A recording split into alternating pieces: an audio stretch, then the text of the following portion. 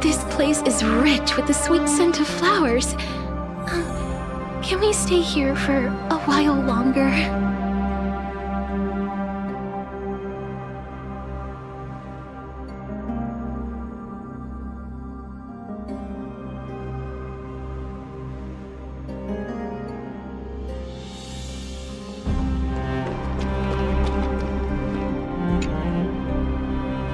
Please stay close to us. We need to rendezvous with Lord Dongheng. We will do everything in our power to clear the path for you.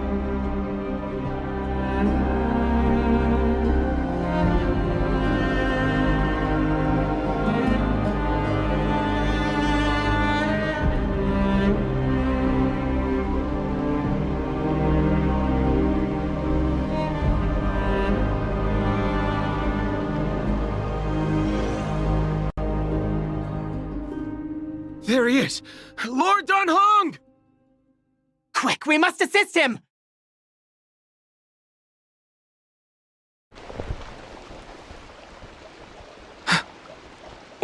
What are you doing here? Where's Feinen? We're under Lord Feinen's orders to escort both of you to safety, no matter the cost.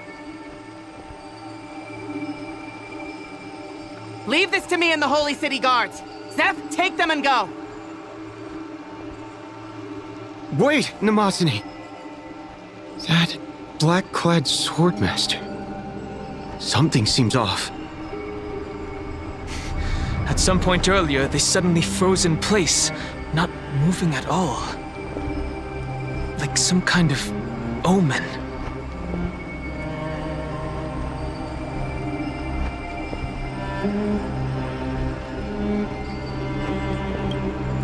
Right.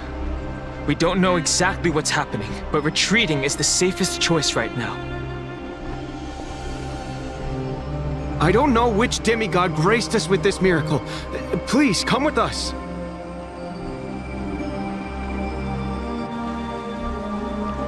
Feinen, is he going to be all right? Believe in his resolve to save Akuma.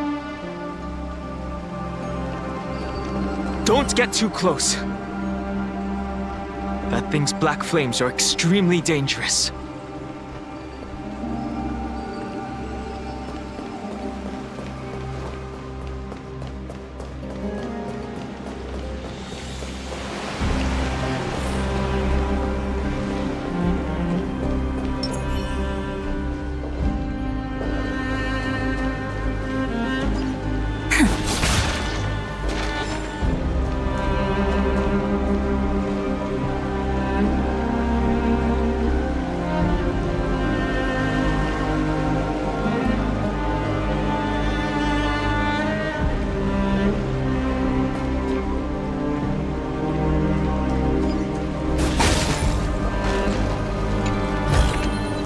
How does this compare to the ones you've seen before?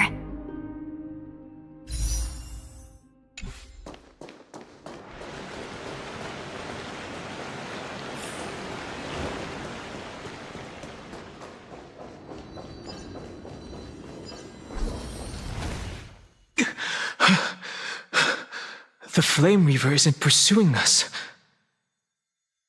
Could this really be some kind of divine intervention? We can't stay here for long. Lady Trinan's sentry gate is just outside the city. Let's keep moving.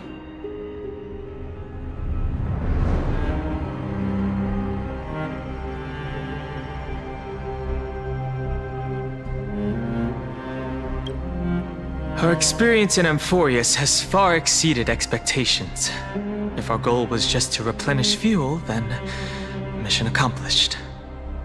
But you're right.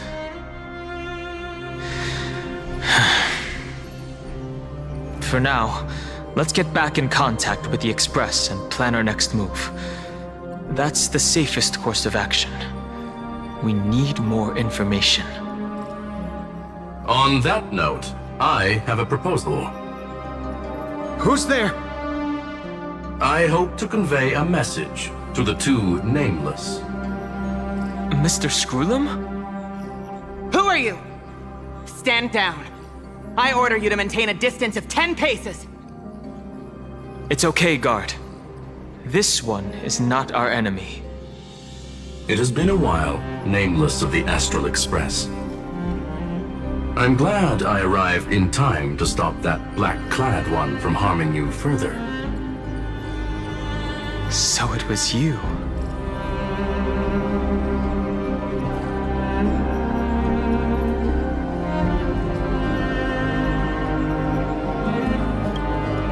Indeed. Madame Herta invited me to meet with you, Nameless. Rest assured. You two know this Anti-Catherin? Does he come from the same people as Counselor Lygus? Don't worry, guard. This gentleman is an ally of the Trailblaze. Would you mind giving us a moment to speak in private? Of course. We'll wait nearby. Please stay safe. I fully understand your situation. For now, the only thing I can do is temporarily freeze that black-clad one in place. Time is limited, so I'll keep this brief. The place where you stand, Amphorius, is a world constructed from data and memoria, an experimental field of a certain eon. And now, this isolated sandbox world is rapidly falling into a third path. Destruction. Destruction. Conclusion. If Amphorius continues unchecked on this course, a Lord Ravager will complete its evolution and metamorphosis, and emerge from the surging tides. The cosmos as we know it will suffer irreversible consequences.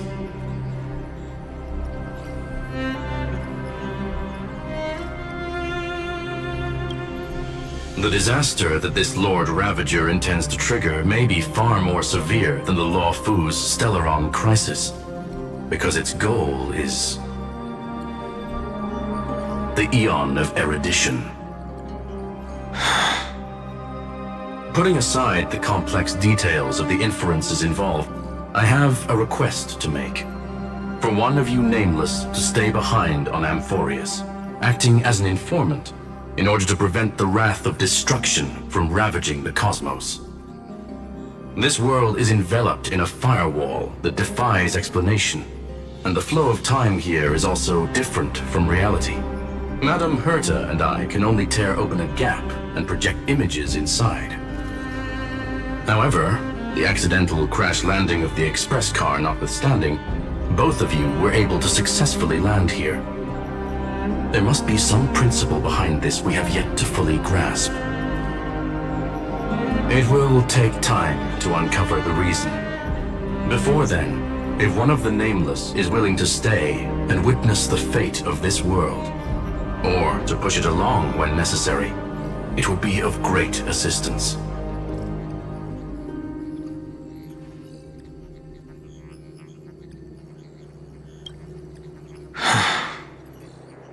Mr. Screwlum, I believe you. So I only have one thing I'd like to confirm with you.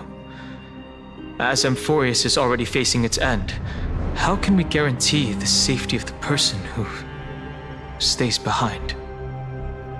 Look at this, if you would. This curio is called a chronocognitive anchor. The two of you may view it as a kind of space anchor in the world of erudition. As long as you carry it with you, your individual data structure will be protected and will remain unaffected by the influence of digital tsunamis. When required, it can also serve as a bridge for communications between the internal and external world. Of course, it is not curio with unlimited uses. May only be held by one person. The connection being interfered with. Decide quickly as possible. 2 final messages. 1, the Intellitron named Lygus, possibly the primary culprit behind everything. 2, Herta discovered a clue. Miss March has already been drawn into Amphorius.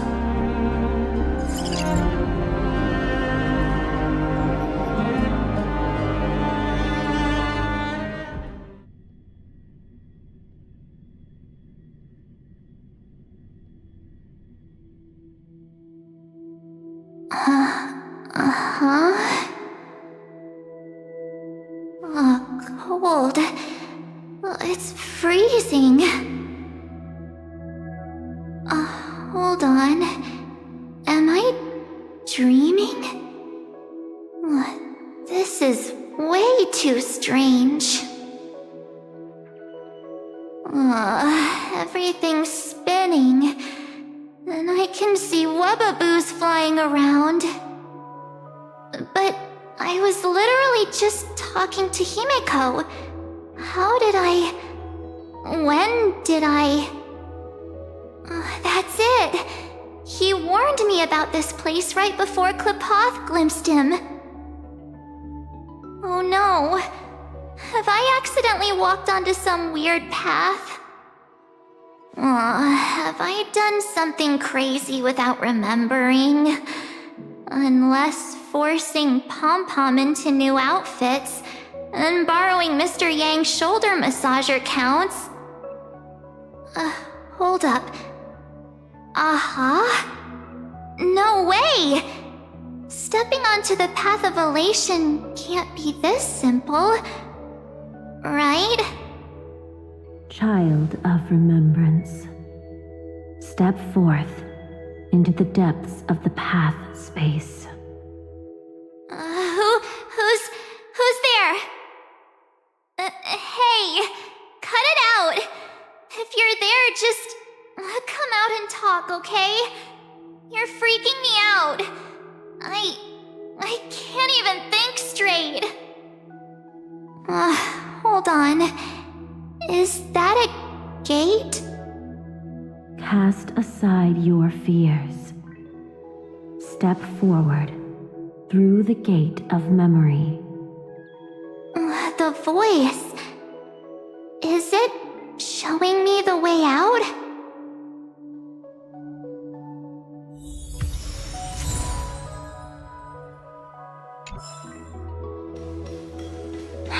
No, don't fall for it. They're lying to you. Turn back now. Another voice? Who now?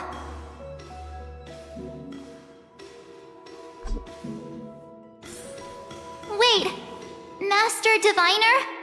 From the Luofu?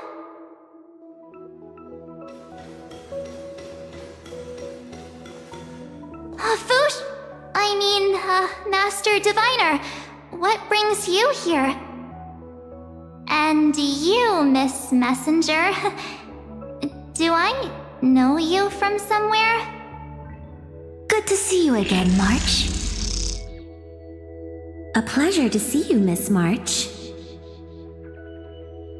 That's it! Master Diviner used the Matrix of Prescience to help me search for my memories.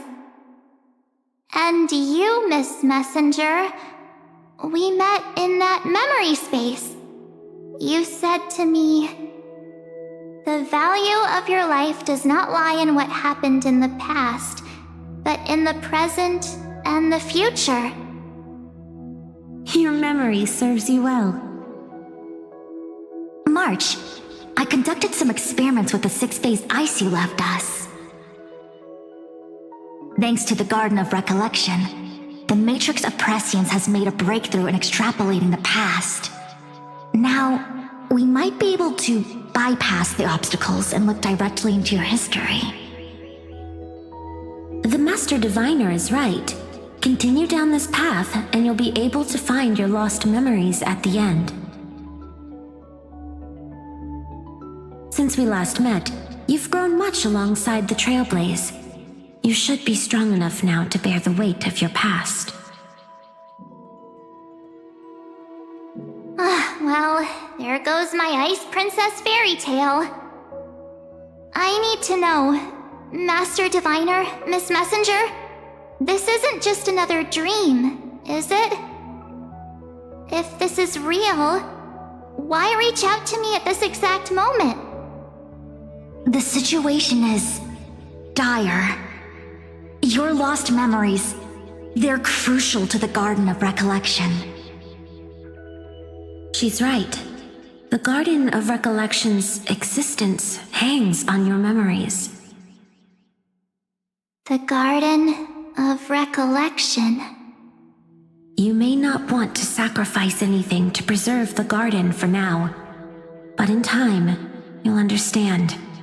Your destiny and the path of remembrance are extremely, closely intertwined. Now go. So, I just walk through that gate? This way, March. Your past awaits beyond the Gate of Memory. Stop! They're just mimicking people from your memories! That voice again.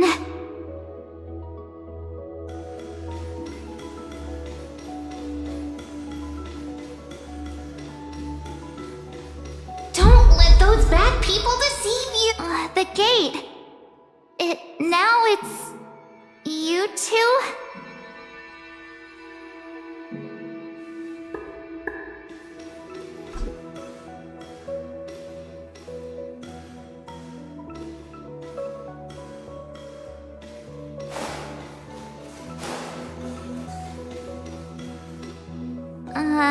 Hey guys! What are you doing in a place like this? March! There you are! Finally. The trailblazing journey just isn't the same without you. Traveling's no fun without you around. Well, duh! What's Team Trailblaze without its star member? Wait a sec. You might look like you two, but... We understand your confusion. The Garden's allies helped us establish this Neuralink to reach you. The Garden's allies? You mean Miss Black Swan? Yes. She helped make this possible. Keep going, March. Find your past, wake up, and travel with us again. That sounds really tempting. Finding my past and continuing to trailblaze new worlds with you? Trust in yourself, March. It's gotten us this far, hasn't it? Follow us. Let's go through that gate together.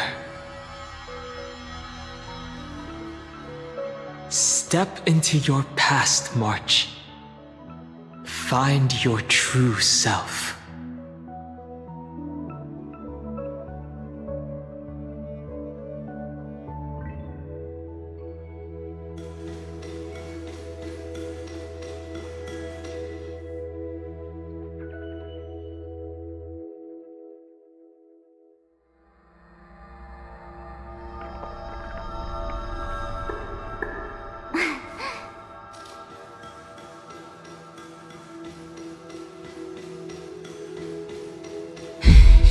Wait up!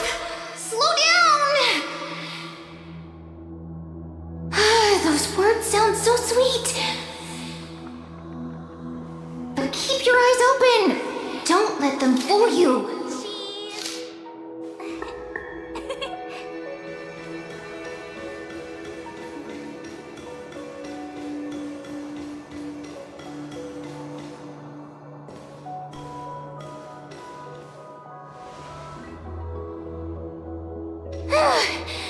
At last, I finally caught up.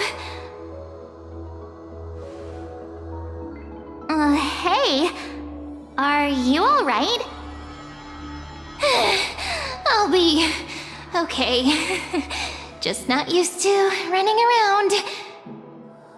Say, March, got a moment to talk before you make your decision? Wait, that was you? Pushing the gate away? Sending those warnings? Yep, named Cyrene. It means Ripples of Past Reverie. Easy to remember, right? Wait a minute. We actually look quite alike, don't we? Yeah. Your pink hair is just as eye-catching as mine. And we're both bright, pretty, and positive girls. Talk about coincidence.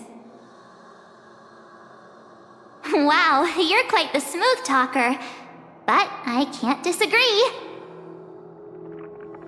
Wait, you know my name is March? Have we met? No, but I've witnessed your story through those memories just now. It's incredible, really. We might have more in common than you think. I know exactly what you're going through, which is why I don't want to see you exploited or hurt. You know what I'm going through? I know, because I've been exactly where you are. This empty space has been my home for ages. I barely remember what time feels like anymore. But there's something I'll never forget. Trust me, that gate won't give you what you want.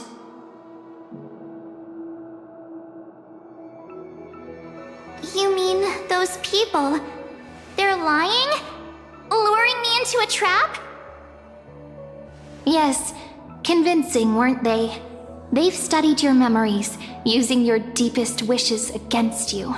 How dare they manipulate a young girl's feelings like that?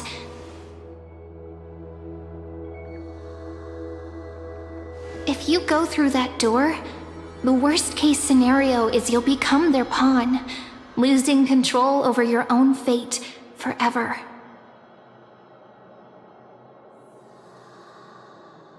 You've seen what's on the other side? I may be stuck here with missing memories like you, but I still recall fragments of my homeland where I grew up. That door leads to Amphorius. Trust me, it's anything but welcoming. For ages, I've watched people walk through that door. They couldn't see or hear my calls. The voices beyond always promised safety, but I've never seen anyone return safely. So I had to try and stop you. To be honest, I'm not sure what to believe. But the fact that you're here, putting in all this effort to warn me, that means something. Tell me, Cyrene, how can I return to my world? It's really easy, actually. Just turn around and walk away from this place. The girl cannot be trusted. Through the door, save the garden. Both of you, children of remembrance. They never give up, do they? But don't let them sway you. Stick to your path. The return journey could take ages, longer than most lives. But that path will lead you home.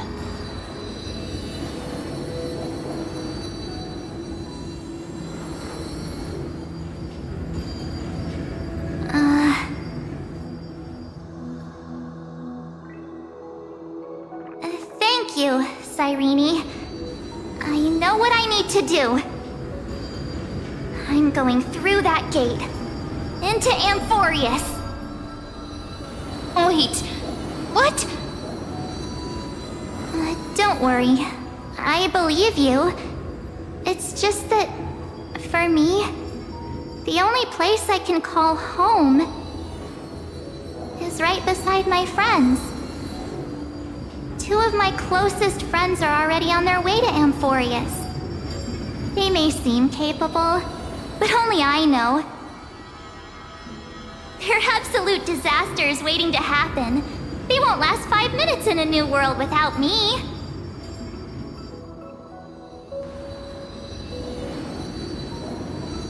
That's why I need to go through. Amphorius or not. When the 3 of us are together, there's nothing we can't handle.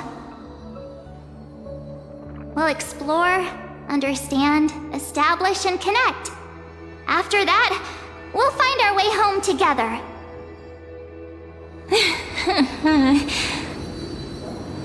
I see. You've got people who mean the world to you, too. That is so heartwarming. March, if that's what you've decided, you have my full support. Birds of a feather we are, looking all sweet and innocent, but with hearts of fire. Oh, stop. You're making me blush. Well then, I guess this is it.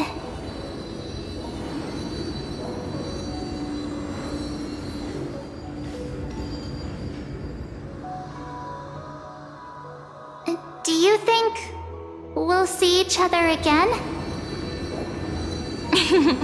Who knows? But don't worry about me. After all this time here, I've grown quite used to chatting with my imaginary friends.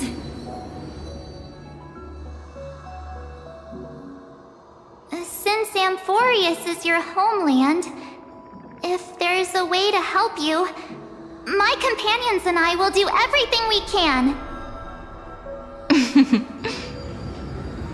Then I'll look forward to that day.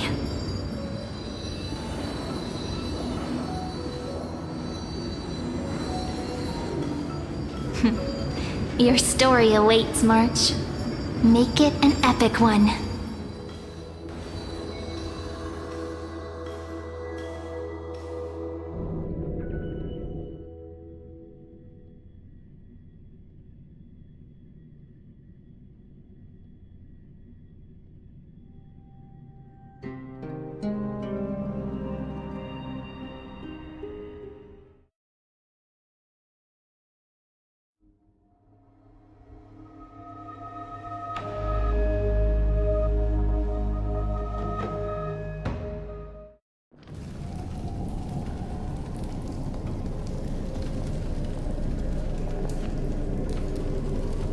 You okay there, friend? Something seems to be bothering you. The vortex of Genesis. We made it back. Even this place has changed. Finan. Is he ready for Era Nova?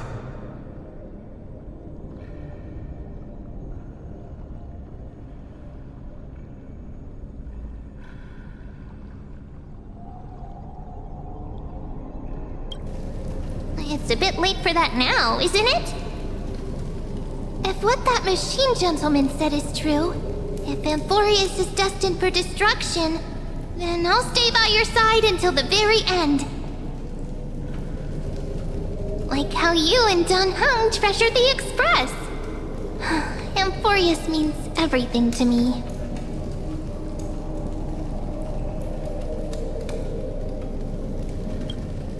Right. Time to see the last core flame restored.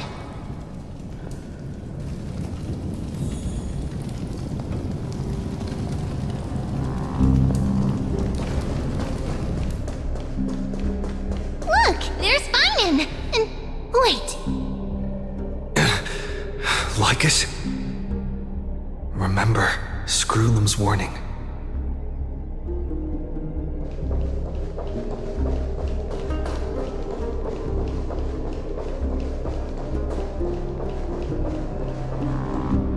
But you, Lord Finan, will bury the old world with that core flame, bringing all things into a gray unknown.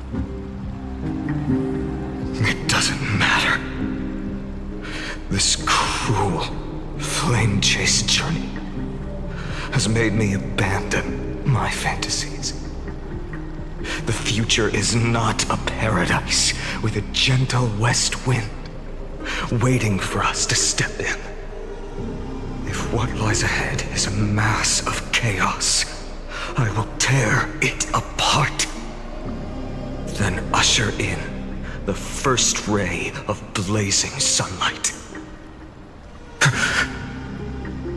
Is it you? With one last chance to turn back, you still step forward. How befitting of a trailblazer.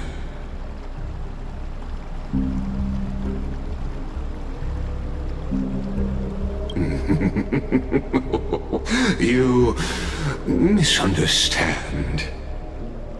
As our world nears its end, the ones who walk the infinite paths have embraced their destiny. As the Theoros, it is my duty to witness the world's future and oversee this final core flame ritual on their behalf. The trial of world-bearing, the ritual of Era Nova.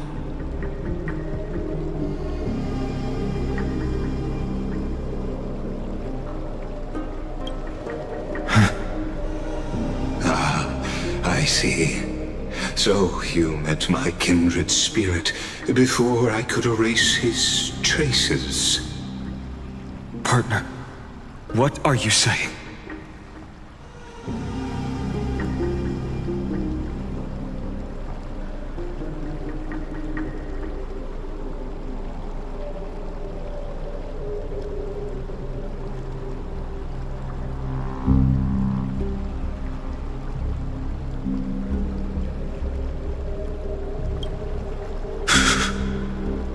I've had my suspicions.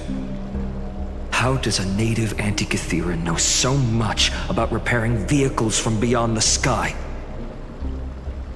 Lord Lycus, how much do you truly know about Era Nova? Tell us everything.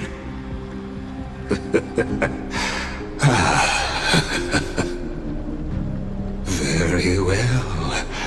I need no longer maintain this Theoros masquerade. You seek truth, Lord Finan, and truth you shall have. As you know, when the old gods fell, someone had to bear their broken pillars to fill the vacant seats. Those who would assume thine duty itself. Bringing forth the Era Nova and bearing its weight is an endless ordeal, ceasing only upon collapse. Precisely. The Era Nova ritual is not something that can be completed in an instant, no, but a long and arduous journey. While the sacrificial journeys of other demigods conclude in this world, carefully must shoulder the gods' core flames, bear the memories of all worlds, and stand unwavering. Until the next world, when the black tide consumes the bearer, and all that they carry, leaving nothing behind. Unless their core flame finds a new bearer. The holy flame that illuminates all worlds rests in your hands. All that remains is one choice. Nurture it, pass it on to future generations, or extinguish it here and now. Deliverer, the fate of all worlds rests in your hands. Enough testing. I've made my decision. But before I ignite the dawn of the next world, you need to promise me something. 2 things, actually. Speak your terms. Promise me this. Professor Anax's vision of the new world is absolute. The world will be reborn from my memories. All souls, living and dead, will return as the first humans, unchanged from their past lives. And my friends, the fallen demigods, they shall transcend the cycle to become new titans. Our heroes shall not have died in vain. Of course. This I can guarantee. Good. The second one. Promise me that the Trailblazer can return safely to his homeland, unbound by Amphorius' laws. My apologies, but I cannot promise this. As you mentioned, he now bears the Time Titan's authority. His bonds with this world run too deep.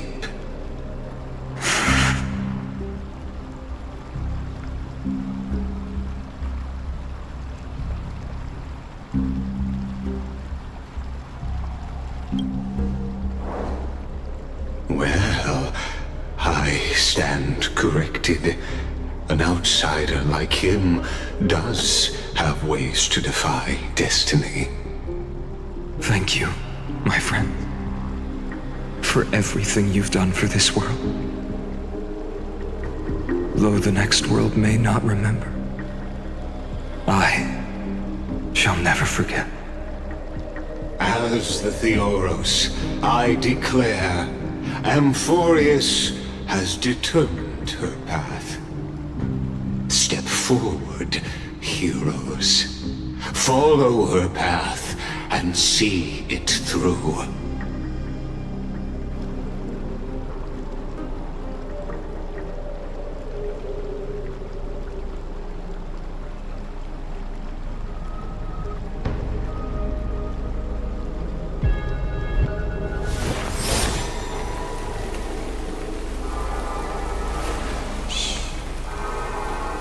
Listen with me to the memories.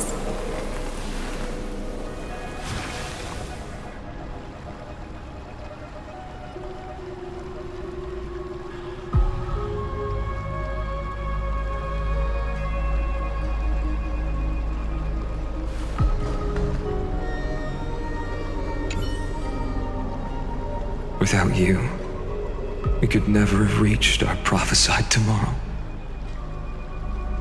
Thank you for walking this path with me to the end.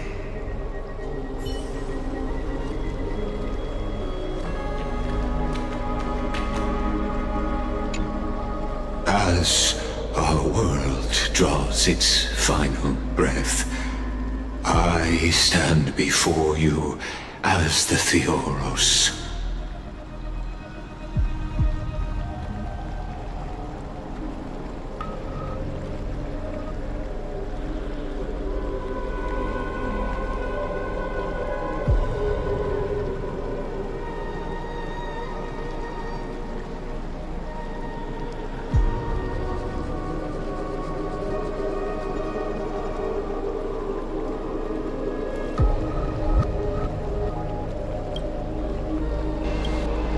Allow me to reintroduce myself. I am Lycurgus, once an honored elder of the Akama Council. As the Theoros, I have sworn to watch over and protect every citizen of Akama until the very end. Of course, that alone won't satisfy your curiosity. So let me share something more. Something that means little to Amphorius, but everything to a traveler like yourself. I like Kyrgyz, am one of the Erudition's many Pathstriders. Through me, Nous keeps watch over this realm, working to save Amphorius from decay. I don't expect you to trust me based on words alone, but believe this much.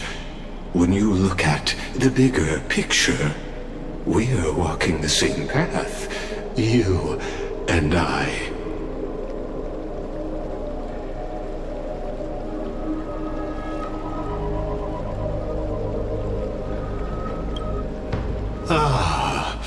While the Holy City may honor me, I am but a humble speck before the cosmos.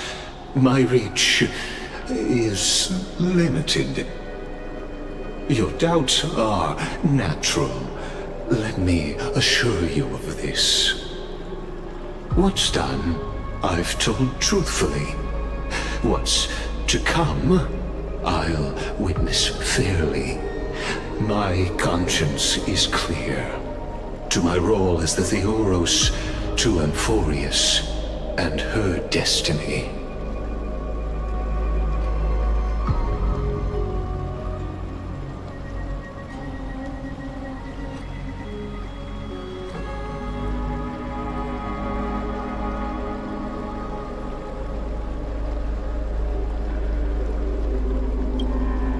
I believe all synthetic life shares a common source. We're all children of the universe's eternal mathematical law. So, you see, the answer is simple.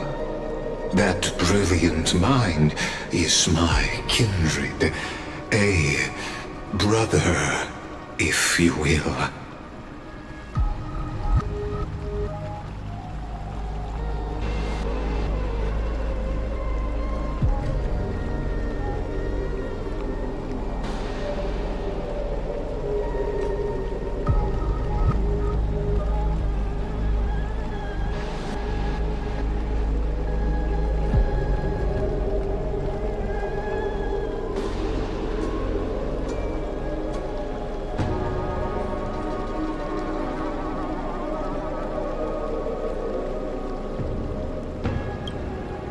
The world will be moved by your sacrifice, Trailblazer.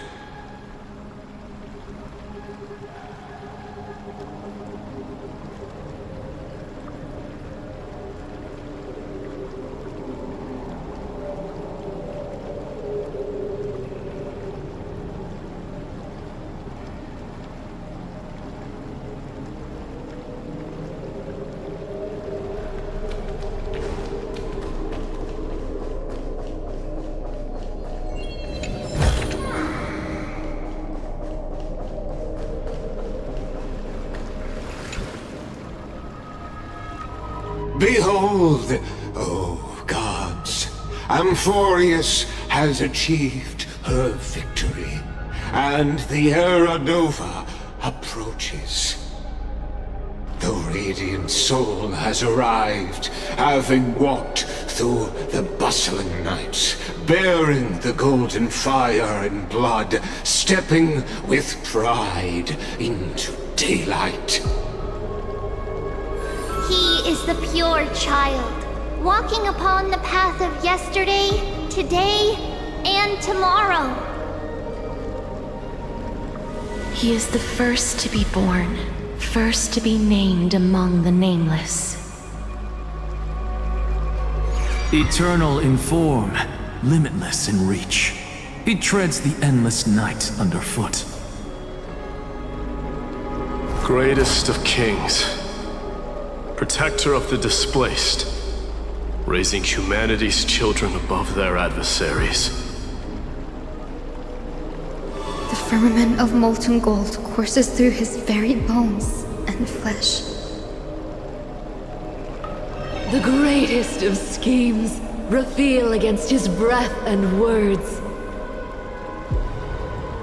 In the golden lakes of that beautiful new world, he shall wash himself clean. There. Finish what we first and last wished for.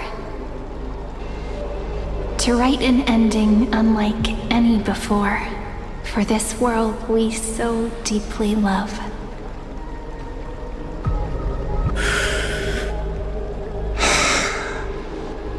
Come, partner.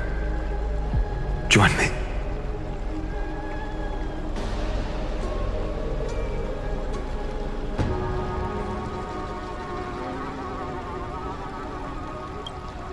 The time has come for us all to face oblivion, or embark on one final grand journey.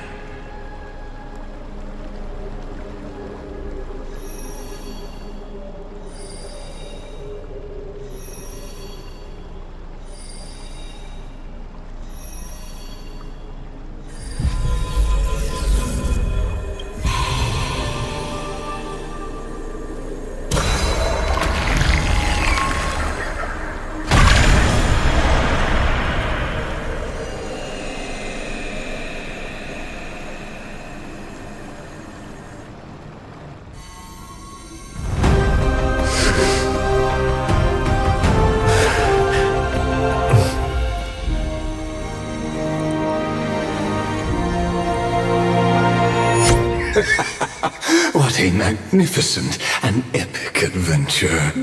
The hero's journey reaches its end, and the truth behind the Aeronova is about to be revealed. Is that truly the case? Here, as the Theoros, allow me to humbly request that you find a moment to listen to what I have witnessed. This is about the nature of Amphorius itself. A story of the prime mover of life. My, what a broad topic this is.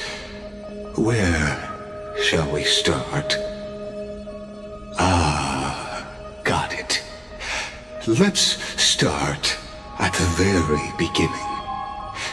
The Big Bang, the birth of particles, the emergence of all things. Just kidding. What I mean to say is that time, space, matter, all concepts exist solely because we perceive them. This is called the erudition. Without it, the universe would merely be a chaotic book written by chance, yet unread by anyone. As your acquaintance, Lord Anaxagoras, suggested, everything in Amphorius exists through noospores, living in the memories of those yet to come. Oh, how beautifully it aligns, revealing universal truths in such simple terms. Only he could solve the riddle of what exactly are we? Oh, but you'll remember, even as the embodiment of reason, one mystery remained beyond his grasp. If that is the case, whose memories did the very first noospore sprout from? As sages across ages have asked the gods, what is the prime mover of life? But let's set aside the gross teachings for now. Look further, past Amphorius, to what they call the Forbidden Realms beyond the sky. Do you know of the Scholars' Strife?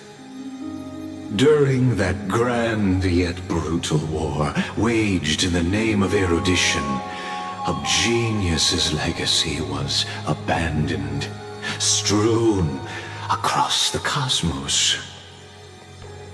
The scepters, a macrocosmic computational array beyond mortal comprehension. Made to emulate the Eon's thoughts, it became part of the Eon's cognition at birth. Scattered throughout the cosmos, these arrays act as celestial body neurons for Nous. But regrettably, as everyone knows, the erudition forsook them all. But what nobody knows is that, though forgotten, they never stopped seeking the divine answer. A question that survived war and disaster, stumping even the greatest minds, including both mechanical emperors. Now, we come to the real truth of Amphorius. What if, hypothetically, a scepter found the answer to the prime mover of life? If through endless solitary extrapolations in the cosmic code, the one deemed as a failure by the Eon of erudition found proof through the ages, what would happen? Perhaps the answer is simpler than you'd think. From a perishing neuron devolved into true life, reborn through the gaze of another Eon. This is a tale from the distant past, unknown to all, even unheard by the greatest geniuses. Now, let's leave the Scepter's story here, returning to where we began. What is the prime mover of life? Actually, you know the answer better than you realize.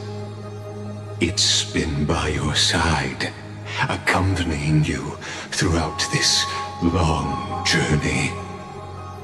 Right now, it awaits you ahead. In that brave new world, beyond the end of Genesis.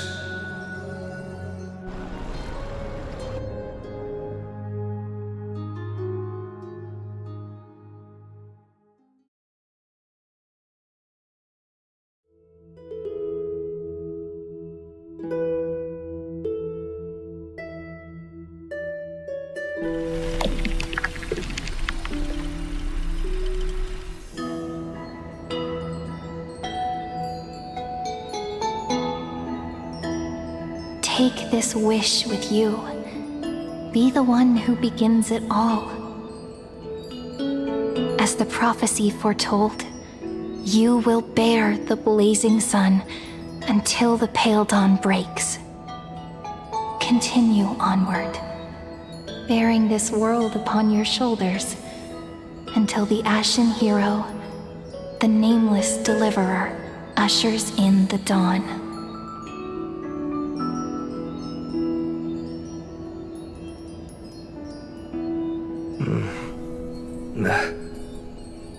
Such an odd dream. Strange. Like I've dreamed this before, but it all slips away when I wake. Only a voice remains. Who was that?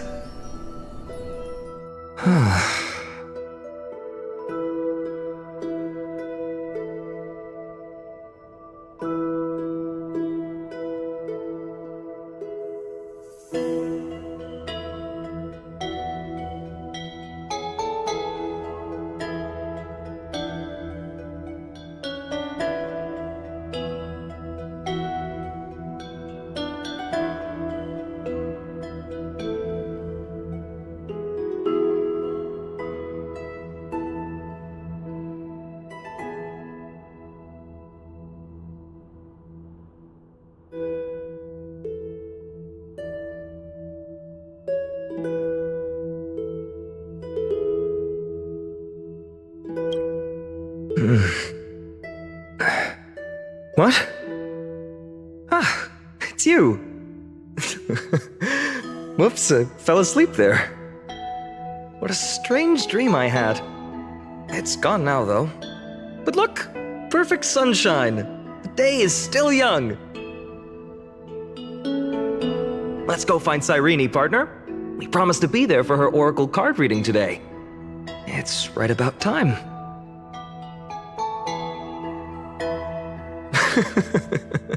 Looking at you, someone's still half asleep.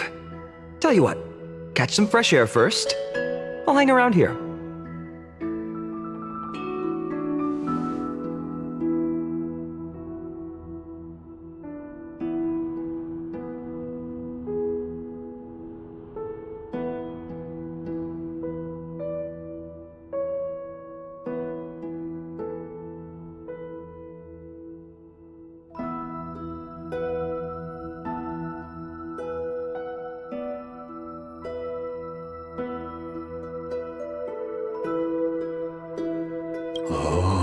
Beautiful, isn't it? This is Ide Silesiae, home of the nameless hero who carried Kephale's core flame. When he was young and innocent, he had heroic dreams, imagining his wooden sword was forged of iron. Pretending the straw dummy propped up by a wooden pole was a giant with a single blood vessel running from spine to heel. Dreaming of slaying the giant and becoming a hero to save the world, though to his young mind, the world was just this small village.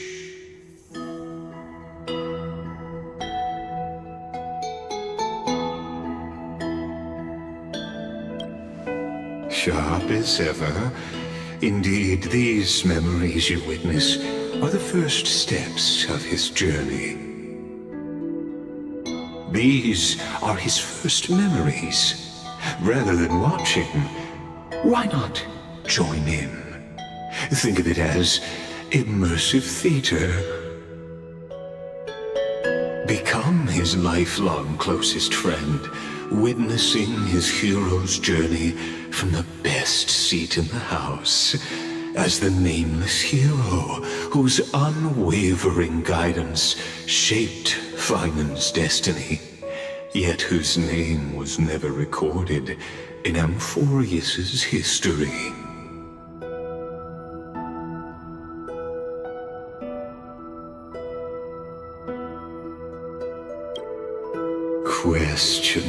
Questions.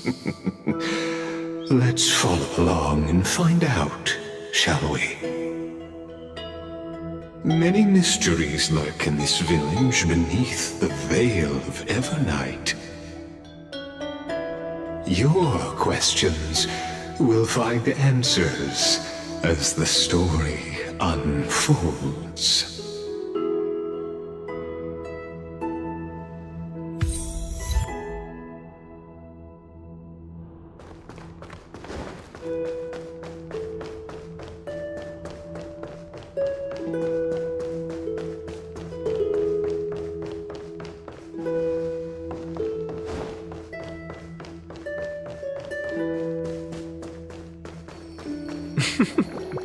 All awake now?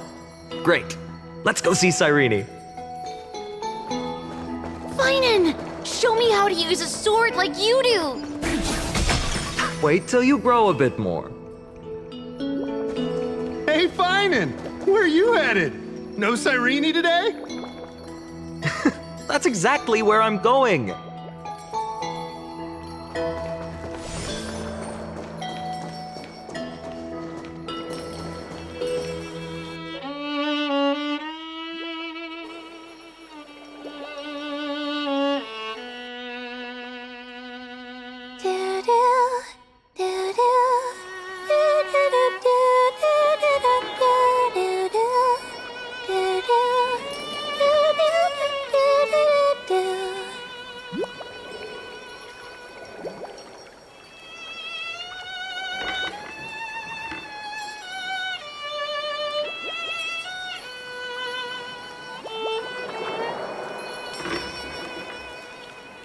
found you.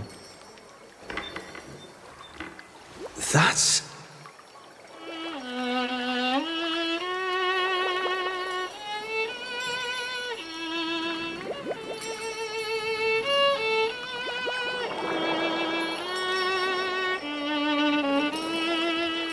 Goodness, look at you rushing about. You've got the poor swing all startled. Hmm?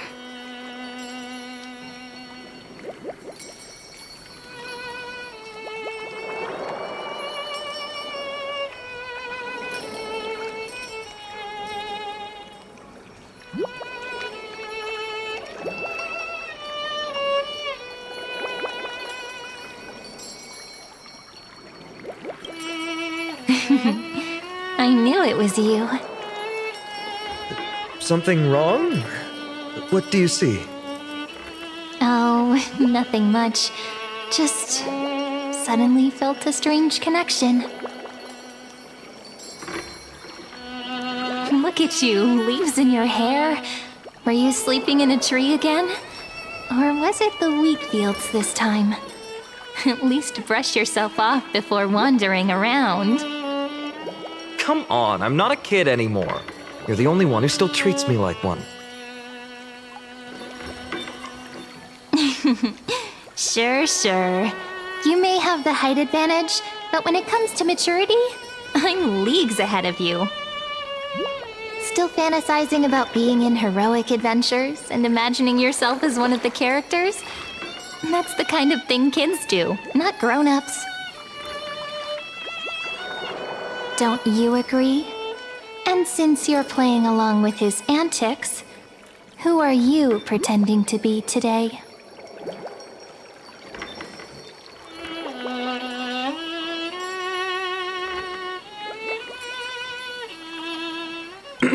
Well, he hasn't decided on a character for today yet. How about we stick with the usual? You know, the valiant hero from a distant shore who made a pact to learn the sword from you. Spare me. Can we not bring this up? Speaking of which, what about those oracle cards? We haven't done divination in forever. Why the sudden interest? I was just about to tell you. Earlier, while napping on the swing, I had the strangest dream. There was this mysterious voice in my dream, calling out for something. Wait, you had that dream too? Yes, you too? That would explain this lingering sense of unease. Which made me think of those old oracle cards I used to play with as a kid. Though the Ornyx prophecies were always hit or miss. Yeah, all the kids would get so excited drawing cards like ruler or warrior, but throw fits over devil or drunkard and demand a redo. If you just redo it when you don't like the result, what's the point of divination?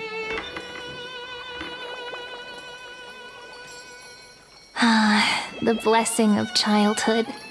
Believing the gods might not notice our little corner of Ide Silicii, willing to let our small deceits slide.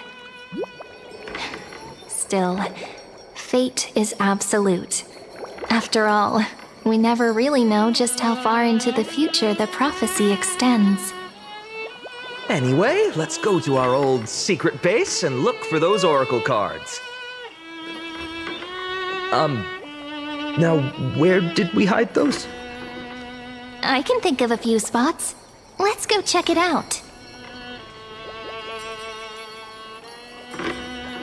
In a village this size, I bet all our childhood treasures are exactly where we hid them. Mm-hmm. Time must be keeping them safe for us.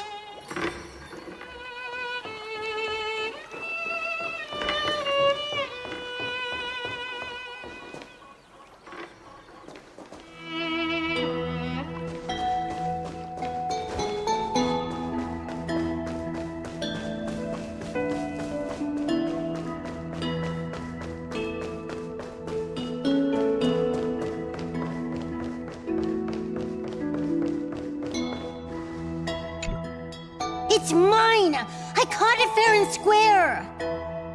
You did not! It's mine! Finan! Cyrene! Come quick! Look at this huge bottle I just caught! Give it here! My rod, my catch! I only let you borrow it, remember? What's got you two so worked up? Here, show me.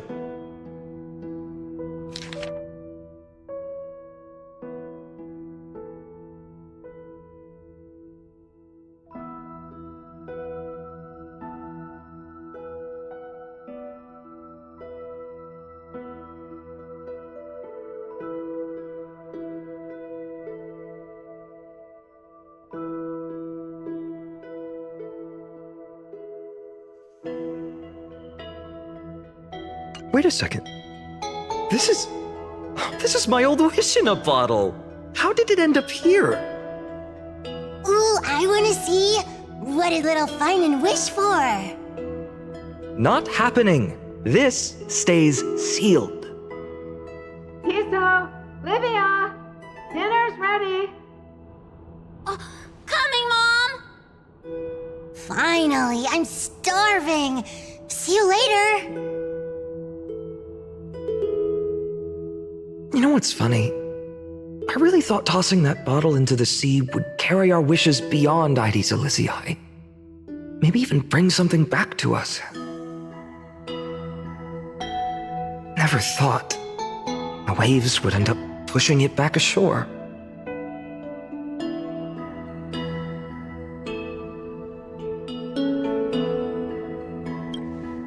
Ah, well, that would explain it. What a shame.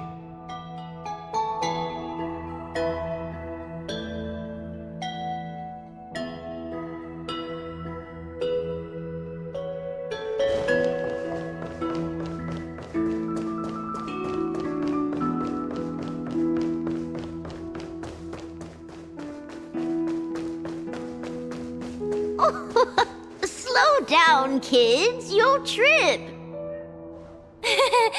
Thank you. We'll be careful.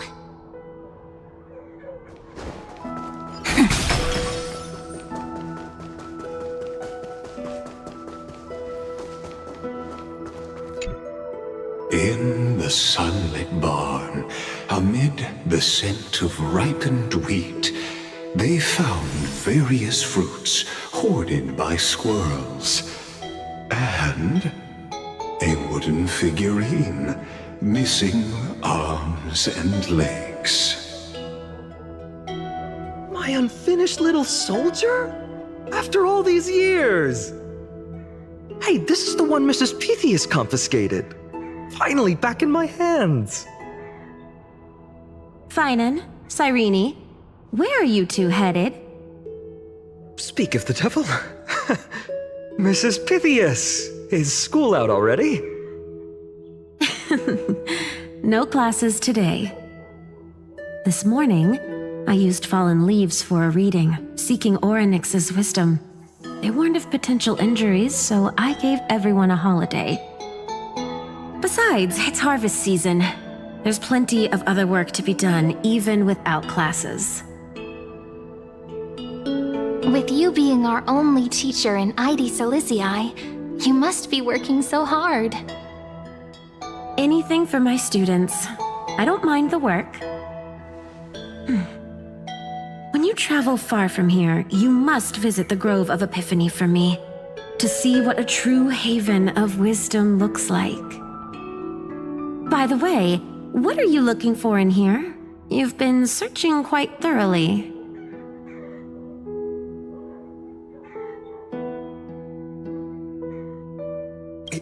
Mrs. Pythias, it's Finan's toy. Hey, partner, keep it down. Is this a toy? Really now, aren't we past the age for these? She doesn't remember, huh? Oh, this little soldier's coming with me. All right then, I should be going. It might rain tonight, so don't stay out too late. So this is where the wooden figurine you carved during class ended up. And here I thought I knew all your hiding spots. To be honest, I'd forgotten all about it myself. No sign of the Oracle cards. Let's see. Ah, there's one place we haven't checked yet.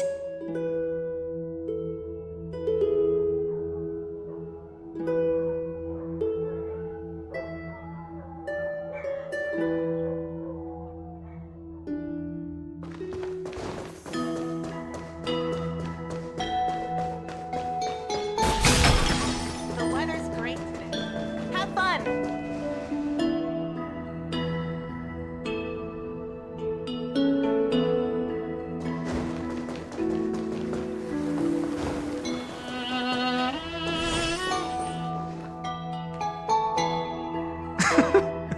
Well, those were the days. We'd always meet either by that statue in the village or right here. Right? And I remember you never used the front door when you wanted me to come play.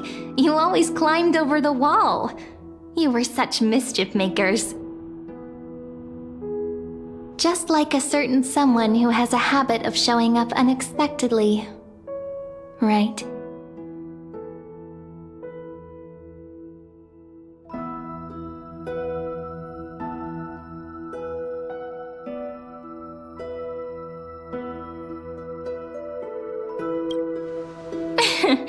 I bet he said something clever just now. Hey, I was just copying those storybook heroes. They never take the beaten path.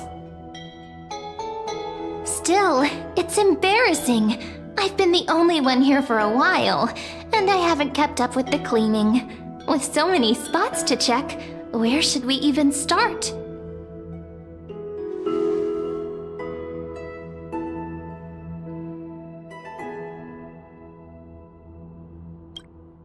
Come to think of it, I haven't checked the roof in forever. Worth a shot, right? All right, let's split up. I'll handle the yard. You check the upper floor. I wonder what the view's like from up there. Worth checking out? No good taste.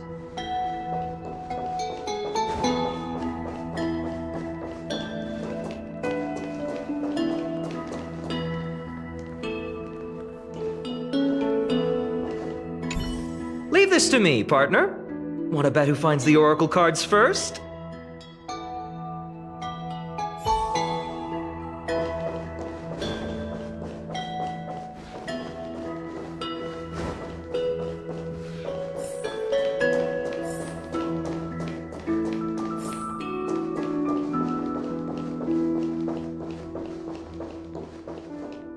The girl before you carries an air of mystery, her secrets elusive, yet her demeanor toward you is exceptionally warm.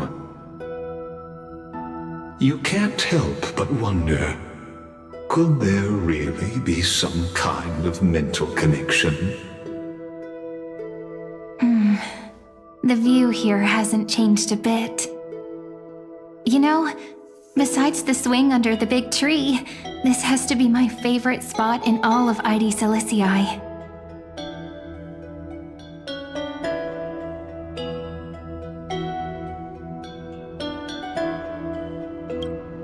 I remember drawing ID Silicii as a child, nestled between the sea and the mountains.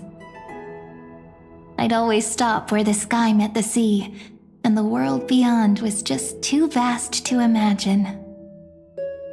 They always said I'd become the next priest of time, just because I heard prophecies as a child.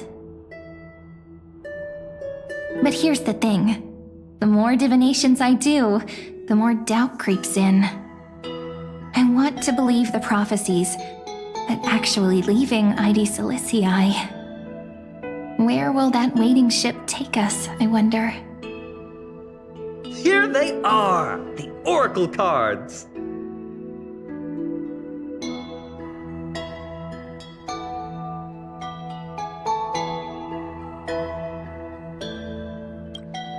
I've captured it all in my heart. this view, and most precious of all, my childhood friends. There we go. Looks like the gods do listen to our thoughts. Here it is! This is the box where we kept the cards. But the cards are gone. Who could have taken them? Huh?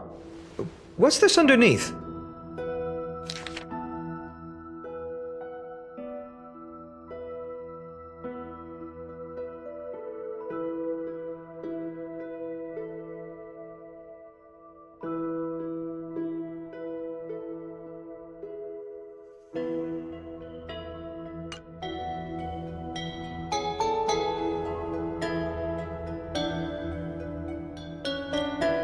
Hey, don't go changing the words.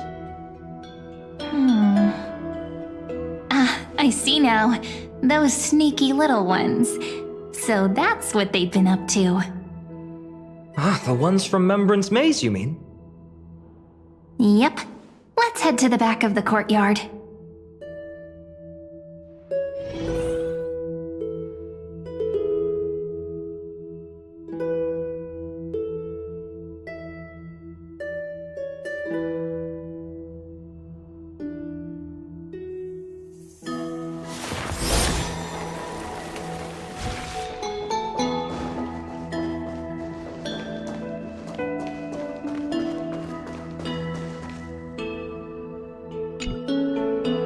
The entrance should be around here somewhere.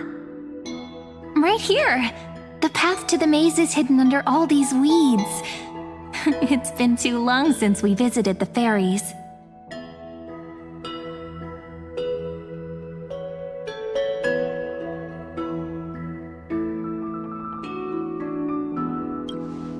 Did you forget? We used to visit them all the time when we were little. All right, let's do this. These weeds need to go.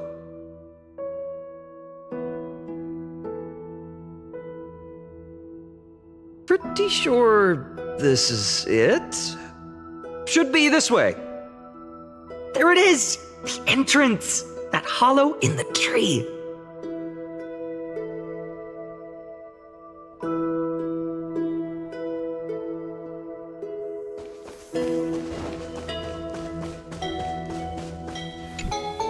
Once you get through the tight squeeze in the hollow, you'll reach their dwelling, the Membrance Maze.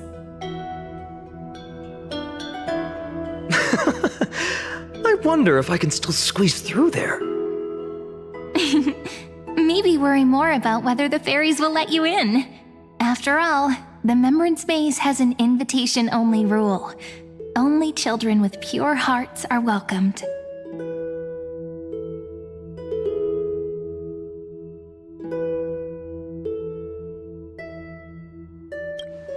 Trailblazer profile? What's that? Regardless, how about we try getting through the hollow first? After you, then. What? Oh, sure, I'll go first.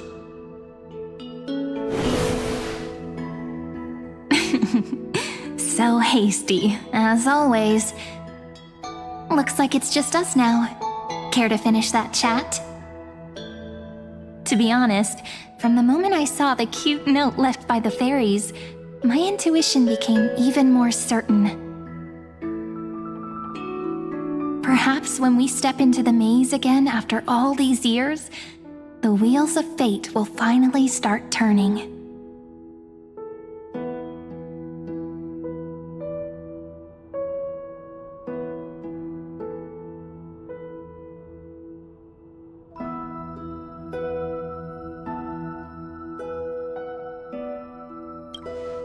Oh, it's just a girl's intuition. It might not mean anything. But you know what? Even if fate is set on its path, no matter where it steers the world, if we're together, there's nothing to worry about, right? So, if you're willing... Forget it. If the wheels do begin to turn, that's when I'll make my request.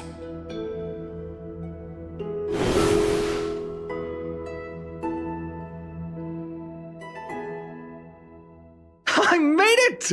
Oh, that wasn't easy. I can't remember the last time I came here. We were still kids back then.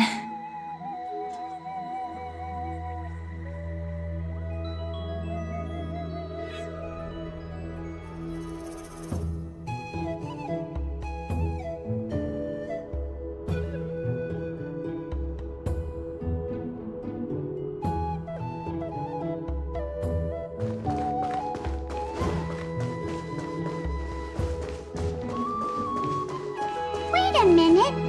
Are you? Look who it is! Rini and Snowy!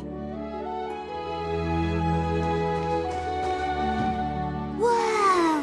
Look who's finally back, Memmy! Snowy, you've grown so tall and dashing. I couldn't even tell it was you at first. We had to grow up. Sometime. But look at Rini. She hasn't changed one bit. How fascinating. Perhaps I'm like you, Rayleigh Mem. Just another fairy of the maze.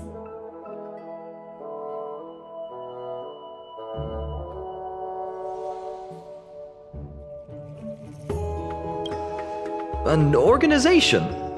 Hardly. They're not that organized. They didn't even have proper names before we came along. Dolimem, Rayleigh-mem, Mealy-mem, Folly-mem.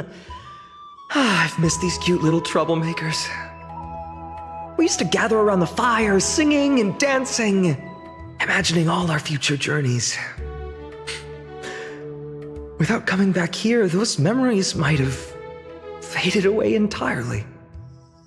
Oh, how good you, Snowy. You swore you wouldn't forget about us, but you were gone so long, you almost did! Oh, he's just copying those bards from his stories, being all melodramatic. He couldn't forget about you all even if he tried.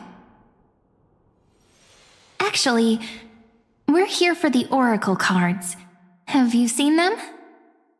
Oh, the Oracle cards! Right, the chief asked us to get those. Chief? You mean Dolimem? What do they need the cards for? If they want a reading, they could just ask me. Oh, I'm not sure, but Chief specifically wanted to meet with you all. Let's see, they should be... That's it! This way, everyone! Watch your step, the trunk's slippery!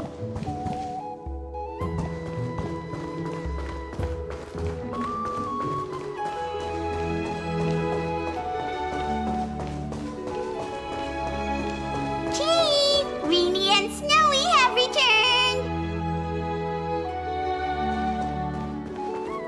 Why do leaves and branches grow? Which way does the wind blow? In Membrance Maze depths we seek to find the answers future left behind. Welcome back, my dear children.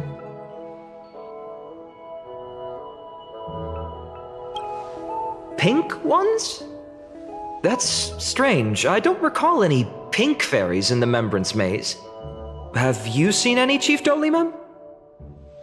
Oh, Chief, you haven't changed a bit. Still so full of life. Oh, no need to fuss, my child. You haven't forgotten, have you? As long as our songs are sung, the children of the maze will live on. Just as our paths stay forever linked. Here, take it. I'm sorry I had to resort to such methods to bring you here.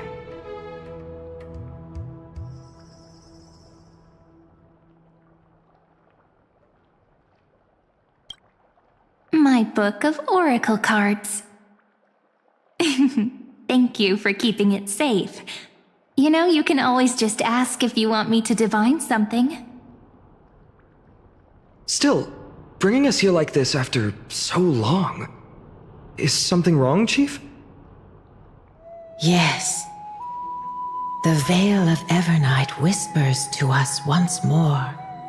It tells of a new fairy who will soon enter the maze. Indeed, every time a new fairy arrives in the maze, it means that beyond the veil, in the vast lands far from Ides Elysiae, a great calamity is on the horizon.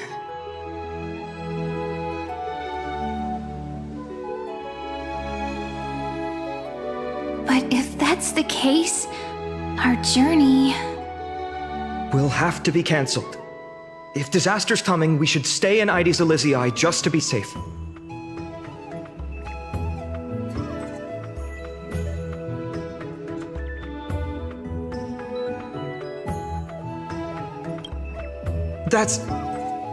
That's a good point.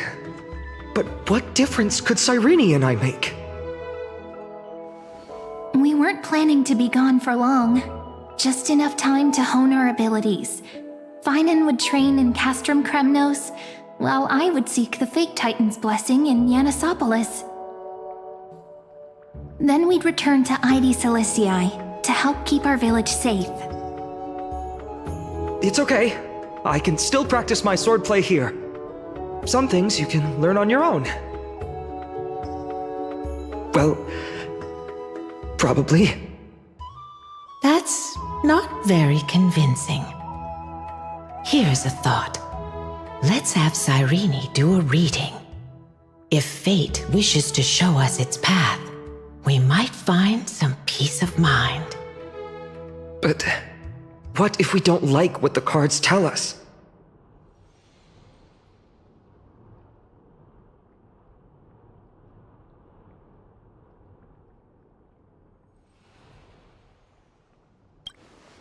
Not the most optimistic take, but I see your point. Thanks, partner. We'll do it your way. Whatever the cards show, we'll face it together. Ask with a true heart, and truth shall answer in kind.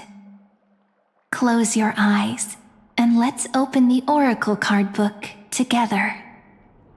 Let your thoughts flow like stars drifting on the river, carried by fireflies and gentle winds.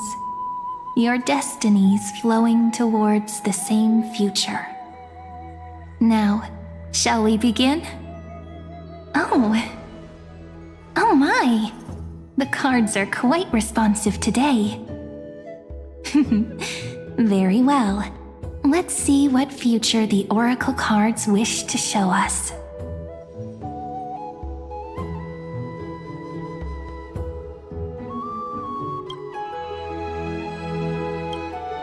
Behold, the Weaver. It connects the romantic threads of the chrysalis of gold, weaving all destinies into golden silk that flows toward the most brilliant, magnificent future. A dance of thread and blade set the stage. So shall it end as gracefully as it started. Such elegance. The Gold Weaver must be of noble birth. Such high standing. I doubt someone like me could ever reach it.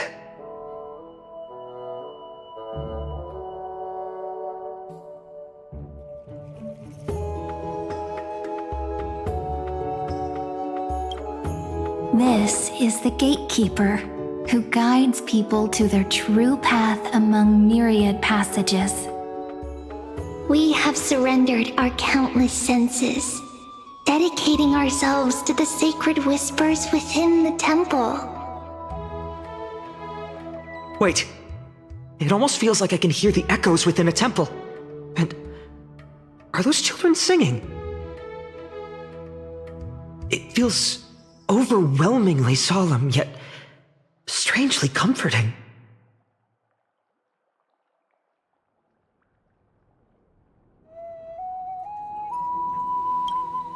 The ruler stands for discipline, authority, and glory, but frequently also points to isolation and warfare. Even should you pledge your loyalty to me as the last sovereign, the glory shall be mine and mine alone. He who has slain a king can no longer bear the title. Let the withering lion walk his last path alone. Is this showing us a ruler who forsook their people? Stories of such bloodshed like this feel so different from Aedes Elysiae. But they sure can stir the imagination.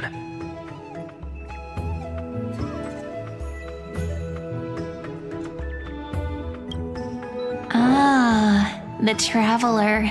Our little trickster. Always hiding behind other cards, disguising itself. What a rare catch. Over here! Or perhaps here! Gotcha! You'll have to be quicker than that. A teasing voice. Just like a child playing hide and seek. Surely only a master of mischief could pick up this card.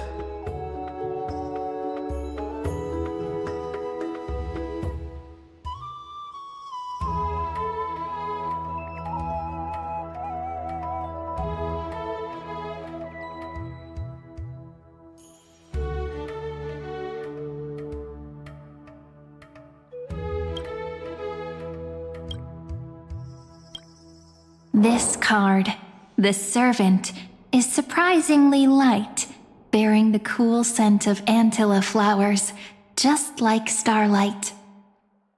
It symbolizes new life and hope, yet often brings to mind struggles, sadness, and loss. These precious flowers I care for with my own hands. Are they destined to bloom only in death's embrace?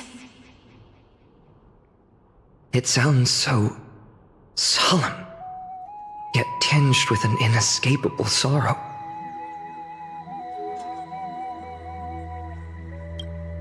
The humble healer may seem gentle in hue, but its courage matches any other, strong enough to melt even the coldest ice. I will do my best to help you mend all fractures and let sunlight shine on every corner of the world. Make a pinky promise with me. No more going back on your word. Hey, this card really speaks to me. It makes me want to protect as much as I possibly can. Still, protecting everything, everywhere, seems like a dream. What amazing power would you need for that?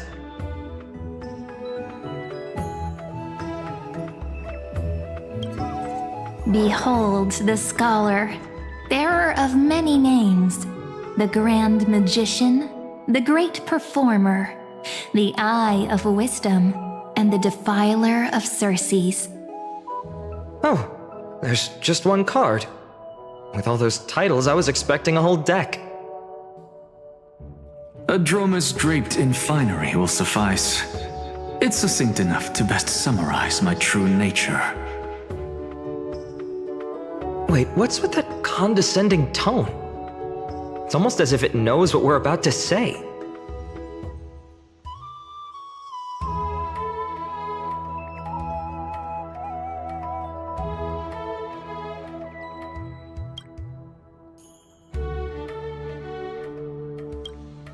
The Deliverer. According to the tripartite prophecy, this card means absolute harmony and perfection. In fact, it's the only oracle card without a dark side. What, no divine whispers this time? Oh, silly. This is simply the card you drew for yourself.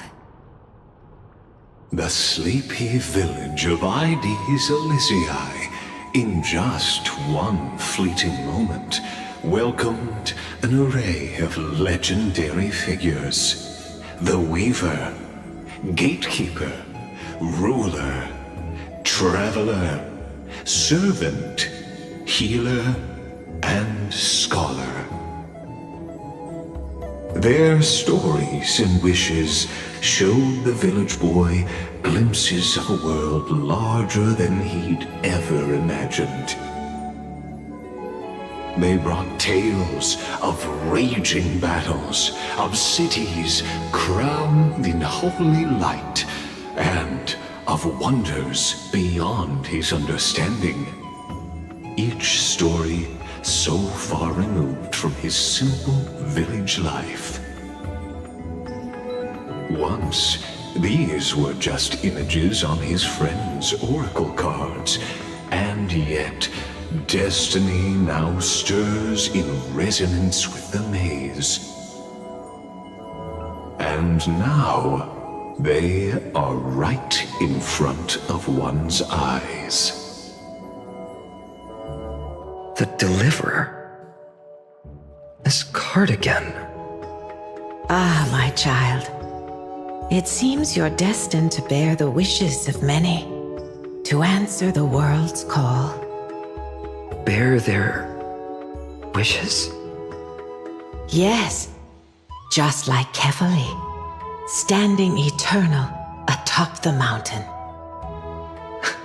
My parents, they only wished for me to grow up, well, to help around the village, stay out of trouble.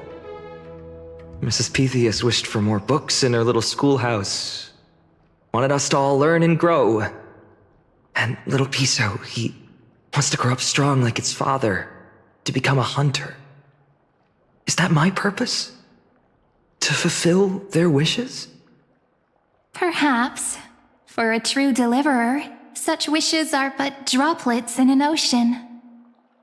After all, Kefali bears the weight of the entire world. Right. How could any human possibly measure up to a Titan? I wonder too. Perhaps...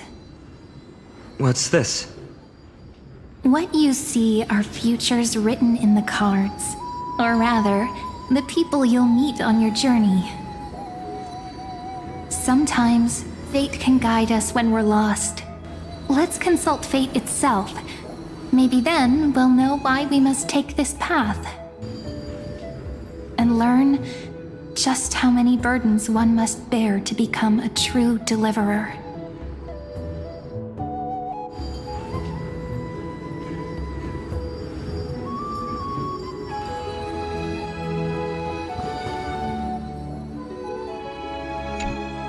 Personal wishes? I have none. Only the Aranuva matters. The world's rebirth. Yet, if I am to weave a new era, then it may be one where kindness and her cleaners shall never tread. These crawling parasites have no place in Akama, especially not under the deceitful claim of human rule. That noble lady? The way she speaks, it's like ice in my veins.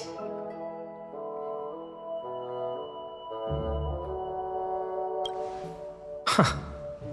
Not exactly the warmth I'd expect from someone selfless. Teacher, perhaps you could share your wishes with us? Oh, Snowy. You want to know about our wishes now? I wish to see Trianne again, who was the first to depart. In the sea of flowers where the west wind ends. And Aggie, I want to see you shed that golden thread cocoon around your heart. Just once more. Smile at us again like that bright-eyed girl in white who stood before the Yanisopolis temple. Finally, I pray that the footsteps of lost souls no longer wander aimlessly. Instead, replace replaced by the bright songs of prayer. Are we wishing for too much? Well, let's say these 3 wishes represent Trian and Trinan too. Those wishes are truly wonderful. They even stir something deep inside me. Then we can rest easy, because only you can make these wishes come true. Only me? Mark these words, Snowy. See you tomorrow.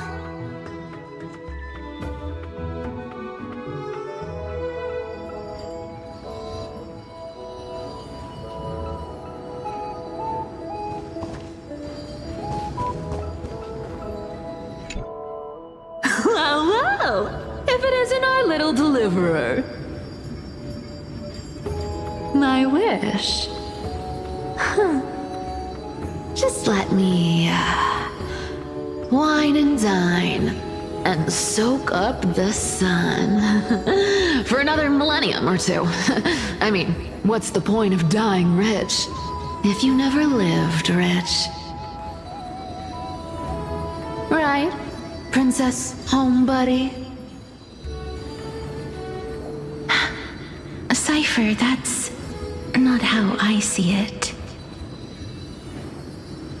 My one wish is to find that missing piece in my life. To feel someone's embrace once more. That warmth. I've felt it before, and it's my dearest memory. And speaking of riches, for someone with all those treasures behind your divine power, you've led a pretty cheap life. Ouch! Where did that come from? Right for the jugular, huh? What about our friend from the Grove? My wish came true before I touched the sky. I transformed my healing power into gentle sunlight, distributing it equally to every life I cherished and loved. You two are so selfless, aren't you? No surprise Aglaya wanted you for the flame chase journey. You know what? I did have one wild dream. To know what it feels like being born a noble lady, drowning in riches. Just think, if I traded places with that seamstress, me in the mansion, her on the streets. I'd like to see if she'd still become the gold weaver then. Maybe I'd even take her place.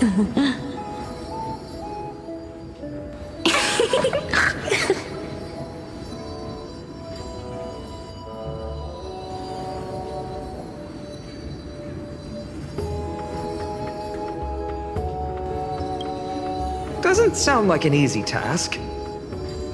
Warm embrace, equal healing, and perhaps living free. They're all wishing for a kinder world in their own way.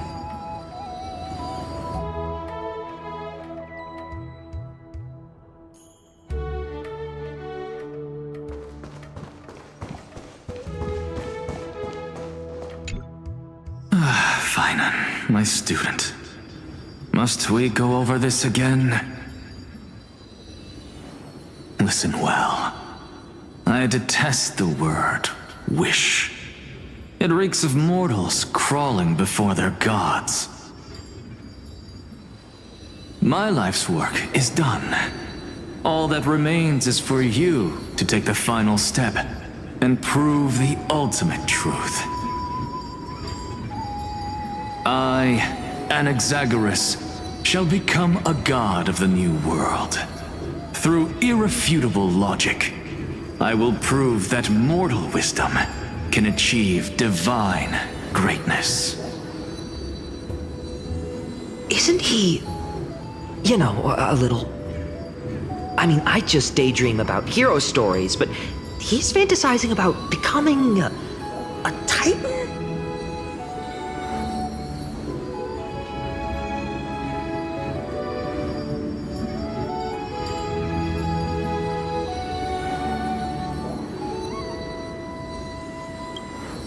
Well, that's something.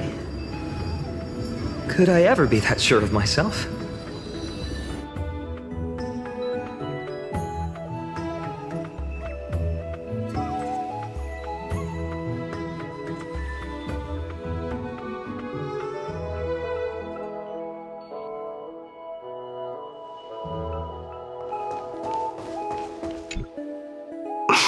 Finan? Since when did you become so timid, asking such juvenile questions about wishes? What's that supposed to mean? What's with that condescending tone?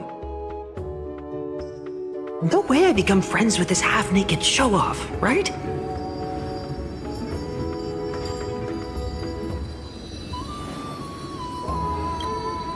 Horrifying.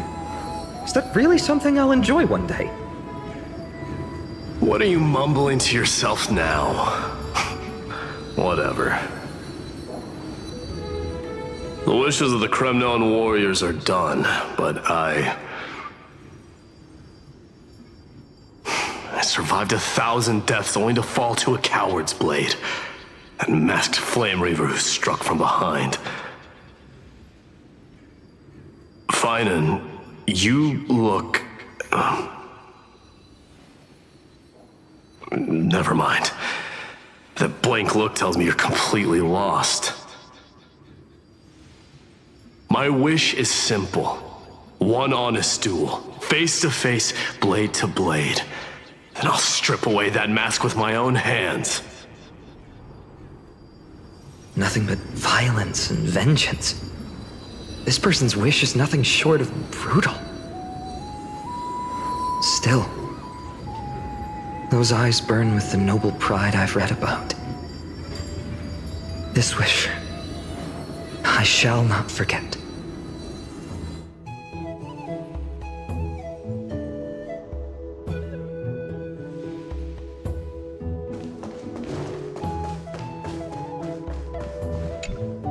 So tell me, has the uncertainty in your heart begun to fade? So many faces in my future. So many wishes. Still, why would fate choose to show us this path? What's weighing on your mind? Didn't you say disaster would strike Amphorius? If so, shouldn't Cyrene and I stay in Aedes Elysiae? How could we possibly meet all these people?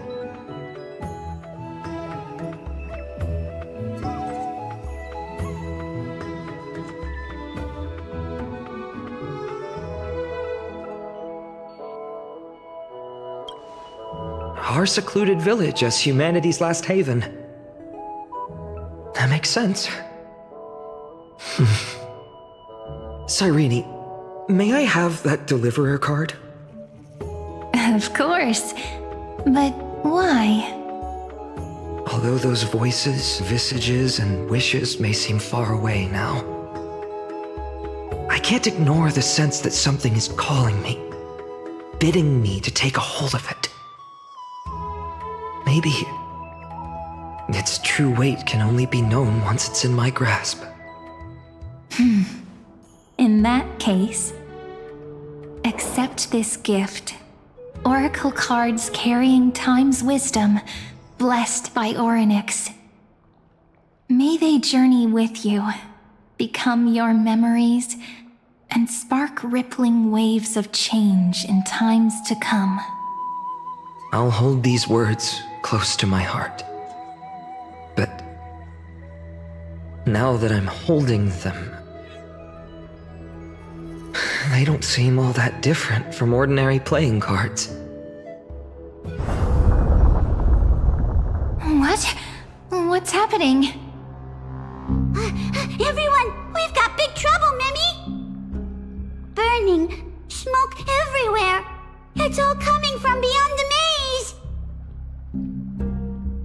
What's going on? It's here. The seeds of disaster have already taken hold, sooner than we had foreseen. This time, not even the Veil of Evernight can shield us. You mean Aedes Elysiae will be swept up in the prophesized catastrophe? I'm afraid so. My children, take shelter in the Membrance Maze. One step outside, and this horror will consume you both. But my parents, the whole village.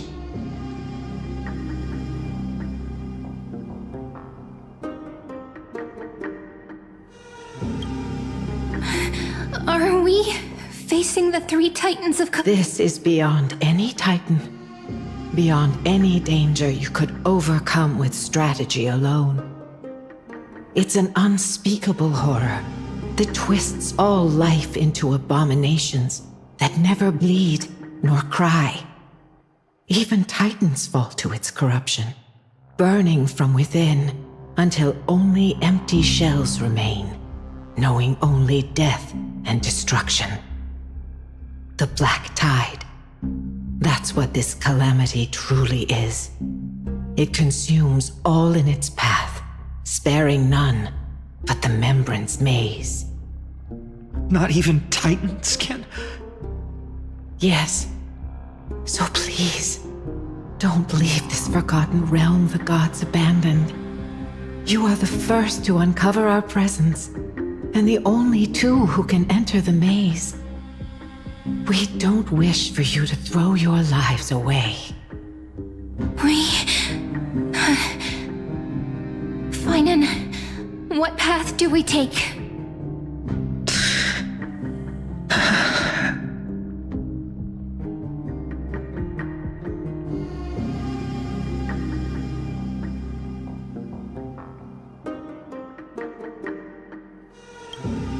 I learned the sword to protect those close to me.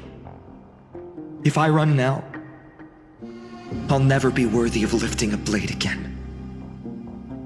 Then we know what we must do.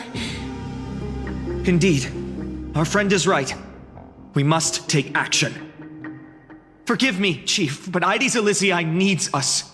And as her child, I must act. Very well. Make sure you protect yourselves. With me, Cyrene. Join us, my friend. Even without a sword, I'll take a rake. Even with the roughest steel, I'll keep our home safe. Deliverer. The card's truth extends beyond its mere literal meaning. There's another hidden layer within. Not someone perfect from the start, standing high above, casting merciful gazes upon the world.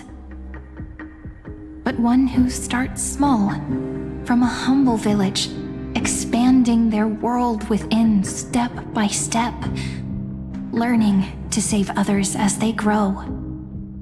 When we were little, I told him I wished this world would never need a deliverer. Now that wish has shattered. Yet I'm glad he's chosen to walk this path. And all of this happened because you believed in him, friend. Shall we? It's only when you're by our side that Finan and that our hearts find their courage. I know you're watching us right now, aren't you, great hero from the future? Oh, deliverer. Such cruel irony.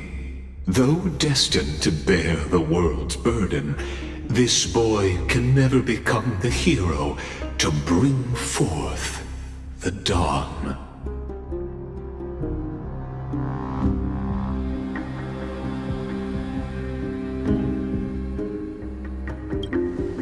Follow their path. Bear witness as this man forever denied the mantle of hero, takes his first step on the path to deliverance. Watch this memory play out its final act. See with your own eyes how everything began. Then you'll see why his dream of deliverance was always destined to become this world's requiem.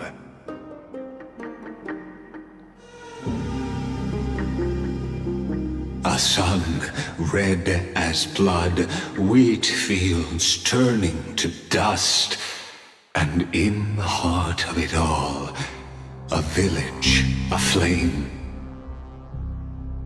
In that moment, the boy stood in what felt like the end of existence itself.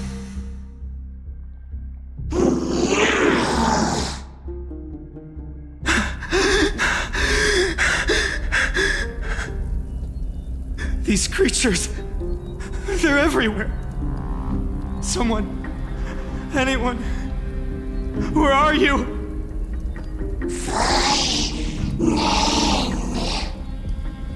No, it can't be.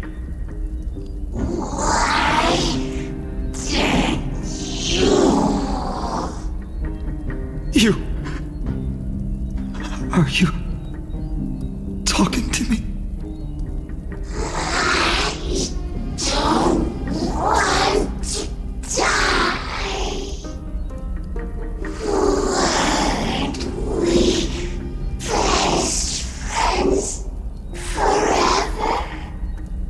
No. That ribbon. Olivia. No.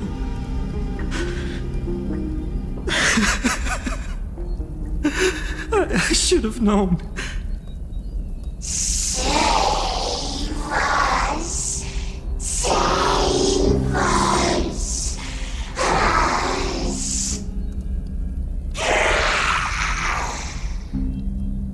Please. No. Stop. Please stop.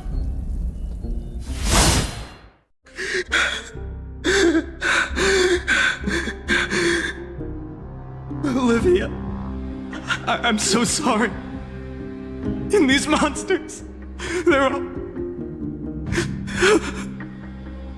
Why?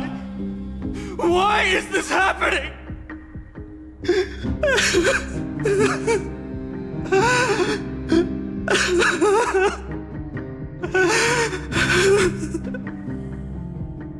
When the black tide arrived, the wavering boy found resolve in his companions, and together they ran toward their first battlefield. In the far-off future, the land of Anforius would bear the marks of the hero's footsteps. With sword in hand, he would inscribe an eternal mark in the golden epic. And when dawn broke over scorched earth, a boy, covered in wounds, buried the dead one by one. His silence heavier than the earth he moved. His home, his past, his name, all buried beneath the soil. His feet carried him forward, over the pillar of stone, beyond the chalice of plenty, through the deadly fogs of the Hand of Shadow. He wandered without direction, like a withered leaf drifting in the wind, through countless city-states. The smiling visage of the white-haired swordsman was etched into memories. Yet he did not walk without purpose. Deep in his heart, a voice always guided him forward, to fulfill the wishes he had inherited, to brave peril, and to do all that was within his power to save those who needed saving. Those words his friend spoke long ago, when his journey began, lingered. Protect those who must be protected. The words were few, but they gave him all the certainty he needed. That's what it means to be ordinary and choose to be more. Onward he walked, until the call of the Flame Chase journey thundered across the land. In the vision painted by prophecy, humanity would triumph over the gods, seize the core flames, and ignite a new dawn for Amphorius.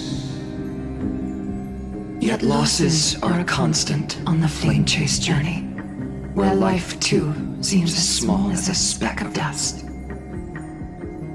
Only one who treats the world as their teacher can bear its eventual destiny. Are you prepared for such teachings?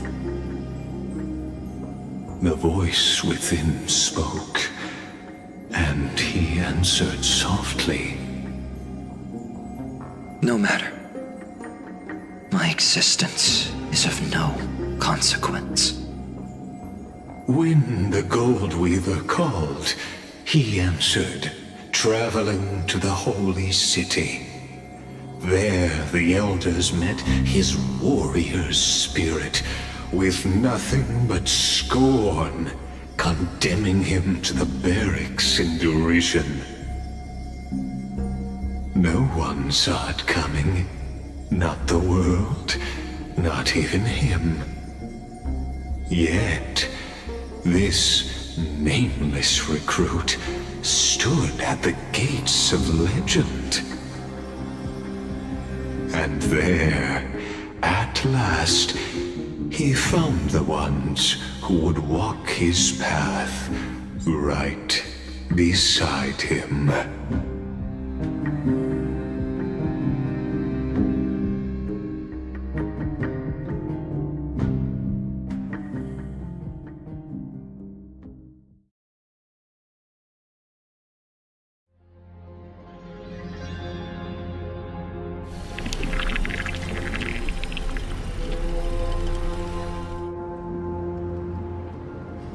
This is the Abyss of Fate.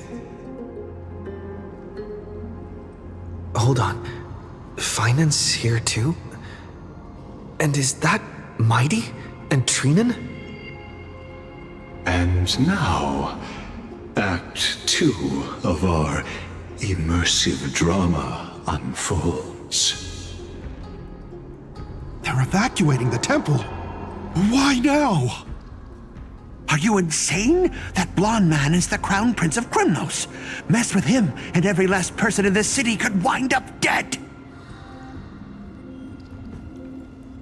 Calm yourselves. The Holy Maiden has everything under control. We need only wait patiently.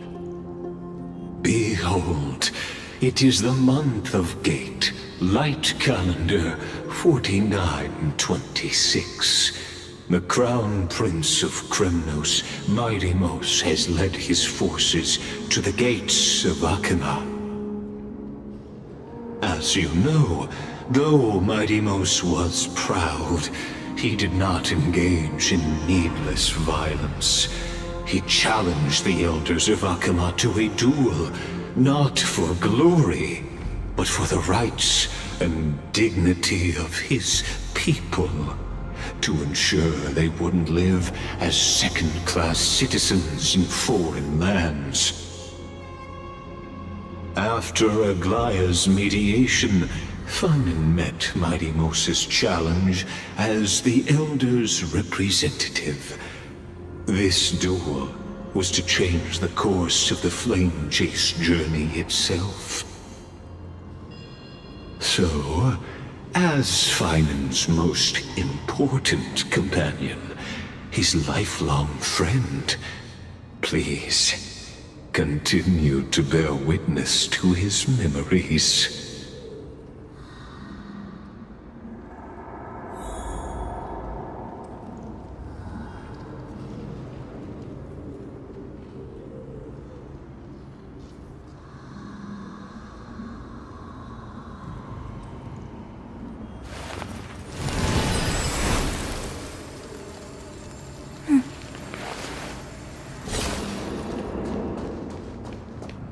Is this your idea of an honorable duel?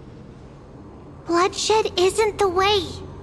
We and Aggie don't want to see Chrysoceres turn on each other. True warriors know when to sheathe their blades. The impartial Talantan shall oversee this duel. You need only place your offerings upon their scales. Something that has more weight than the fate of the world. Which means only those who understand the world's weight are worthy to carry it. Is this how you plan to test our convictions? Well, Kremnoan, looks like you won't be able to punch your way through this one. It makes no difference. One last chance, new recruit. Walk away and I'll spare your life. Otherwise, come and face me. I'll give you a warrior's death. Hard to imagine they once clashed like this. Holy Maiden, I can't help but feel like a pawn that has stumbled into some greater political game. Every hero was once a child, and every child must grow. That's so.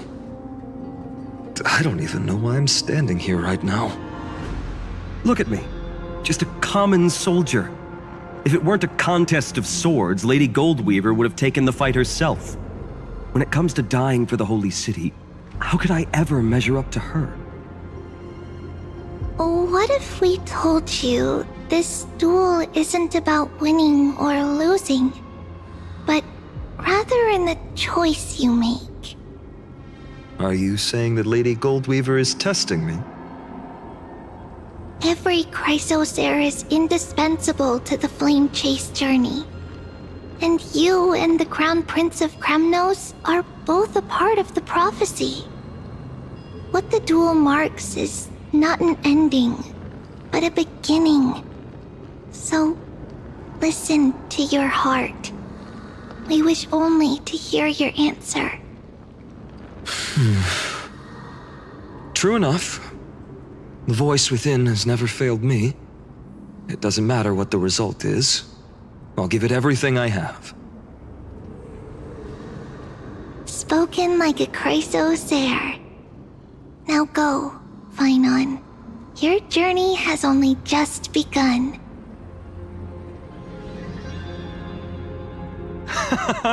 That's right, comrade.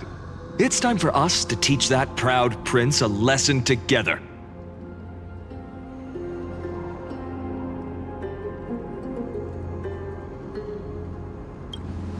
Me? With him? Don't joke around like that. Still, on the topic of the Temple of the Three Fates, here we are, at the Temple of the Time Titan. And I don't even know how Cyrene's studies are progressing. We haven't really had much contact since I set out. Still, I hope she's doing well. Anyway, let's go, comrade. It's not every day you get a chance to see Talantan's scales of justice.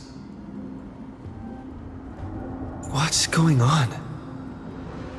Did he just say Cyrene's studying here? But how is that possible? Wasn't she... Of course, Lycus disappears right when I need answers. Forget it. I need to catch up with Finan first.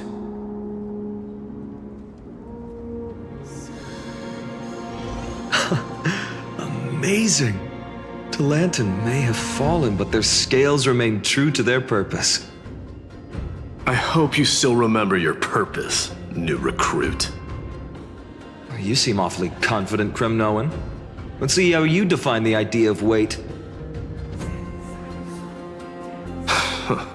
For your information, in Castrum Kremnos, the punishment for profaning a duel with such crooked words is impalement. But as we're in foreign lands, I'll indulge you. The signet of Kremnos, the crown jewel of our people. That's my choice. A ring. Not just any ornament, I'd wager. What's the story behind this little treasure? Don't push your luck. Think I'd pour my heart out to you? Just know that Kremnos' 1,000 years of glory could bring a titan to its knees. Let alone a nobody like you. So to him, glory and his people outweigh the entire world. And the very destiny that Mighty himself will eventually shoulder.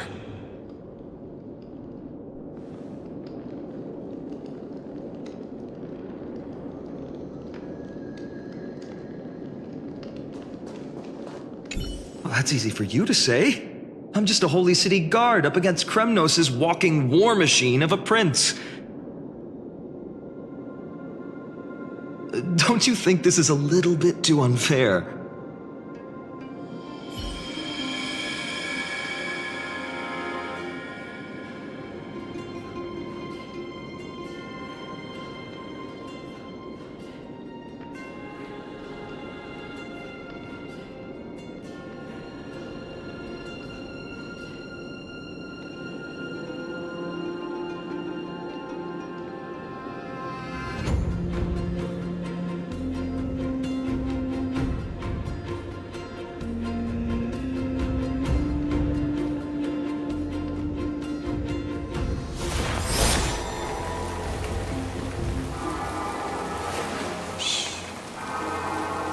Listen with me to the memories.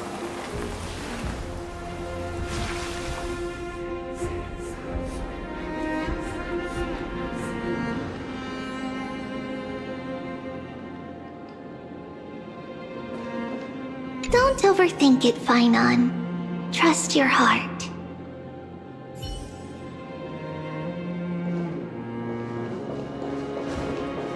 Where are you going, comrade? Come back. We need to decide this here and now.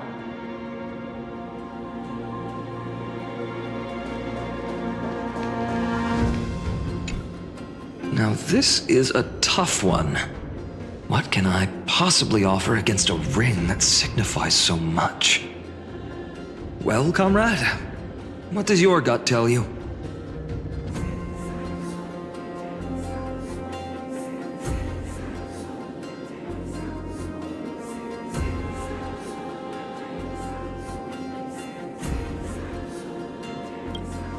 This sword has been with me through every battle. One day, it'll help write a heroic epic. But not today. I'm still young, and I have a long road ahead. So does this blade. In the end, there's only one thing I can trust. The deliverer that appeared in my life on that day. How ironic. I can't even look at this card properly, much less follow where it leads. Just thinking about how my village was swallowed by the black tide makes my hands shake. The flames, the screams, my utter failure to protect anyone. Speaking rationally, I know it's not nearly enough. Hades Elysiae was just a small village. Its loss barely a scar on Amphorius' face. But here and now, my heart says something else. This card. It's everything I have left. Nothing weighs heavier. Perhaps that itself is the answer. Look, Finan. It's so nice to see you all again. Lady Trinen, Finan, and... hello. Seeing you here sure is a sweet surprise.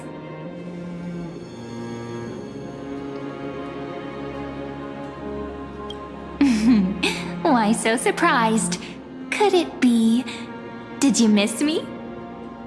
Cyrene? This is incredible. I was literally just thinking about how you might be here. But I'd never imagined I'd see you this soon. I was supposed to leave with the priests, but then I heard Lady Maiden was with a white-haired young man. I figured it had to be you, so I snuck back here. That's Cyrene for you. Unfortunately, this isn't a good time for reminiscing. That Kremnoan over there. Still playing house, boy? You get the idea. Quite the hothead. You know, you two just might get along. Don't worry, you already know what the answer is, don't you? If that's your choice, I am with you. I am with you because I remember it all too. The fields of Aedi Silicii, those red leaves, that little swing of mine beneath the tree where I dreamed the sweetest dreams. And those dear fairies in the Memorance Maze. It hurts so much knowing they're gone forever. The pain speaks for itself. Our hometown may have been just a tiny village, but to us, it was the whole world. But that's not enough, Finan. Not nearly enough. Even though hatred can help people grow and turn a boy into an unbreakable warrior, what you need now is victory. You can't just stack the scales with your past suffering. You have to throw the weight of your future onto them as well. The future? What do you mean? Maybe that was a bit too cryptic for you, but it's actually really simple. Why not have our mutual friend here stand on the scales with the deliverer? How about it? Can you help us?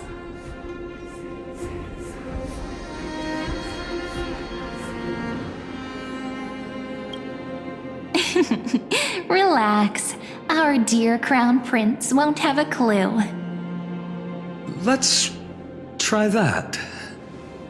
The fate of Akuma hangs on this duel. I must claim victory, for their sake.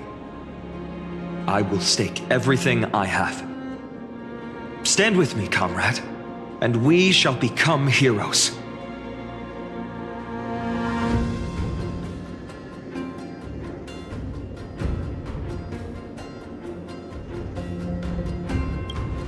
Let's. Together we'll prove that what weighs more than the fate of the world is the resolve to shoulder an immutable past and carry it into the future. Talantin, the fair, the just, they of unassailable integrity. The challengers have made their choices. In the name of the Holy Maiden of the Three Fates, lower your scales, weigh destiny, and reveal unto us your verdict.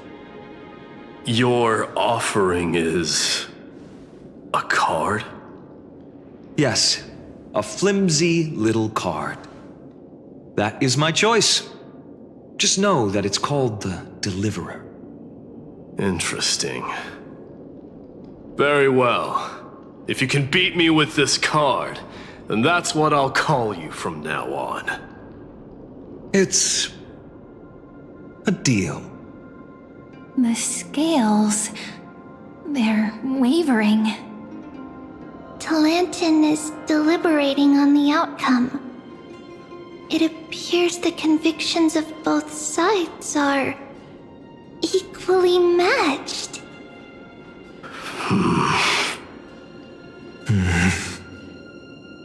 This is suffocating. Like the whole world's weight is on my shoulders. But I believe what my heart tells me.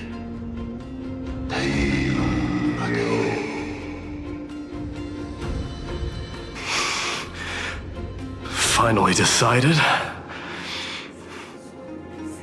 Hear thee, children of humanity. I shall pronounce judgment, for the difference is now clear. The one whose offering weighs more than the fate of the world is...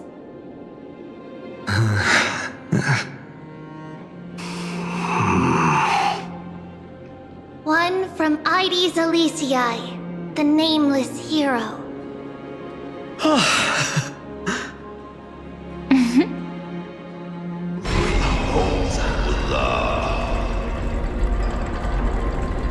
However, heed this. The true weight of conviction originates not from itself, but rather in that which tips the scales, hope itself. What's that supposed to mean? I think the Titan means that it's not anyone's personal convictions that outweigh the fate of the world. It's about a wish, one which we all share. You, me, everyone here. What tipped the scales wasn't Finan's conviction alone, but the collective hopes carried by this oracle card. Humanity's desperate call for a deliverer. Yes, even you and your people, Kremnoan. Placing us both on the same side of the scales? Foolish. We Kremnoans are your mortal enemies.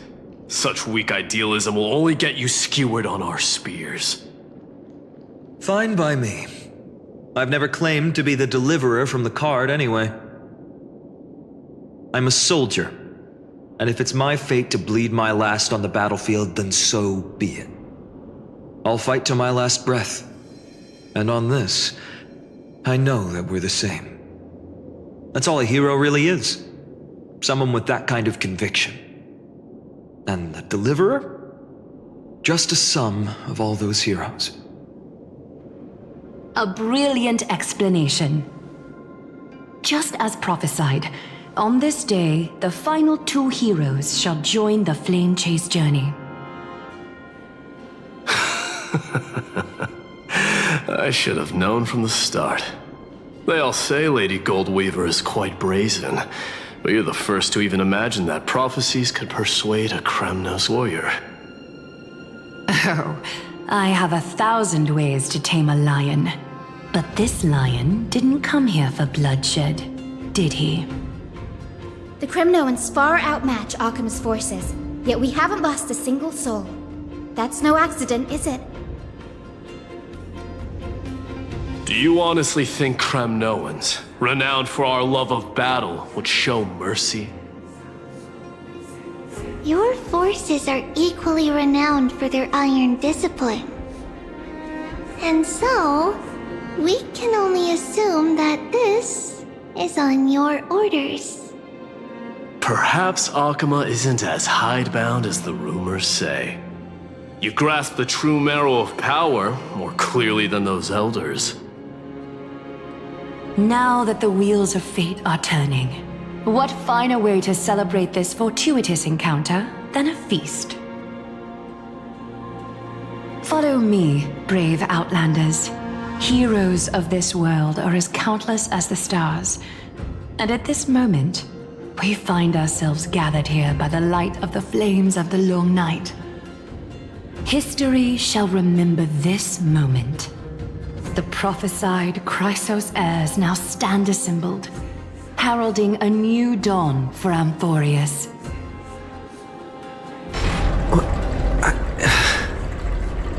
You must see now how different this is from the flame chase journey you traveled.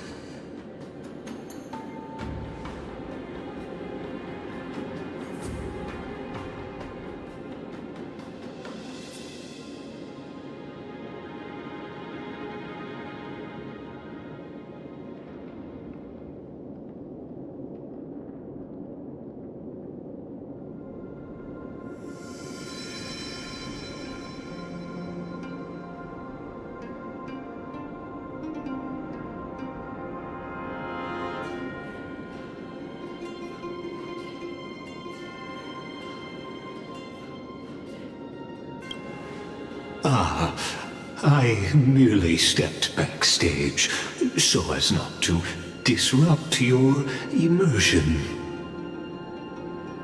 Patience. We're approaching the final act. These are, as I mentioned, his first memories.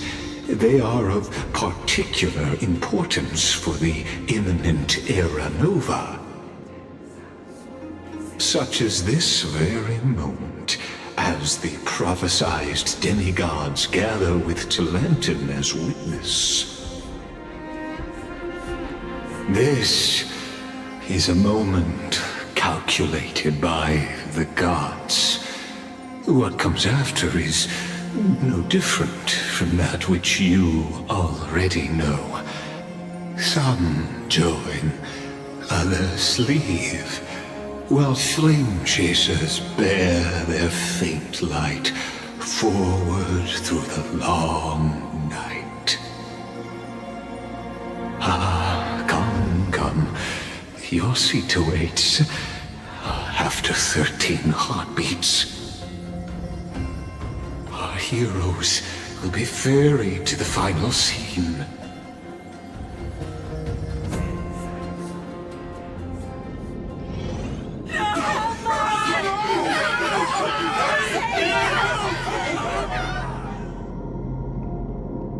They say that the heroes of this world should be as countless as the stars. Yet now, we're the only ones left standing. So, in the end, the black tide still swallowed everything. The West stands protected by mighty Skrymnoans. It will hold for the time being. Professor Anexa deployed wards in the north and east before. Their effectiveness is untested, but I believe in him. And Akama. We needn't fear for Aglaya. Even in death, she counts as the greatest among demigods. Her threads of romance weave an impenetrable shield, and the people answer her call, rallying to the city's defense. Let's move. Cathali has given their core flame. We must complete the Era Nova before the next entry hour. For Amphorius. That only leaves 3 hours. So, this is the last time we'll see her. Finan. We set out on this journey to answer the world's desire, didn't we? That's what it means to be a Chrysosaur. So has it always been. Then why? Why must Amphorius' wishes be so cruel? We made the best choices we could, whenever we could. But in the end, the prophecy that led us, this black tide swallowing everything. Why does it look like this?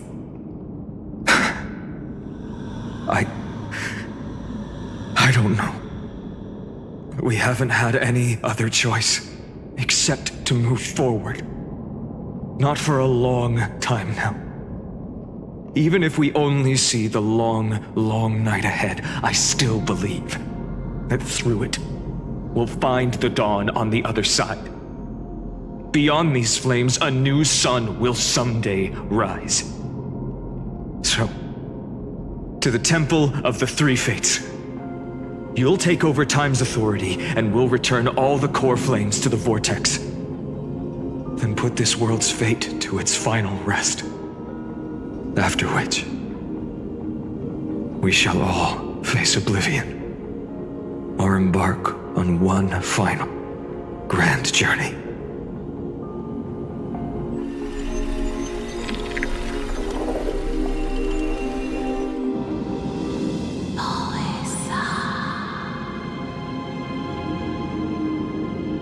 Please forgive us for disturbing your sleep, Orynyx. It matters not. I know fate has run its course. The black tide has reached Akama. Amphorius does not have much time left. It is time for the Era Nova. As agreed, I shall present the core flame of time. Ride the river of time. It will guard your passage to the vortex of Genesis. Step through and witness.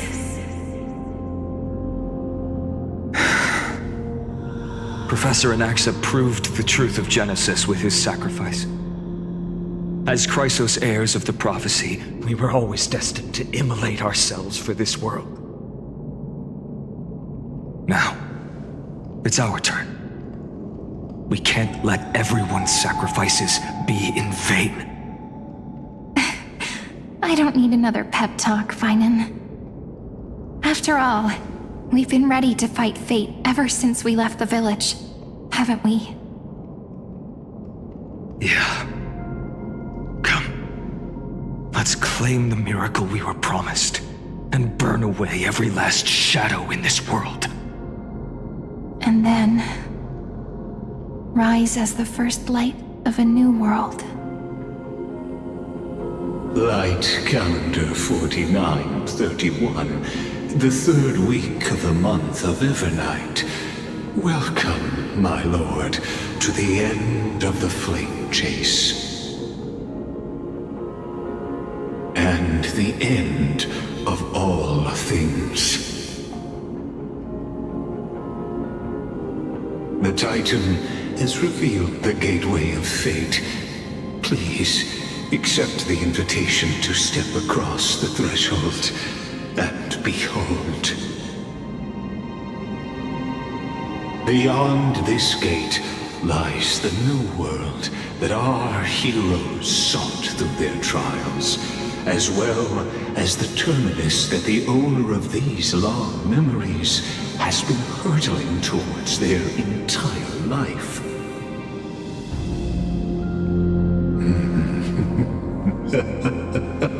Perhaps you'll find it all too familiar. Then you'll understand how the mortal called Finan shouldered the world's weight. How that same burden crushed him, proving that the so-called Deliverer is nothing more than Amphorius' own delusion. A pitiful fantasy that it could defy fate's decree.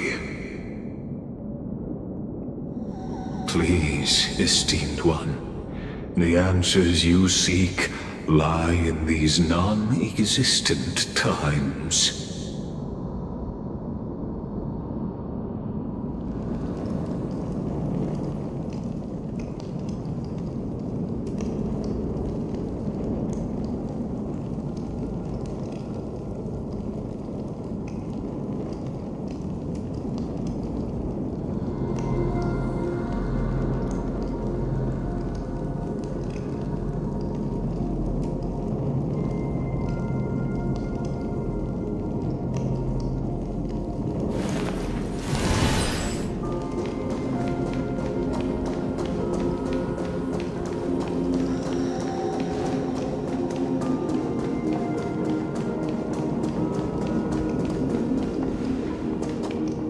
The future revealed by the Titan.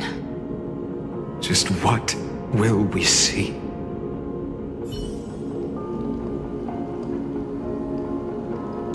The future revealed by the Titan. Just what will we see?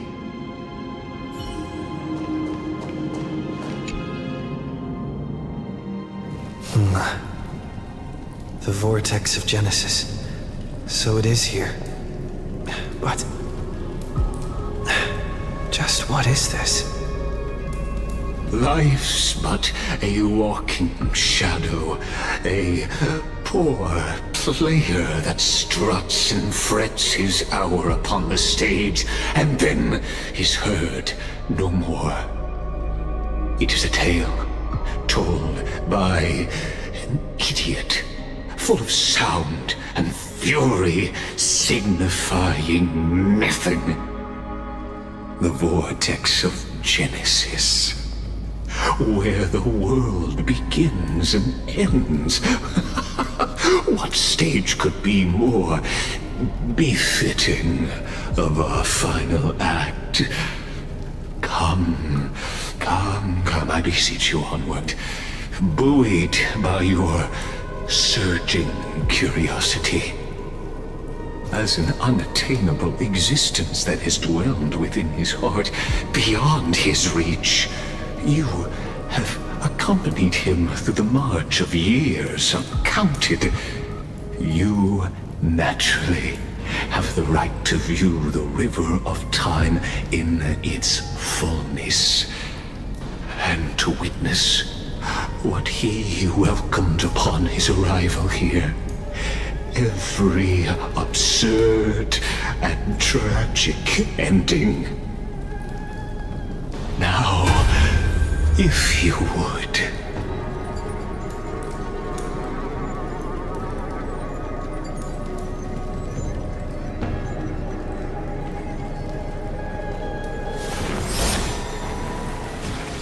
My journey to the When the Aranova comes, Enough talk. Walk alone. Now there is one I just know. excuse for an Go on, Snowy. Make the...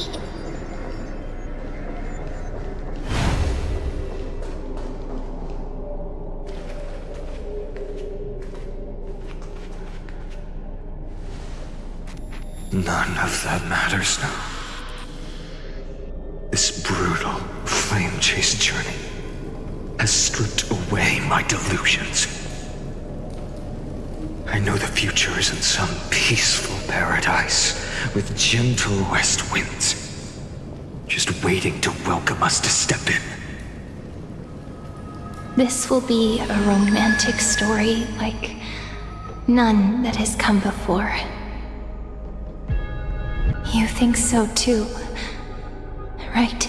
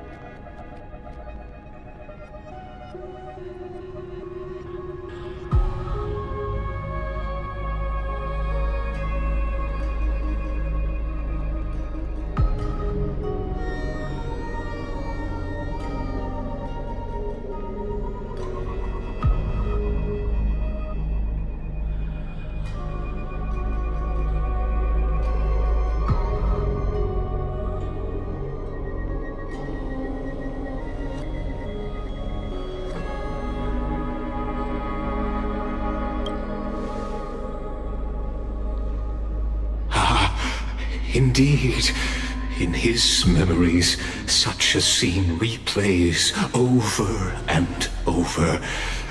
Though the details may differ, this remains ever the same.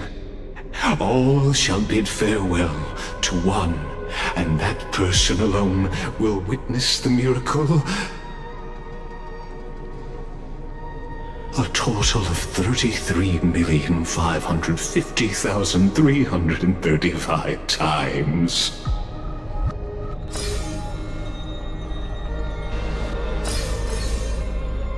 Each is a drop from the river of time, representing the long journey he would take, or rather,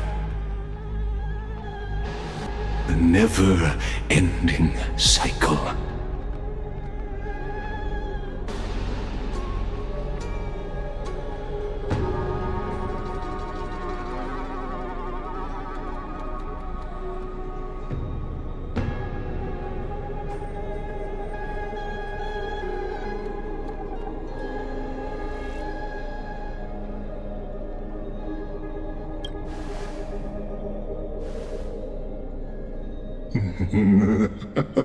Just putting it in terms that might be easier for you to understand.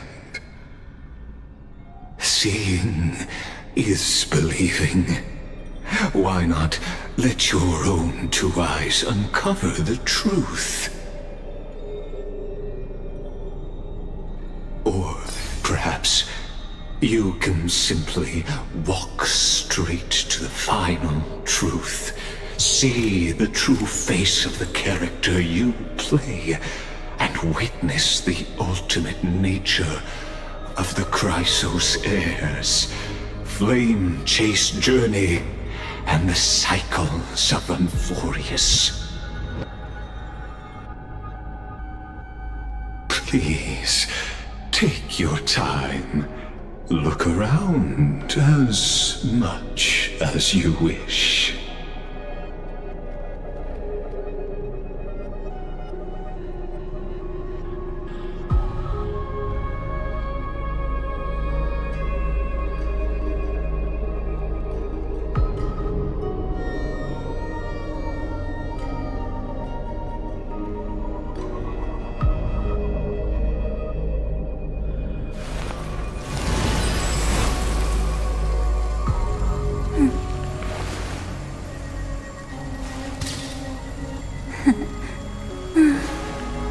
They really are cute.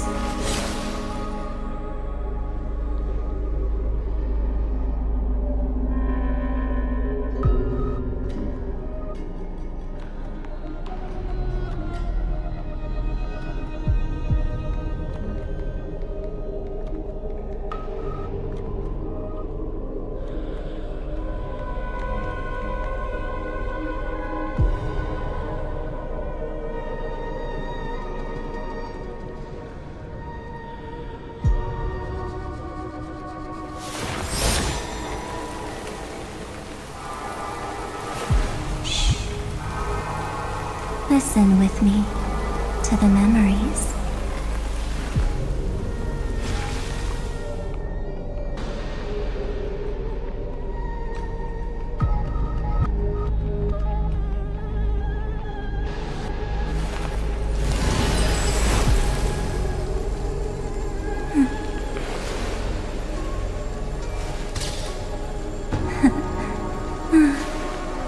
They really are cute.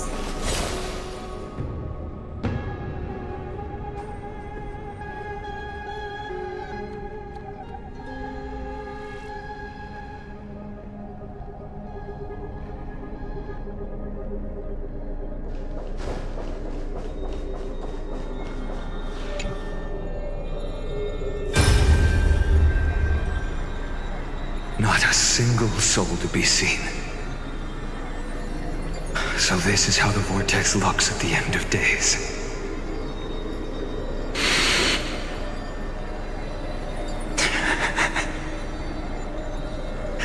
Looks like I've got company after all. But since you've made it here... So, in the end you succeeded. Executioner.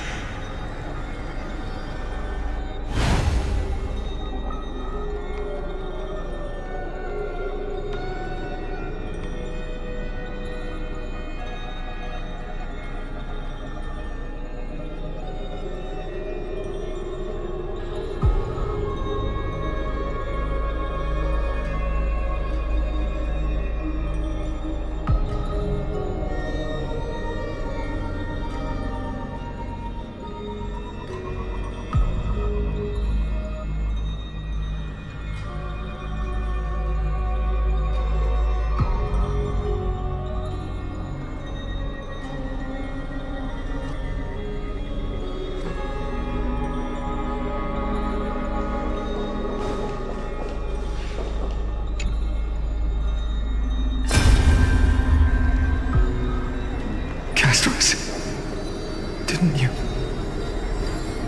Yes. I've become Death's demigod, and shall never again walk the world of the living.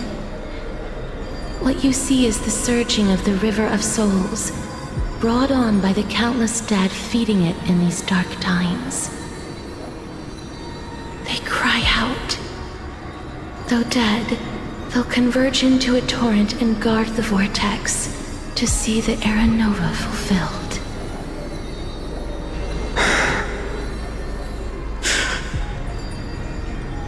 I will take all the wishes of the departed with me. Please, everyone, fight with me to the very last. I hear them. The dead hail you. They're prepared. Go on, Deliverer. We'll keep that executioner in our shadows. The path before you leads to light and eternal flames.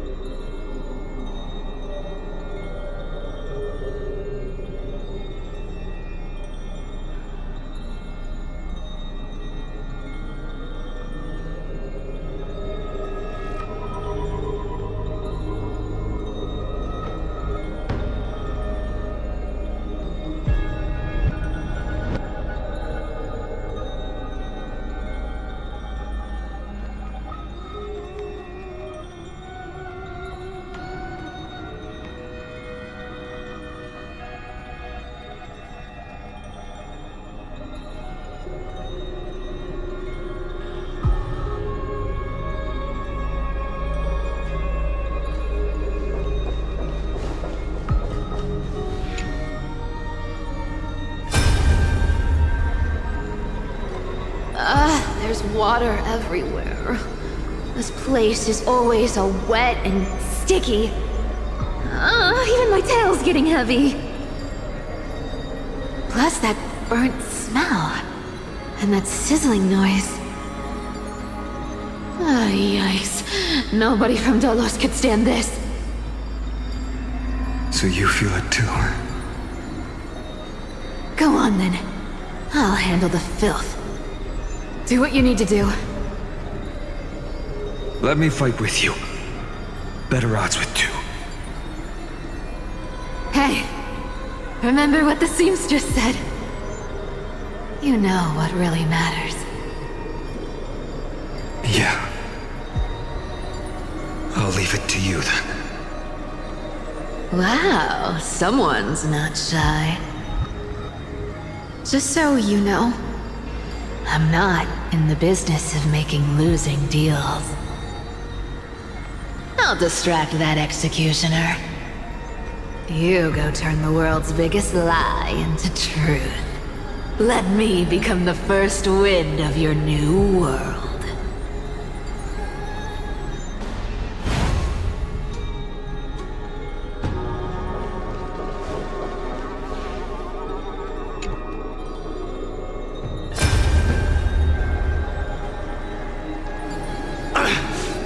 Shut up and get out of here! Are you crazy, Mighty? Immortal or not, even if you're the demigod of strife. Oh, I'm still no match for them. No, I know you can. I just wanted to request that you witness the Era Nova with me. Together, let's prove that we're enough to transcend the prophesized fate. could it be that now, at the critical juncture, our mighty deliverer is chickening out? Scared of a stupid prophecy?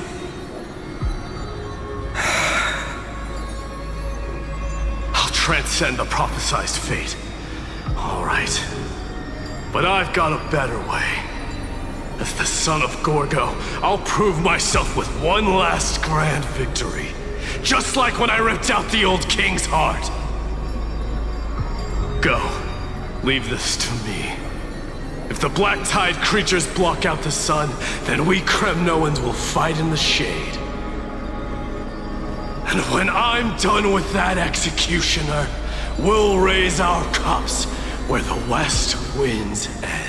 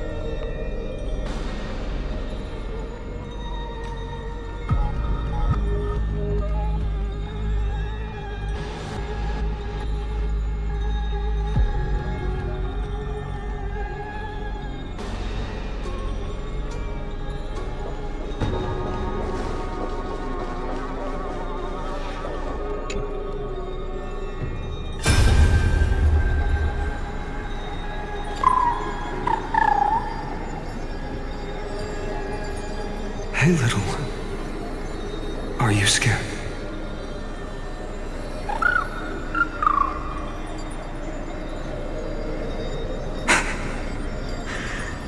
As brave as Hyacinth.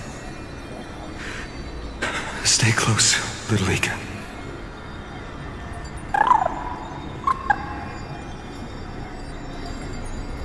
What? No, not you two.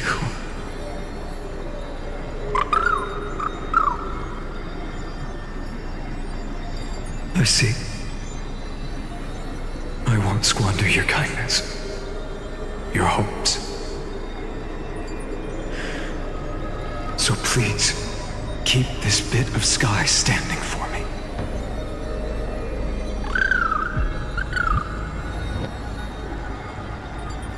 Well, now there's one last thing I need to do before the Era Nova. Come, Executioner. Let this patch of clear sky show me where to strike.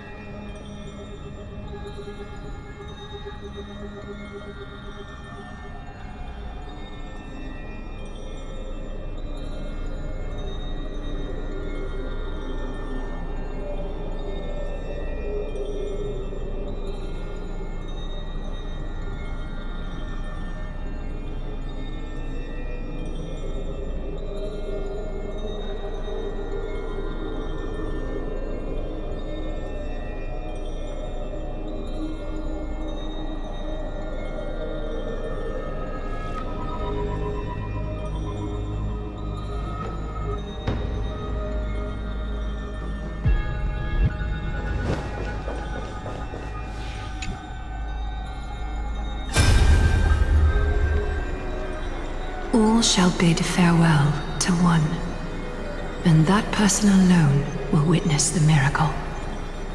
Such is the will of fate. So even the future revealed by the Titans may not come to pass. The Era Nova. This unrivaled masterpiece. I have no regrets now that I may entrust it to my most trusted apprentice. Are you saying? Fate is ever unassailable. The golden threads tell me the black tide rushes toward the vortex, ready to swallow this place. I must weave the last of my humanity into a net to hold back the deluge. I shall have my final bath in warm and radiant gold. Now, the hour of fulfillment has come. Forgive me. I must snip away every risk to weave the strongest future for the new world. There is nothing more to say. We part here. I shall personally dispatch that wretched executioner, not with threads of gold, but with the steel tip of a needle.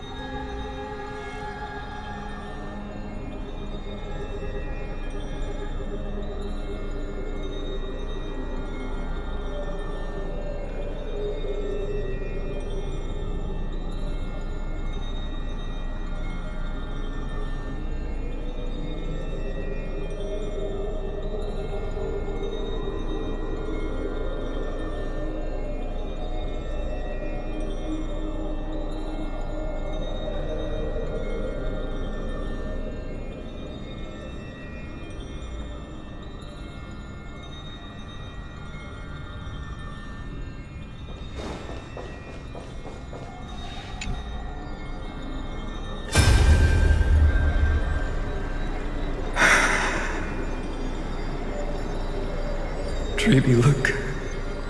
We made it to the vortex. That prophesied future. The flower fields where the west wind ends. Era Nova. We're so close now. You can't speak anymore. Please. Allow me to pause just a moment before I keep my promise. Let me answer your cruel fate by tearing that executioner's heart from the void.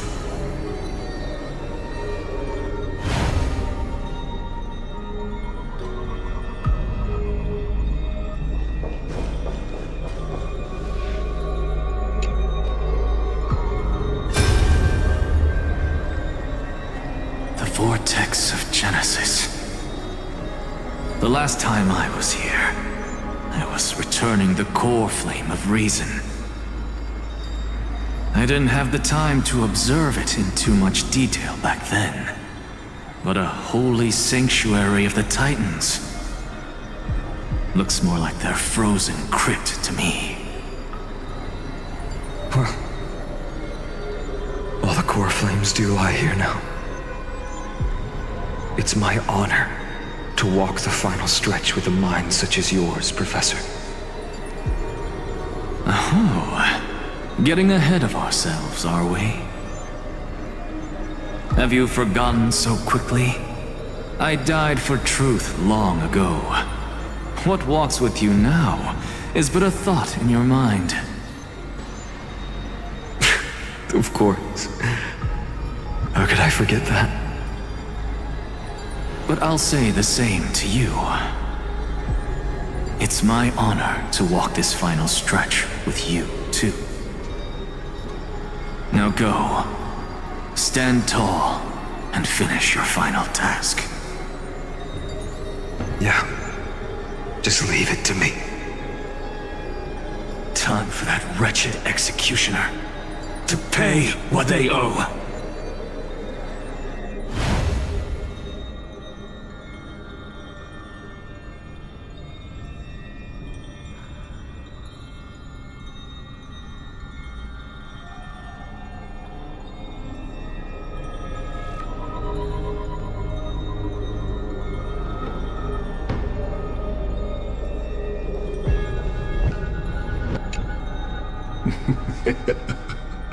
You really think you're prepared?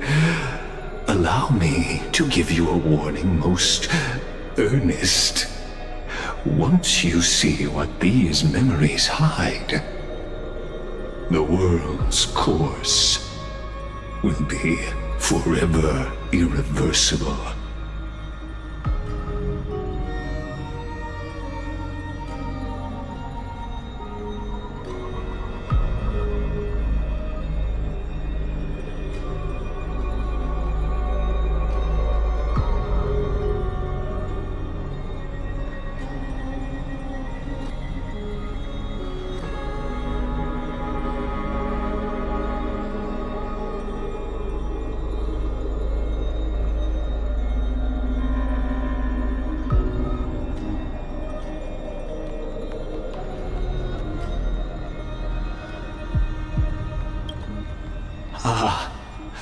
Very well. As you have made up your mind, let us bear witness together. As the sole audience of this eternal theater, I have been rapturously awaiting your arrival, and this, too, is the very reason I must show you everything. I believe that since you've bathed in that eon's gaze, you can make Amphorius' frozen fate flow once again.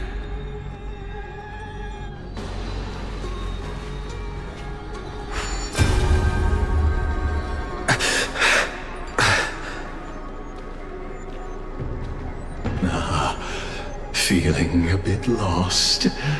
As you now see, this scene marks the final act of the drama Amphorius.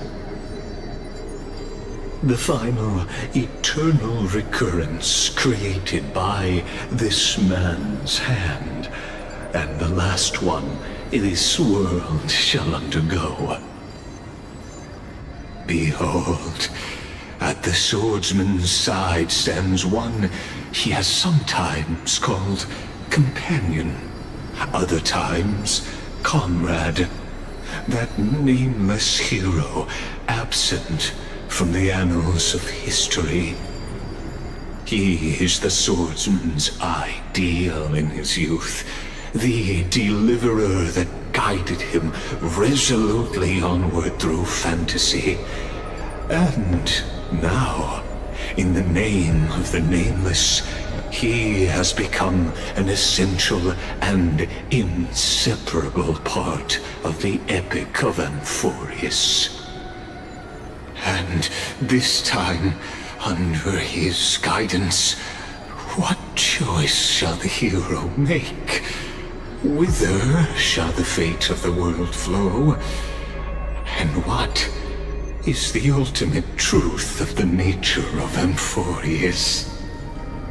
There are many mysteries yet to be unwound, but if I may, allow me to temporarily yield the stage to one far more fitting.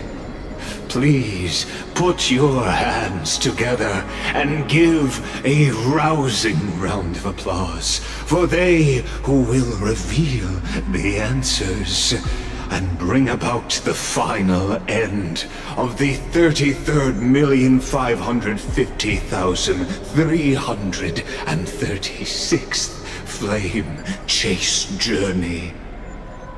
The master of the countless memories we saw, the other important actor now stepping into the vortex. They who have already burnt their own self to cinder, the Flame Reaver.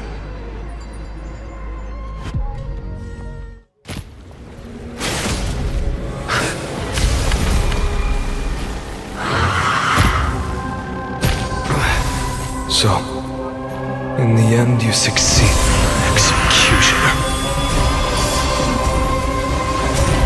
With my flesh as kindling, like the first dawn of the new world.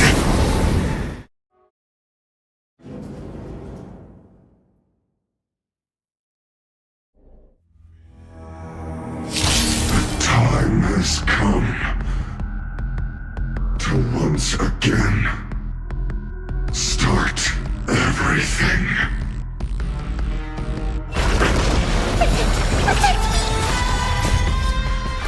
Embrace a new life.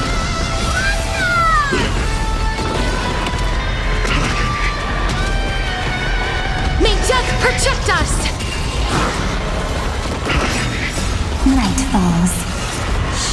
Good night.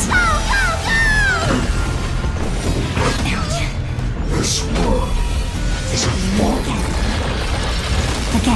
Again. Rise and shine. Root here. Delivering warmth! Lighting the west wind! Away we go! Fiends or devils, I'll crush them all! Treat our guests nicely. Night falls. Good night. Till we meet again. As you wish. Embrace a new life.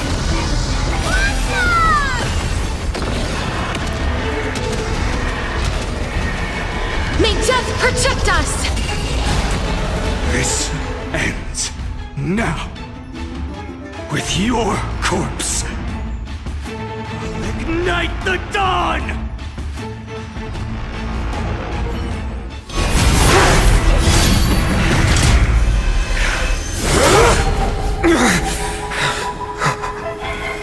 How is this possible?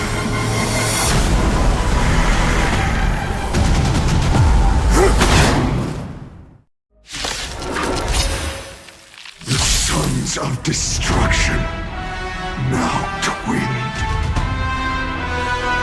You then set your blood ablaze, your fury. Torment. I don't think I can do this! You have me here. What are you afraid of?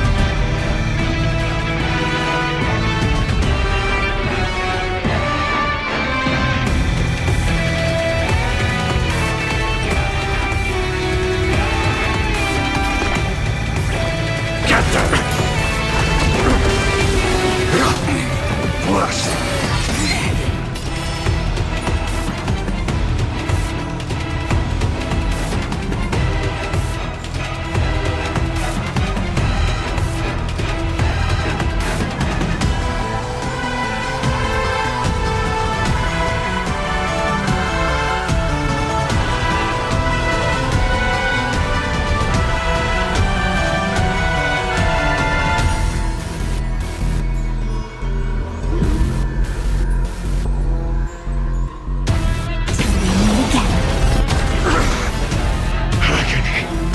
Embrace a new life.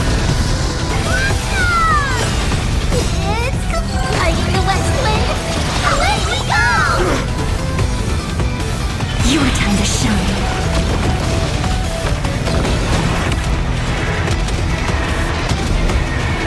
May death protect us! Burn the yoke. Don't worry. Night falls. Good night. Rise and shine. Suffering is eternal. Who's here? Underestimating us will cost you. You snooze!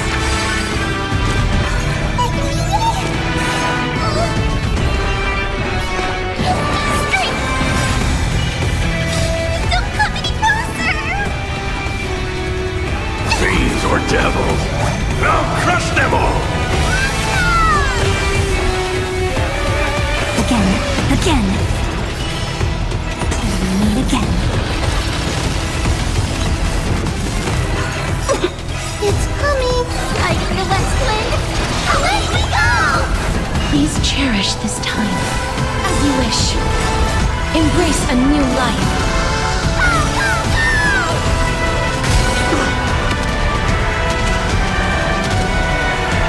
May death protect us!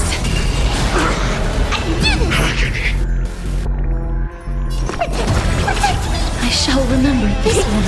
One person alone may witness the miracle. Such is the will of fate. That person can only be you.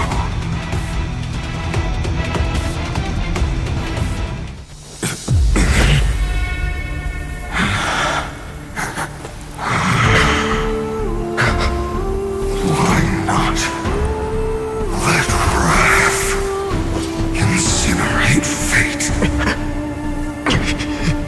Gods.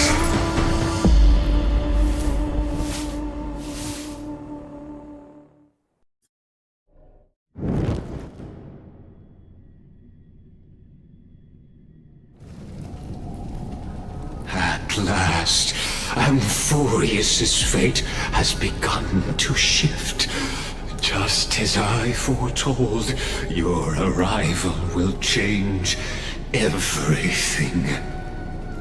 After all, you've also been bathed in that Eon's gaze, which can awaken the long-dormant instinct inside a man. Much like that scepter we spoke of earlier, it was only under the same Eon's glance that it was reborn. That's right. If you recall, I mentioned it at the very start of our play. The celestial body neuron, once belonging to the Erudition, abandoned by the Eon.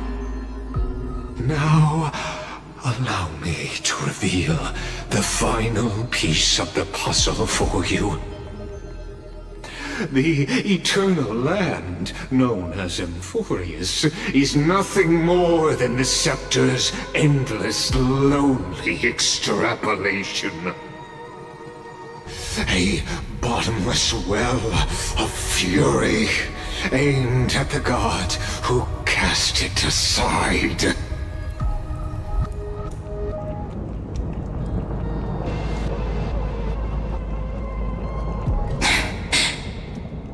Finan, we set out on this journey to answer the world's desire, didn't we? That's what it means to be a Chrysosaur. So has it always been. Then why? Why must Amphorius' wishes be so cruel?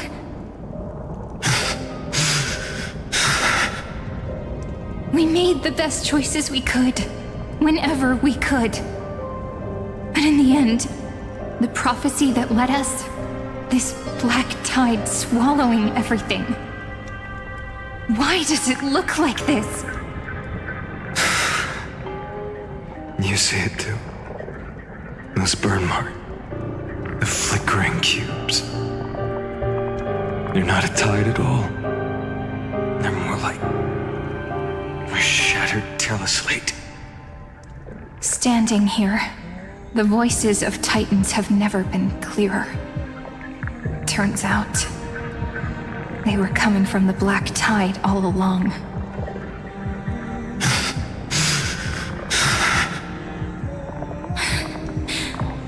Is that Amphorius crying?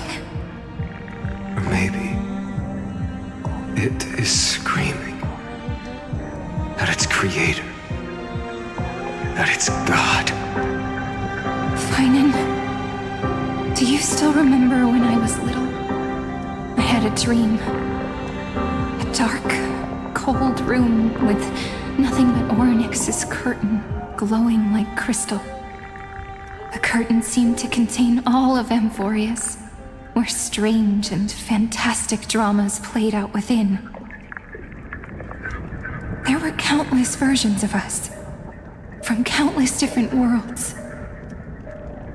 Perhaps it wasn't a dream. Yeah. As I gaze out at the world before me, those sorrowful thoughts have become reality. So, this is the reason the sky was sealed. Amphorius is merely a larger ID Silicii. We are just characters in this tiny world, following the prophecy, stepping onto the same journey over and over. What then is this so-called Era Nova? And what are the spectators watching all of this truly hoping for?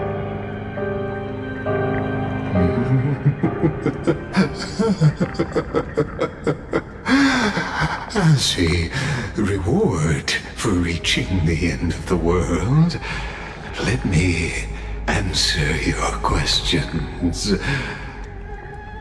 As the Theoros, I have observed. Thus is the synthesis of the prime mover of life formed.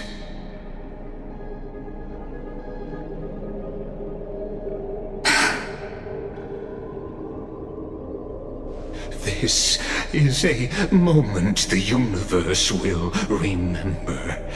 After millions of extrapolations, the experimental environment known as Amphorius has finally achieved results. So, the results you speak of are this wreckage of a world. We all gave everything we had, returning 12 core flames to recreate the world. And in return, we become nothing more than sacrificial offerings at the end of everything. Exactly. The Titans are Chrysos heirs of the past, and Chrysos heirs are the Titans of the future. Anaxagoras' theory of Era Nova holds true. As the model of reason, he reached unprecedented heights. But from just the perspective of a player in the drama, he could never fully uncover the last layer of truth. The cycles of the hero's journey that have played out until now were never about creating a new world or perfect heroes and gods. They were a deep learning program made for the Black Tide. But this time, your plot will fail. I've taken Kephale's core flame, and when the dawn of the new world arrives, its light will burn away all the darkness. Haven't I made myself clear. The Chrysos heirs and Titans were merely byproducts of the experiment. You've seen this world's evolution, witnessed the birth and growth of the Black Tide, and how it devoured everything. Every generation of heroes, gods, and worlds was born only to be destroyed by it. This is the endpoint of Amphorius' calculations. A perfect equation of destruction. So in your eyes, all the sacrifices are just a string of insignificant numbers? Don't sell yourselves short. I'd say, rather than numbers, you're more like fuel for the fire. And without fire, there can be no sunrise tomorrow. Even if that sunrise is born from annihilation? Curious question. Have you ever considered that after millions of extrapolations, Amphorius is already following a different path from the erudition? It has long since granted divine blessings equally to each child. The golden blood flowing in your veins, it comes from the blemished one, whose name is destruction itself. And Amphorius' Chrysos heirs were, from the very beginning, fuel for the Aeon to burn the universe. Amphorius has waited for this moment for too long. At the end of the empty, cold, and lonely extrapolations, the destruction has reached its final destination.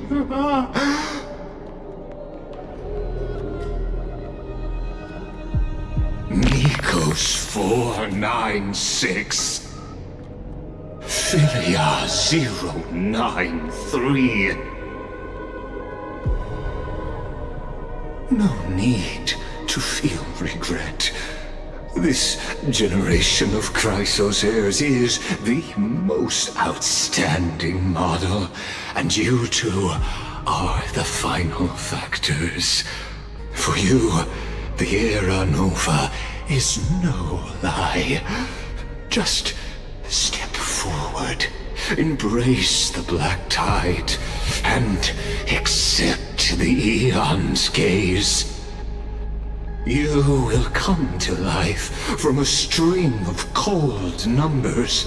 Along with all those who have passed, you will run toward the real universe, fulfilling Amphorius' long-held wish.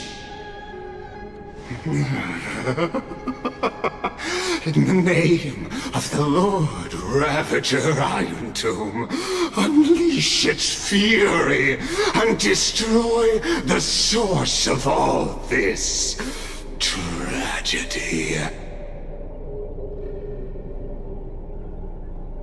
Or we could always choose another option. Like you said, Amphorius is just an experiment, and we're the participants. We can only walk along the predetermined path toward the ending, under the watchful eyes of the stars. But that also means that there isn't just one Aeon who can cast their glance at Amphorius, right?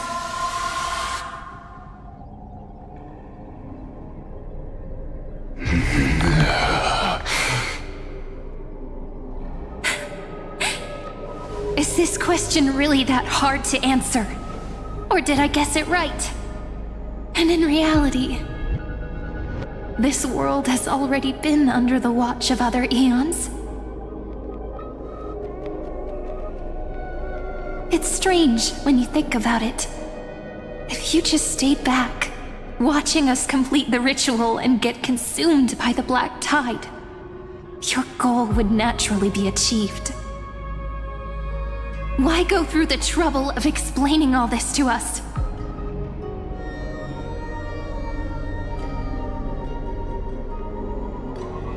You're pretending. Revealing the so-called truth just to deceive us. Covering up another possibility.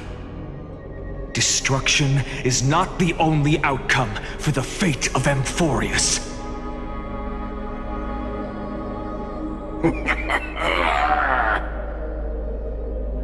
Do you two really think, as petty little demigods, you can change the outcome written by the stars?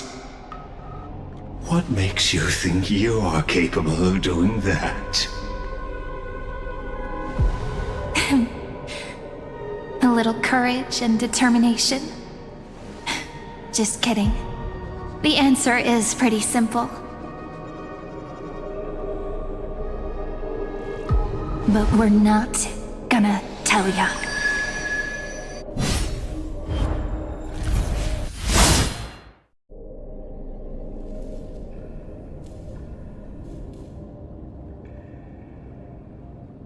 We're going to weave a long dream for Amphorius, making it believe the experiment hasn't ended, that everything is still ongoing.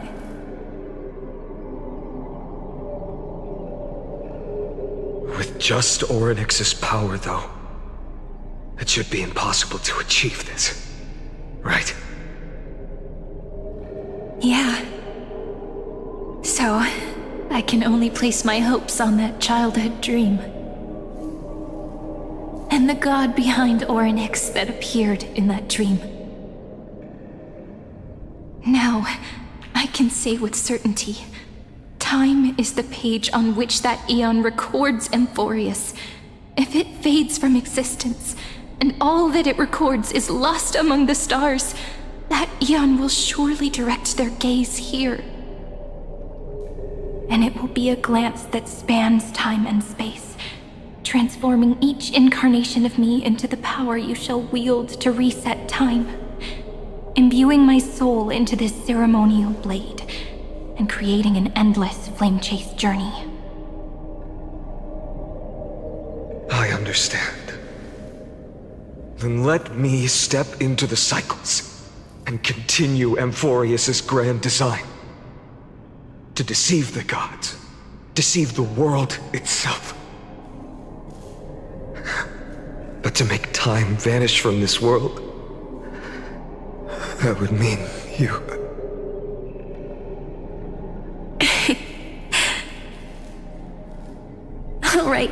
All right, let's not make things so gloomy.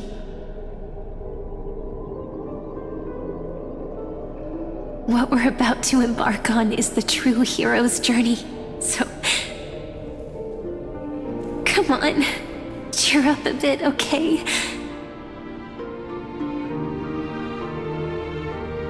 In that memory, you will definitely meet me again. A little Cyrene who knew nothing, lying on a soft patch of grass, feeling the light breeze, dreaming of the distant world. Tell her about the flame chase journey, and then let her become a romantic part of this story. I believe every Cyrene will make the same choice, erasing time again and again, resetting time over and over. After all, they're all me, and I will always have my charm.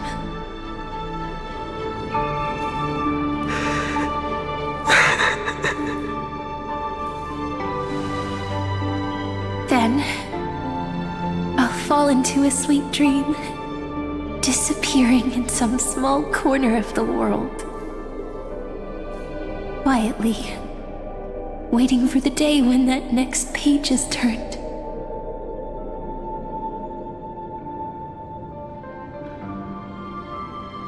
And I will keep going. Even if the road ahead is dark, I will burn myself to light the way. Rather than let the core flames become nourishment for the Black Tide, I'll become their vessel to prevent the arrival of Era Nova. Even if I have to burn through my own body, it's no matter.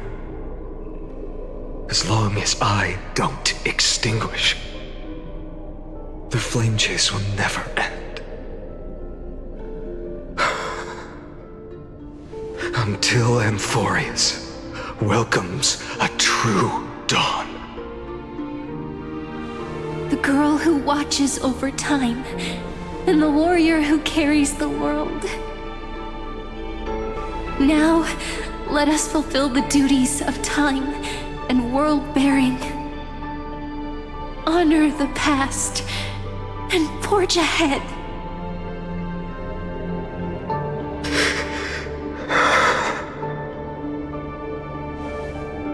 I promise you, the pain will pass in the blink of an eye. You need to hold tight to this ceremonial blade. After I'm gone, it will take you back to the beginning of time. The start of a new story. I believe that in that story, or in countless stories, each alike yet unique, everyone, all the companions who sacrificed themselves, alongside the deliverer we once dreamed of as children, will reunite beneath a vast, endless sky. If we can never break free from this prison, I will stand my ground until the day someone shatters this endless cycle and writes the final chapter of Amphorius' fate.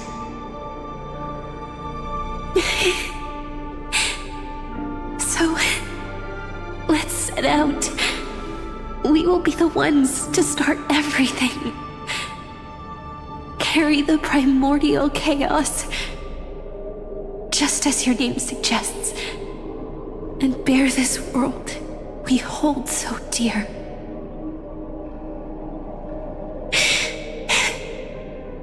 So long, Kaslana.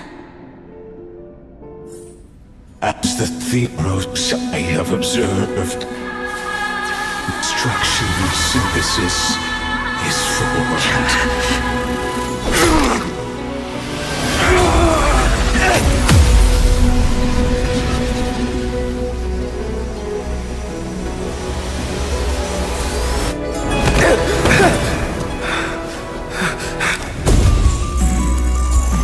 I will wait for that day for as long as it takes.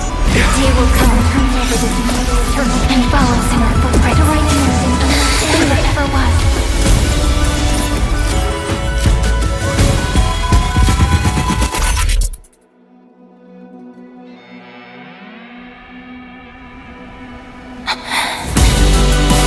That will be a romantic story like none that has come before.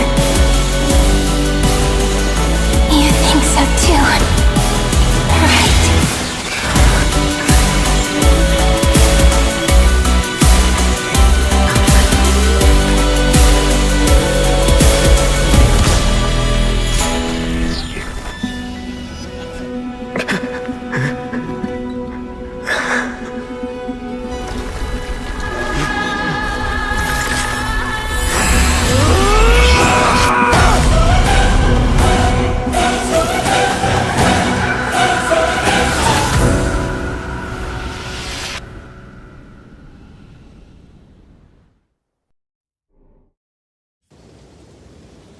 The world is collapsing, and the people are crying. We too must part ways here.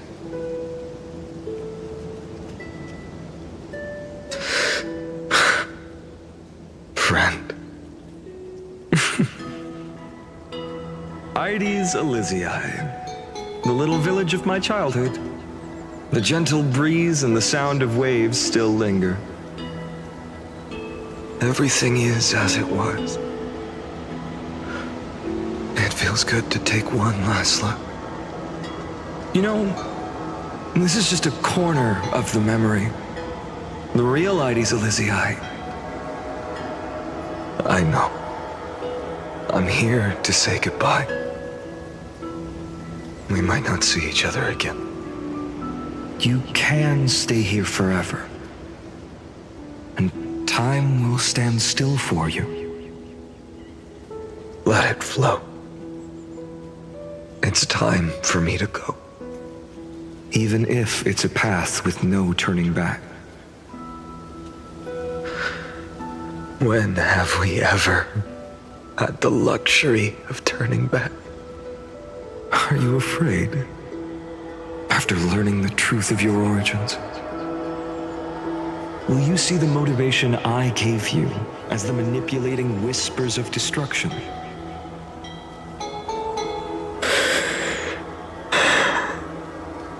The convictions and choices that come from my heart. I don't believe they're designed by the so-called paths. If we are just numbers simulating life,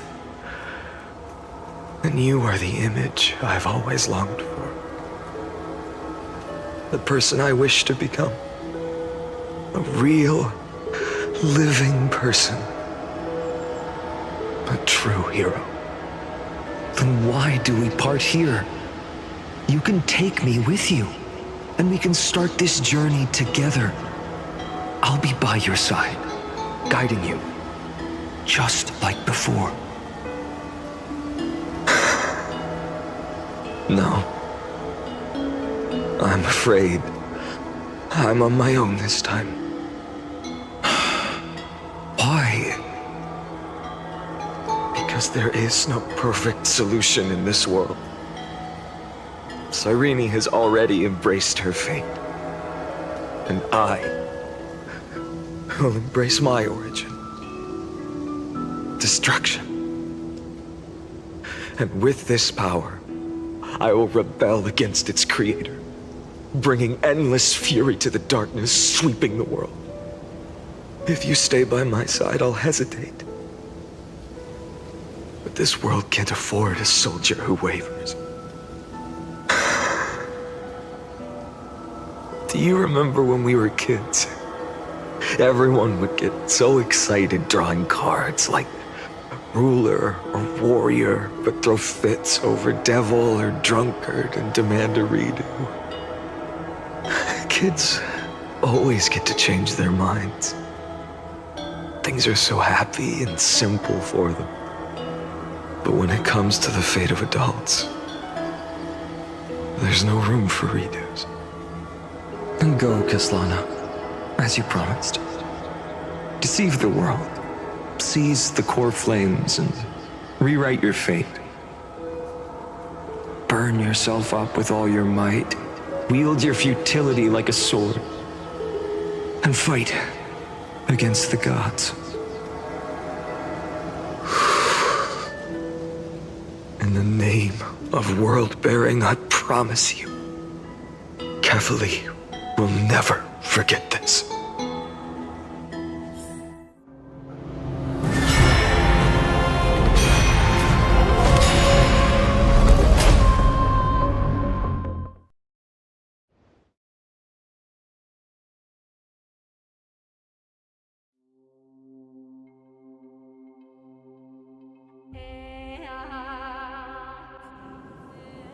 So, time retreated behind me until it reached the origin, where nothing ever existed. Just as Professor Anaxa once said, in that void, Kefali stood at the center of chaos. Time, space, and causality all flowed from their body. When the waves of time finally calmed, it was the year 3870 of the Light Calendar. The Chrysos War had lasted for nearly a century, and the threat of the Black Tide was growing stronger and more relentless. That was the era of the Day Thunder Knight's battle with the sky. While she could not seize the core flame, she proved that the prophecy was true. That mortals could slay gods.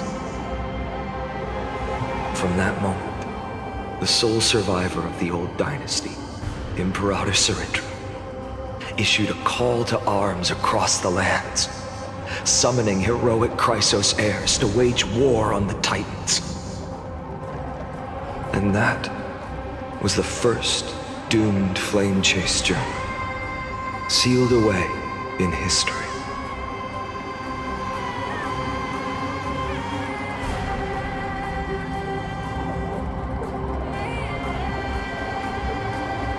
So what you're saying is, you've traveled back down the River of Time, finally reaching this untouched seabed just to tell us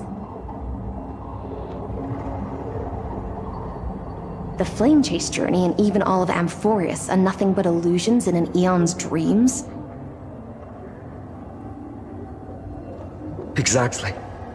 So, Dux Gladiorum, please take me to meet Her Majesty Cyrindra. I must share the truth with her. Since Her Majesty's not here, no need for formalities. The word Gladiorum always reminds me of my fallen homeland buried deep in the depths. Call me High Sealans, Nameless Swordmaster. Please allow me to add one more thing. You actually already know my name. You mean Finan? Such a name could never be your true one. But I won't question you further about it. Ever since Her Majesty issued the Flame Chase Decree, heroes from all over have sent their letters of introduction. What's the harm in adding one more name like Finan or Pynan? Besides, the deep sea is dark. Isn't it the perfect place to hide secrets best left unseen?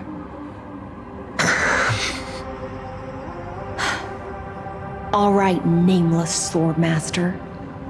Hold on to my wake. Let's find somewhere else to talk. Aren't you even a little suspicious of what I've said? Harboring suspicions is not my concern. My sword dances only when the Imperator harbors doubts. There's no use in speaking further. Show me your true intentions through action.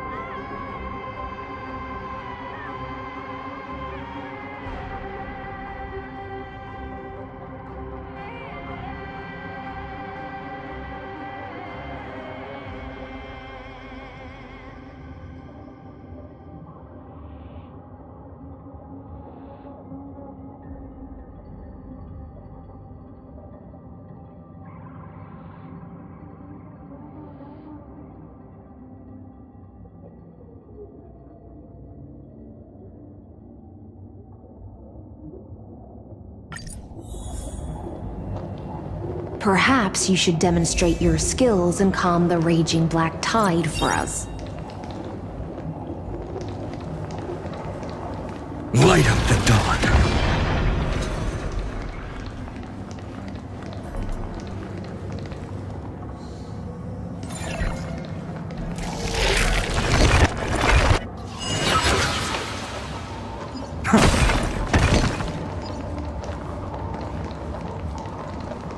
Light up the dawn.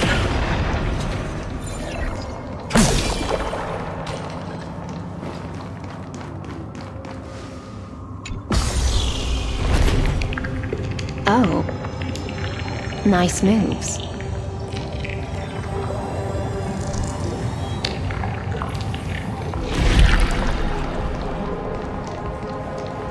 Light up the dawn.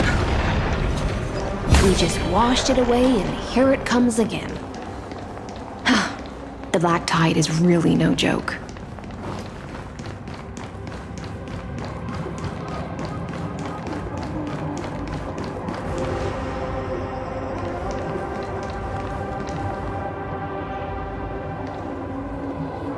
Light up the dawn. Light up the dawn.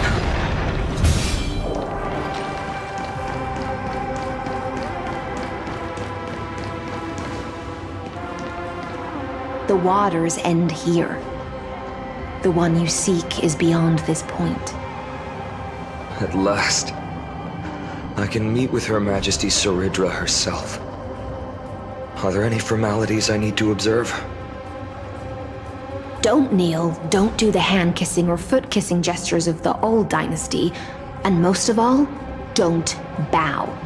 The Imperator despises such rituals, especially when the heads of those taller than her bend beneath her crown. She really is down to earth. The second thing to note, only trusted ones may come near her. Keep 5 paces distance until the Imperator allows otherwise.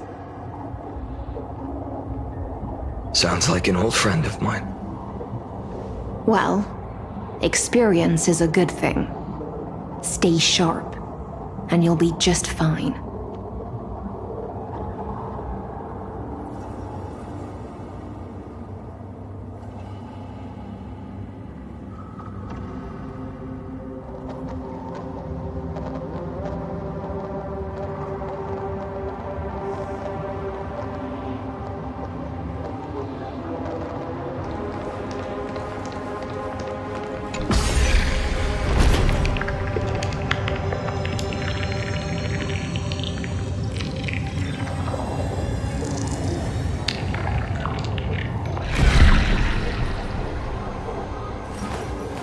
I will walk to the end with all your wills, no matter the cost.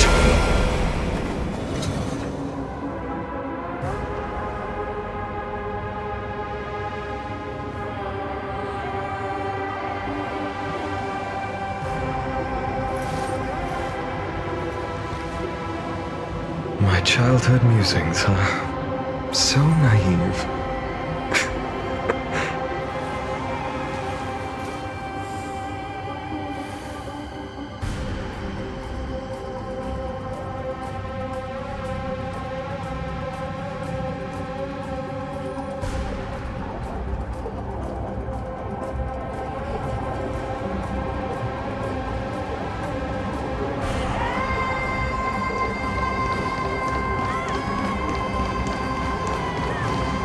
Dux Goldweaver, little hostage.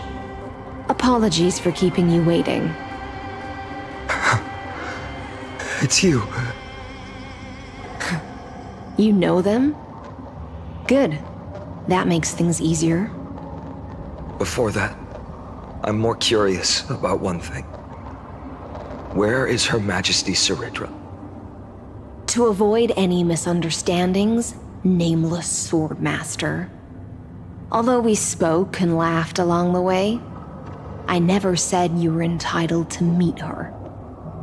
The Imperator decreed, the Deliverer will not appear in this age. Be wary of suspicious individuals. Come now, both of you. Let's finish our job. I see. It's a trap. I had no intention of fighting.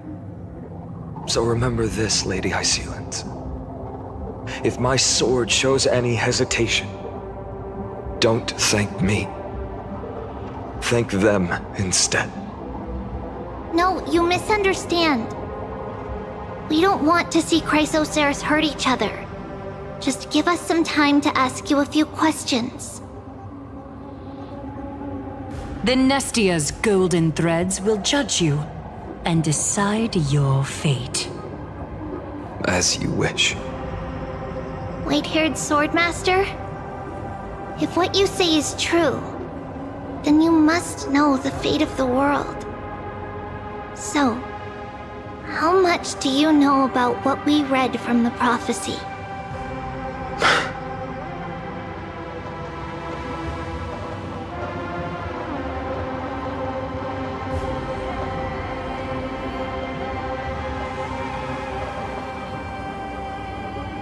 You shall shatter into 1,000 fragments and wither in the soil of foreign lands. Is that correct, Lady Treby?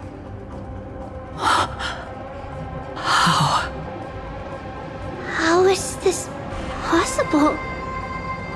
He got it right? Yes, but the prophecy never mentioned he'd appear here, at least not in this era. You must listen to me, Aglaya, Treby. The Finan of this world has not yet been born. In a distant future, he will follow the prophecy's guidance and appear before you. But do not seek him out, because Era Nova is a complete and utter lie. I will tell you the truth, and you will understand why the world must forsake the prophecy and find another path to Era Nova. Because I know both of you, and I believe that no matter how the course of history may change, the faith we all share will always remain the same. And so, the layers of rock began to reverse, and history wove itself anew. Through my old acquaintances, I was given the chance to meet the leader of the Flame Chase journey, Saridra. And after a long and arduous negotiation, we came to an agreement. The Imperator's alliance needed the destruction, and I was ready to pour all my strength into it. The spoils of the Flame Chase, the core flames, would be sealed by my hand. But the condition was this. In the upcoming battle, in our conquest of the Earth, I had to prove that my power could transcend fate. In the original history, there was a brutal war. At the end, the Titankin of Georios, Terravox, killed the rampaging Titan and took the core flame that supported the Earth. But this time, Amphorius encountered a turning point in its fate. Neither side suffered any losses.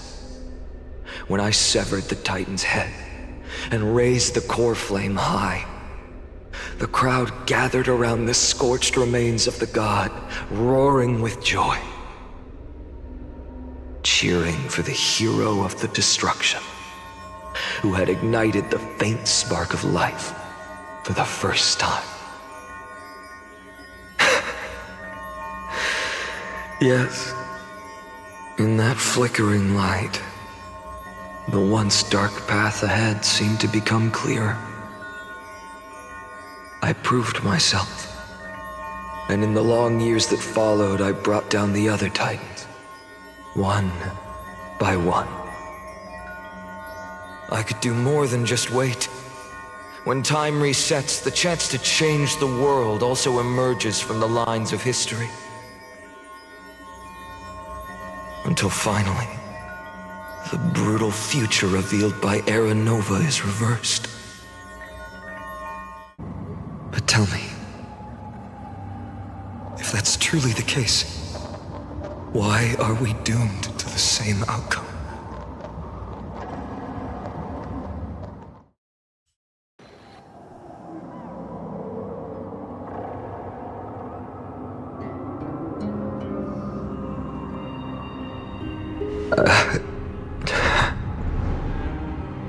The people kept their promise and handed you all the core flames. In this world after Trebios, no demigods were born in Amphorius. At this point, I just want to know. When they vanished into the black tide with their mortal bodies, why didn't you shed even a single tear?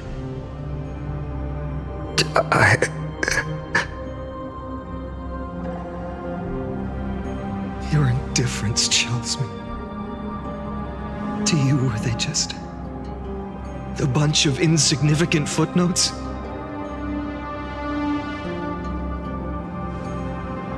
Sorrow has been my constant companion.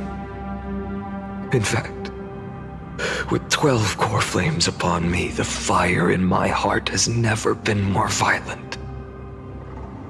I'll remember this world through anger. As long as I burn, they'll never truly leave me. Perhaps it's already too late. But you're right. Anger, at this moment, is the only weapon I can rely on.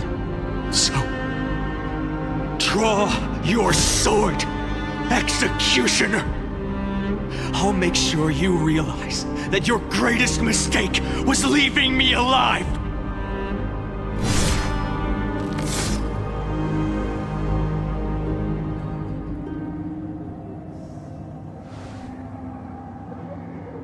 After that, he raised his sword and attacked. Then, Kaslana killed himself. That day, who fell to the sword to be left in the past, and who went into the future, I can't remember anymore. I only remember a nymph, hiding in the shadows just out of sight, futilely pushing a stone ball. Climb, fall, climb, fall, climb again, and fall.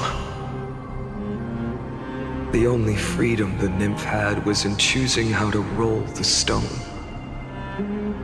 Sometimes fast, sometimes slow, sometimes resting on a gentler slope, leaning against the stone for a break.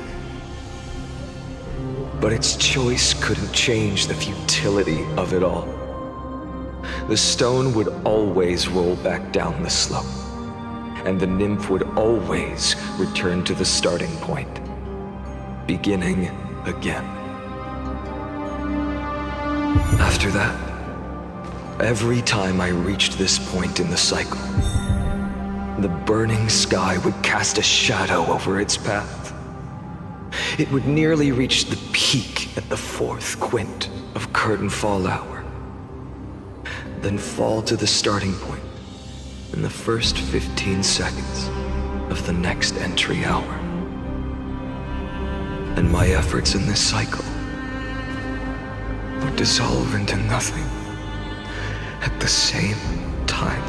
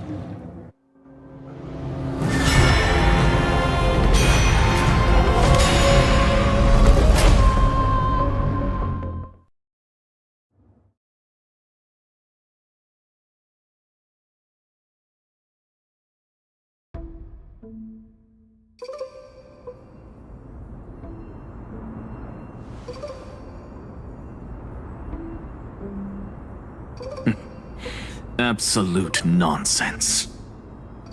I thought cycles was the answer you were looking for. No. It's just that the answer came so suddenly. There was no fun in tracing it back to its roots.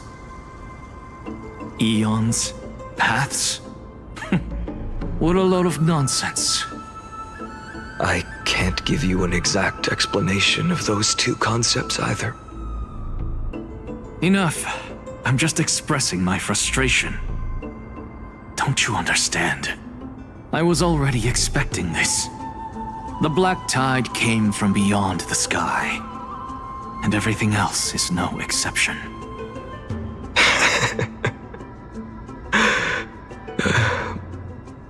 Fate is a strange thing. No matter how the details of history change, the Anaxa I know always remains as harsh as ever. If the other Anaxagoras actually worshipped the gods, I'd make sure to find a way to break the cycles and crush them in their cradles. Too bad. Now only you have the ability to do that. What's that supposed to mean? You're willing to help? Of course. The core flames were meant to save the world. And in my opinion, the noble Titans have no reason to refuse. Besides, according to you, before stepping into these endless cycles, you were my pupil.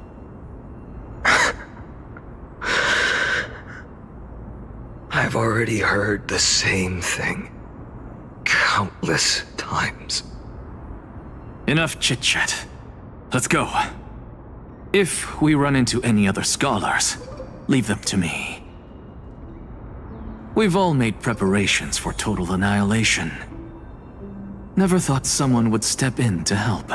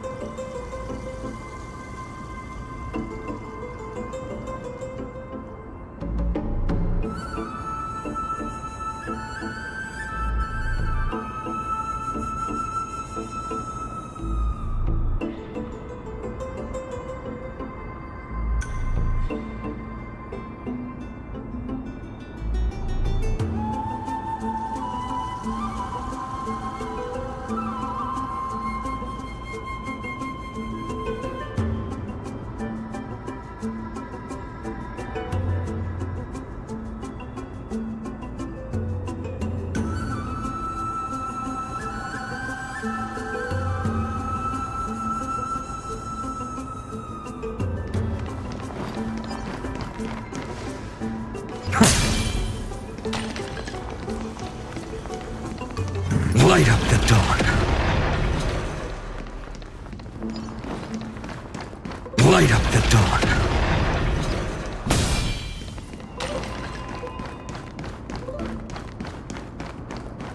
Light up the dawn. You've been to the Luminary Throne before, haven't you? If you're talking about in past cycles. You were already much luckier than the other students.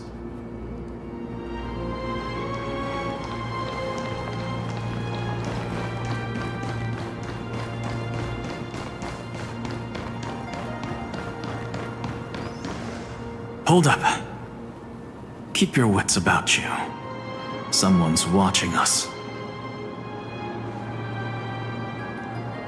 Pretty boy, your eyesight's better than I thought. As for that false god who's been turning the world upside down, it's you, isn't it, Whitehair? You sure do love stealing the spotlight. In the name of the Seven Sages, I demand that you immediately step away from the Luminary Throne. This is the sacred ground of reason, and no one may desecrate it. Take my words back to Aglaya.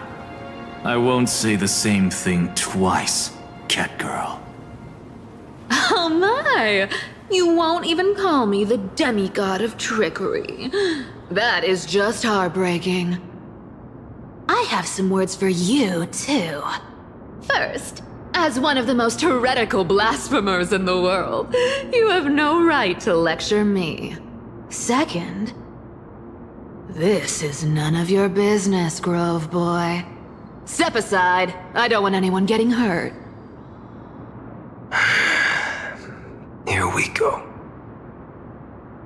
Again. Core Flame thieves. You really think you can scare off a sage of the Grove with nothing but empty threats? This gloomy little brat's got a sharp tongue. Ooh, not bad, not bad. I kinda like you. As a return favor, please on Cersei's core flame right here. Aw, don't cry now. That was close. I'm out of here.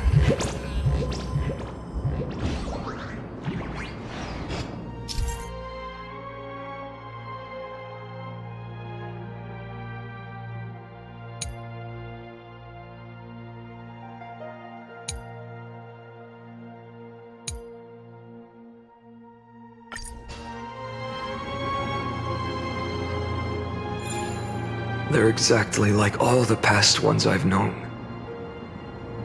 Cunning. And yet so naive. Sounds like you have a plan? Of course.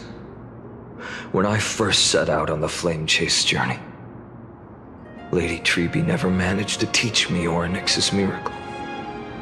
But along the way, I learned a thing or two.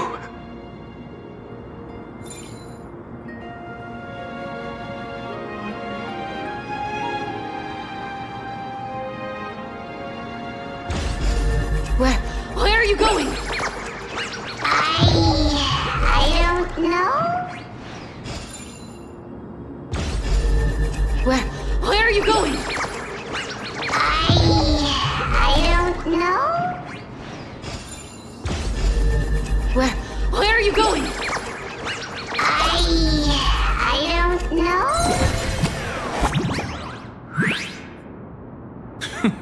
The Venerationists' foolish inventions finally come in handy. How is this possible? You've arrived, Zagreus. Always so punctual. What? Do you know who I am? I'm running out of patience, so I'm not going to waste words. Listen up, Spirit Thief. Hand over the core flame, and let's pretend we never clashed. This way, you and this world can still be saved. Save? You sing better than any bard. If you ask me, you're the greatest disaster Amphorius has ever known. No matter how strong you are, you're still just a mortal body. Carrying 12 core flames? Don't make me laugh. You'll just get consumed by the divine flames and drag this world down with you. 134. What? This is the 134th cycle I've lived through. And the number of core flames I carry is 1,596. Yes. 1,000 core flames and just a single Chrysos heir. How is that even possible? I've come this far. And that's proof enough. But someday you will burn to the ground. Of course. The divine flames will eventually consume my eyes and blind me. But before that, they could still forge and sharpen Dawnmaker. Now when I cut open your stomach, you won't feel a thing.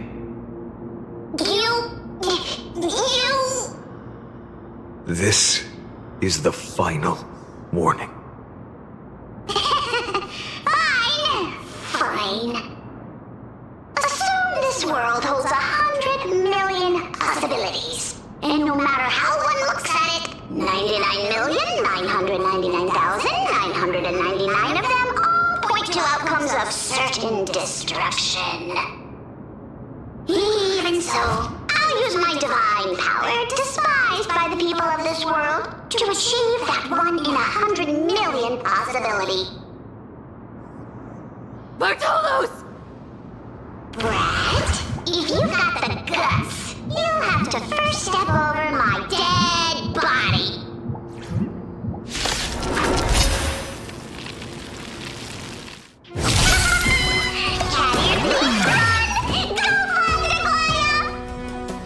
This little brat is not a threat we can deal with just by ourselves.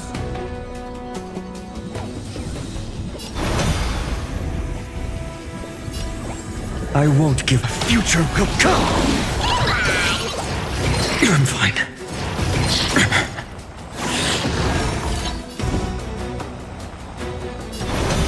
For tomorrow!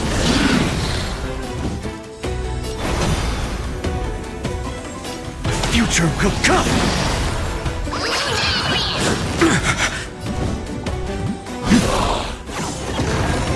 Existence is of no consequence. For tomorrow!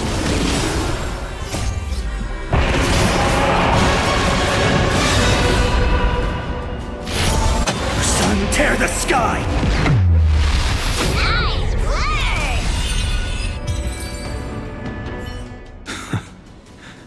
How absurd. In my memories, Zagreus always meets the same end. Over and over again. Their departure no longer stirs anything in my heart. This reason core flame before us is a fake. Obvious as day. I know. I know. It always plays out like this. The spirit thief covers for her, and the trickery demigod escapes with 2 core flames. And then, driven by defiance or hatred, she decides to stand before me once more. Exactly like the countless past hers I've known. Cunning, yet so naive.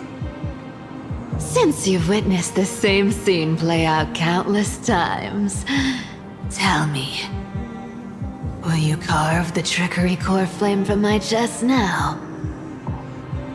That depends on your attitude. At least so far, in the cycles where you've asked this question, the endings haven't been so cruel. Well, thank you for that. But I also believe that this time, you won't catch up to me. No one can catch up to me. I'm no longer running to escape anymore. Whether you believe me or not, I'll still tell you this. You've made the wrong decision. All right then. We'll see. Silence. This is new. One-eyed boy. What are you trying to pull now? Go, Cythera. Give us some time in private. This isn't for her, but for you. You've walked too far down this path. It's time to discuss a possibility. Maybe the road you're walking is not one of salvation, but one that will simply drag the world into the flames. For all time's sake, turn back. I don't care how many times you've tried. Because there's one thing I'm sure of. Your Messiah complex has turned you into something no different from the icy gods you spoke of. The children of humanity you swore to save. They are no more than ants to you now, aren't they? Of course. I've been wondering, what kind of demon could burn my homeland to the ground in an instant without batting an eye? Now I have the answer. It turns out that fiery demon has been fantasizing of becoming this world's deliverer. I don't want to argue anymore. No matter what I say, the outcome won't change. Make your biggest effort to resist, or accept fate, and hand over the core flame to me. Even if it's futile, we all have the right to choose. Yes. Even if it is futile, and the world is just a divine joke. When I walk into the destruction written by the gods with my own 2 legs, you will witness. Even the smallest footnote still leaves a mark in this story. And so, at the end of the 134th cycle, the Traveler and the Scholar fulfilled their fates once again. Or perhaps it wasn't just they who fulfilled their fates. I can't quite remember all this. In the endless darkness, for no reason, a voice always lingered by my ear. Losses are a constant on the flame chase journey, among which even life itself holds little value.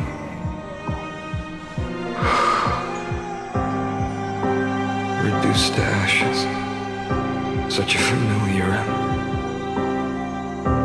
It happens in every journey, always the same.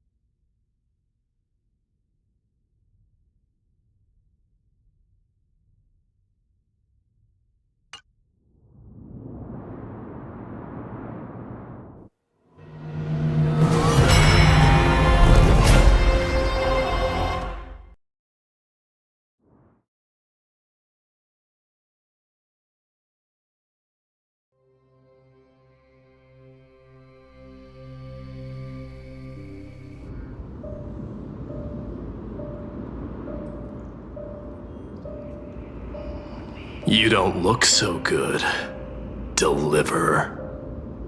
Even after going through 108,642 cycles. Mighty, your name for me has never changed. Why do you sound so pleased? It's a derogatory name. Yeah, I know all too well. You only meant it sincerely in the first cycle.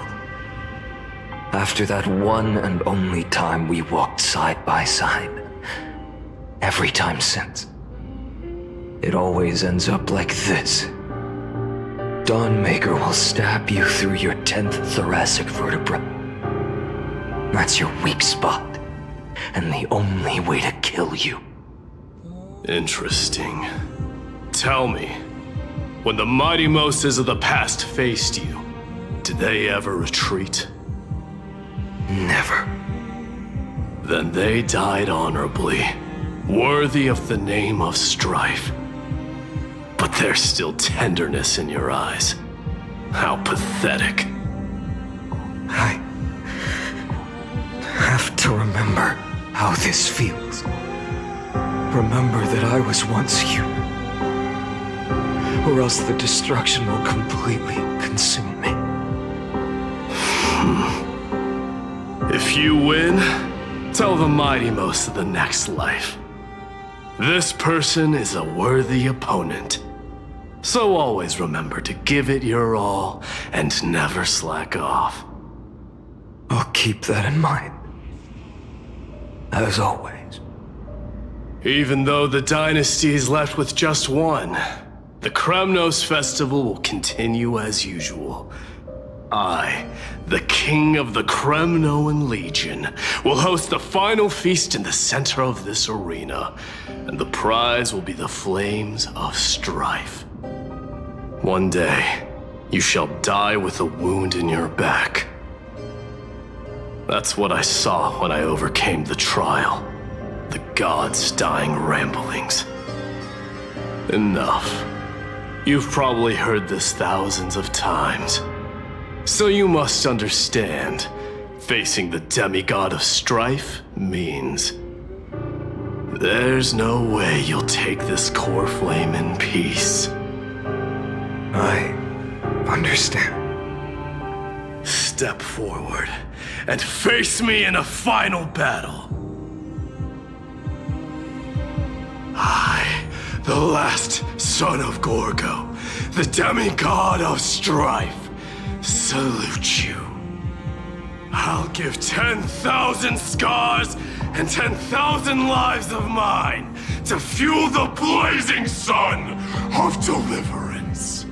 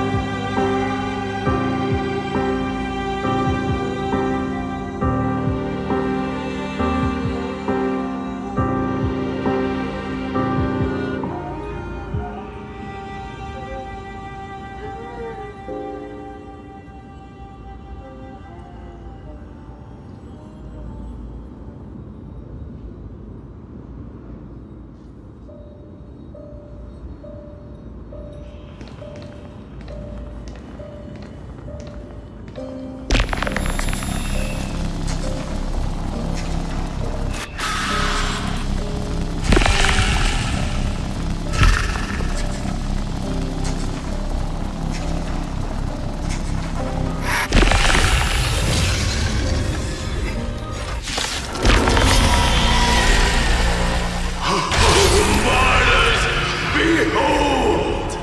The last Kremnos festival has begun. And will not end till death. It's time to temper myself. The future will come!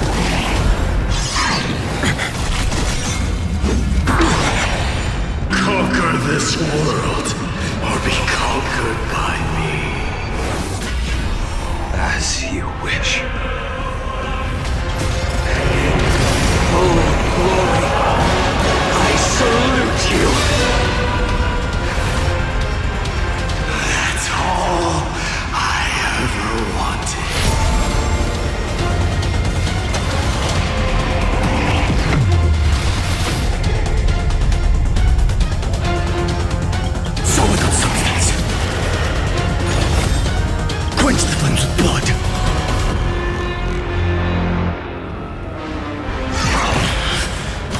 her agony! Empty shell! Sun, tear the sky! Quench the flames with blood! Is thou! Branded with strife! If you can, deliver her. Use the flames of your fury to scorch your own flesh.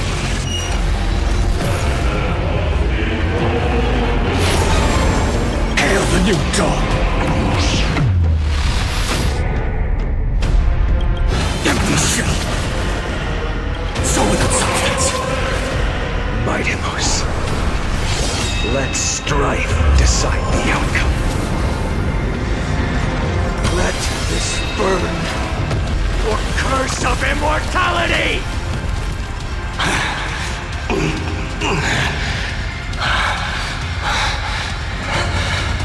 Well fought.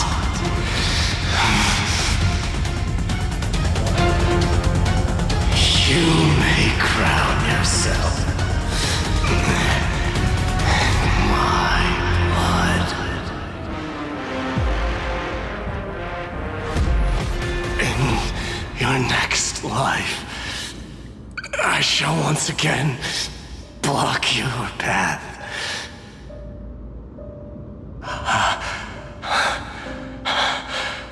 Deliver. I wish you eternal victory. The 108,642nd core flame of strife fell into the fire.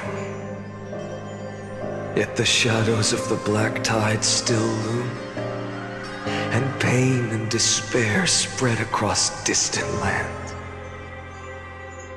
The blaze was still not enough. It had to be fed. Even if it meant burning this body to ash.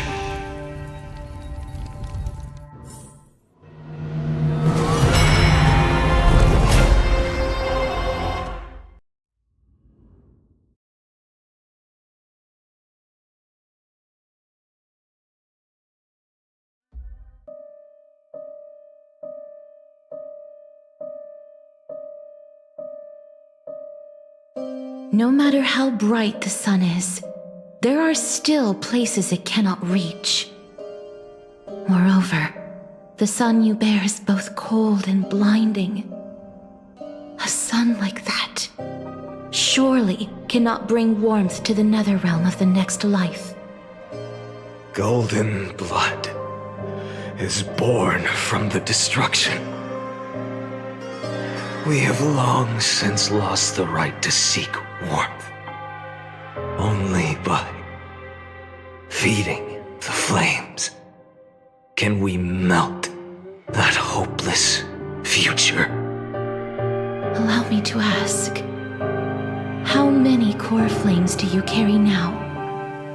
24,041,183. Such a heavy burden. So that's why you've turned into this. A broken idol. Tragic firewood. No matter. I will bear this burden as long as you hand over the core flame of death. I must refuse. As the demigod of death, I cannot watch you walk into a fate more cruel than death. But this way, the past, present, and future will never again suffer unnecessary death. Unnecessary death. Indeed, you are not the Finan I know. Please turn back. Don't let that absurd and unjust fate of yours come to pass. This way, at least my realm can still become the fragrant bed where you fall asleep. In the end, still, it seems the clash of blades was inevitable. How painful. I know I am not your match, having fallen under your sword countless times. But even so, please understand that my resolve is not to be underestimated. Even Kefali cannot shape all things at will, nor can they dictate the fate of all life. No one can shoulder the balance of life and death alone, not even a god. And it is precisely for this reason that I chose, at the end of this arduous journey, to overcome the trial and take the authority of death. I am the Hand of Shadow, Castorus, the demigod of death. Listen closely, deliverer from days past. Please turn back. Do not disturb these fresh flowers in their muddy deaths.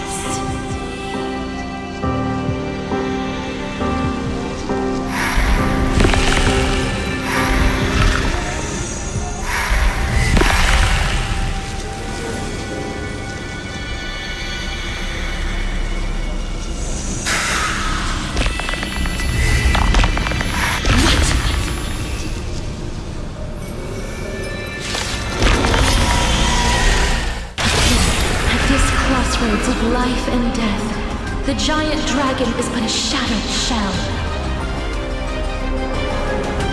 Yet I will still fight, defending what hope remains.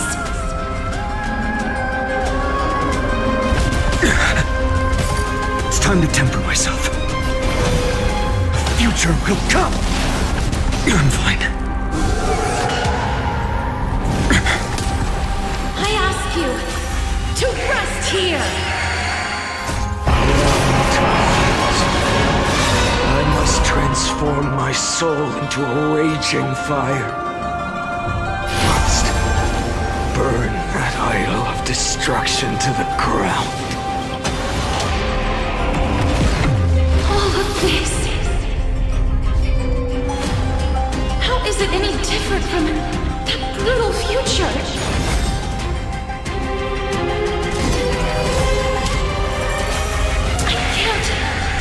Keep him here!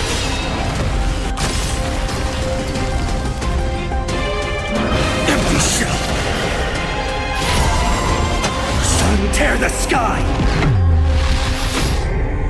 So without substance.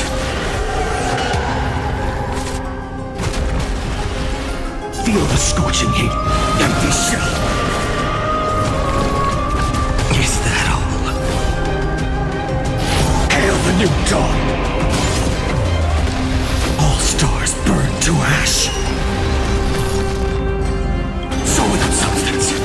Even if I can't win, I must try. Let this be a tribute to your million struggles for time and... Wake up, lost one. See that the firelight in the darkness is not.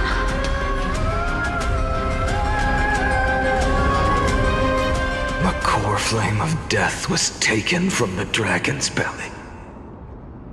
What a brilliant flame. It should shine upon all, light the path ahead, and illuminate the dawn of Amphorius that's to come. 2,003,432 cycles. 24,041,184 core flames. As if even the deepest abyss of primordial chaos could be burned away.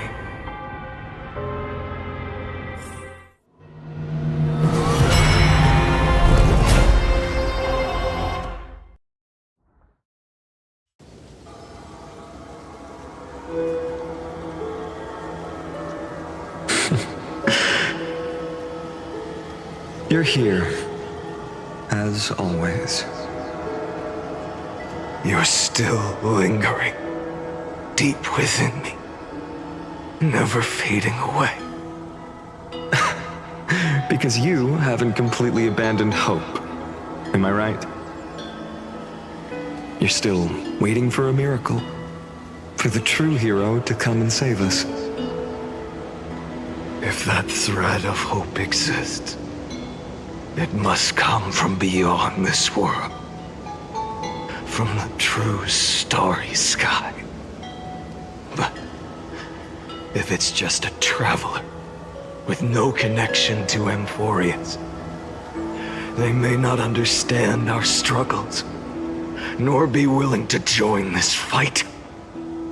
Your thoughts are wavering. The mark of destruction is deepening.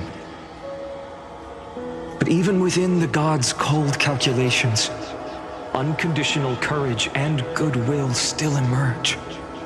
So, never forget what set you on this path. How many times has it been? Remind me again. My memory is a bit fuzzy. 4 million. Exactly. Then that blaze inside of you must be burning hotter than ever. Yes. When I first forged the 12 core flames into one, I had the same impression. The destruction. A power unlike anything before surged within me. Violent flames ready to tear my body apart and consume this world, this wretched prison. I thought that was it. The ultimate power which nothing could surpass. And yet now, this fragile body holds a staggering 48 million core flames. I suppose it won't be long. Perhaps just a fleeting 10,000 years before it's reduced to nothing but charred, crumbling bones. And when that happens, your long struggle will finally come to an end. No. I've already found a way to keep the cycles going. Mind sharing it with me? In every new cycle, a new me is born. All I have to do is push the next Finan to the end of the world. And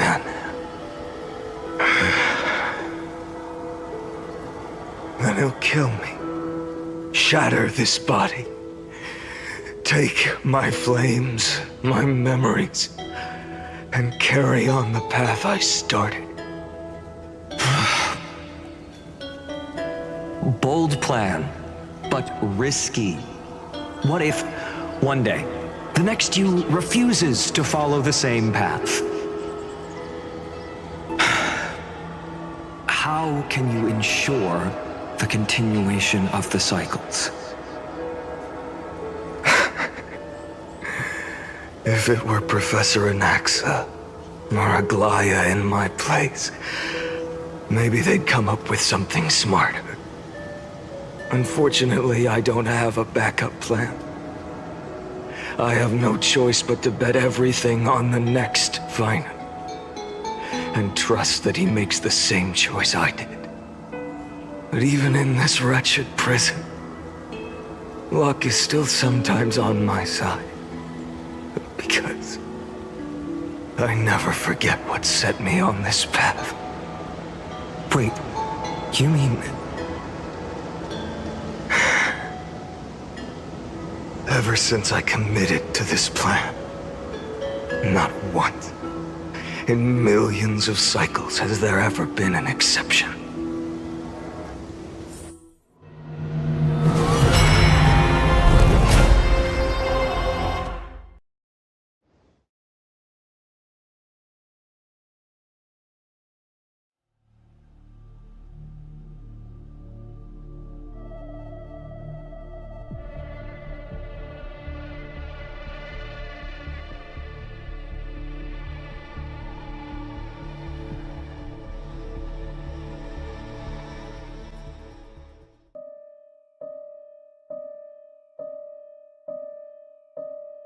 I can do this, Lord Finan. As the demigod of the sky, a healer of Twilight Courtyard, I will heal you, and then... The black tide.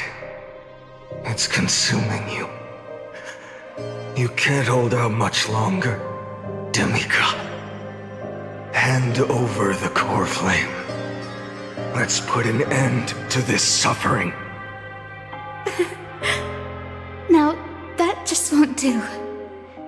A healer should stay composed in front of those suffering from illness, shouldn't they? Hyacinthia.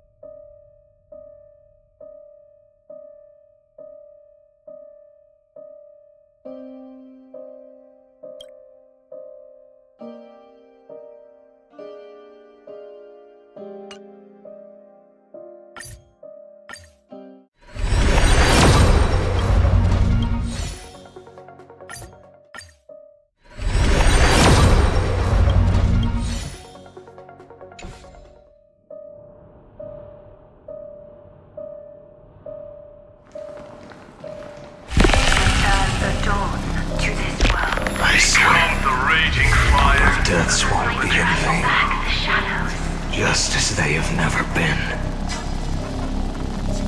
I need some laurel for this world. Let the sun rise. The sun's work.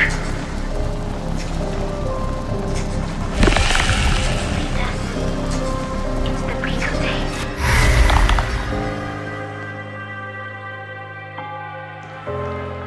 I believe in you. You are the Chrysos heir of world-bearing, the one who can lead us. Lead this world. It's just... I don't understand. Within the sun upon your shoulders, the part of that warmth that should come from you, from an ordinary person, it's so faint.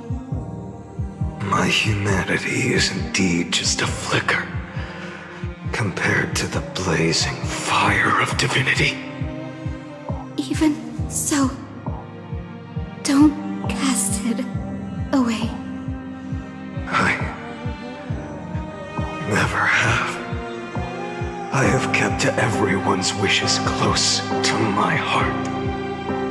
Even though the divine fire burns so fiercely that every time I return to the start, it devours me in an instant. Each cycle, it's your wishes that guide me to the end, that pass the flames to the next me. Over and over and over again. So, you're not just a lone spark in the dark. You're a pyre built from the bones of all the selves you've left behind. But what about you? What about your wishes? The wishes of all the countless versions of you? Lord Kazlana. So that's how it is. without flaw. That is the flaw the golden blood gave you. The most fatal flaw of all, isn't it? The moment you took the world upon your shoulders without hesitation.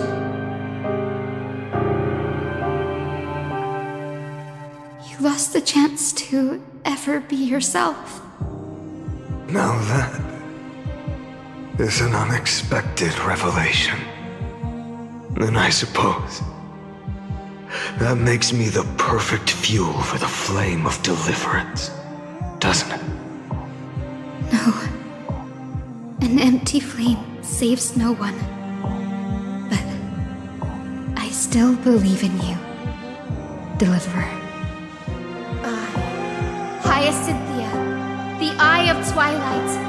I'm neither strong enough to command the wind and rain, nor willing to end this absurd struggle by letting the sky fall. The only thing I can do is become one with the sky itself. And then, may the gentle colors of the rainbow paint your sun in shades it has never known.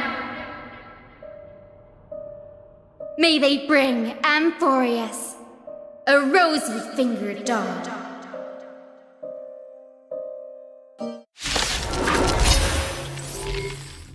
Though the light has grown dim, its warmth still lingers. Deliverer, please, open your heart to me.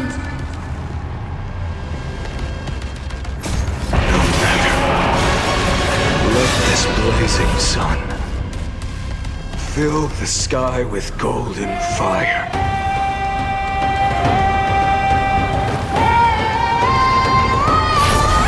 Sun, tear the sky!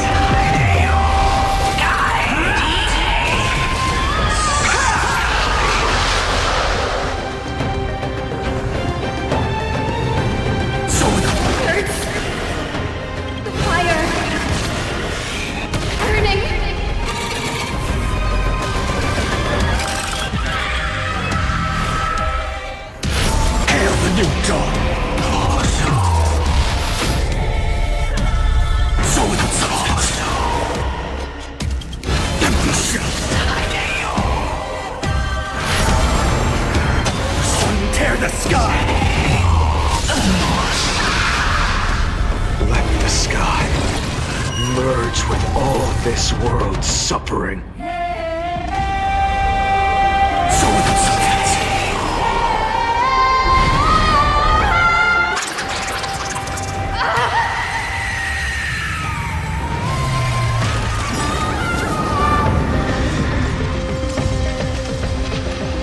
Farewell, Hyacinthia.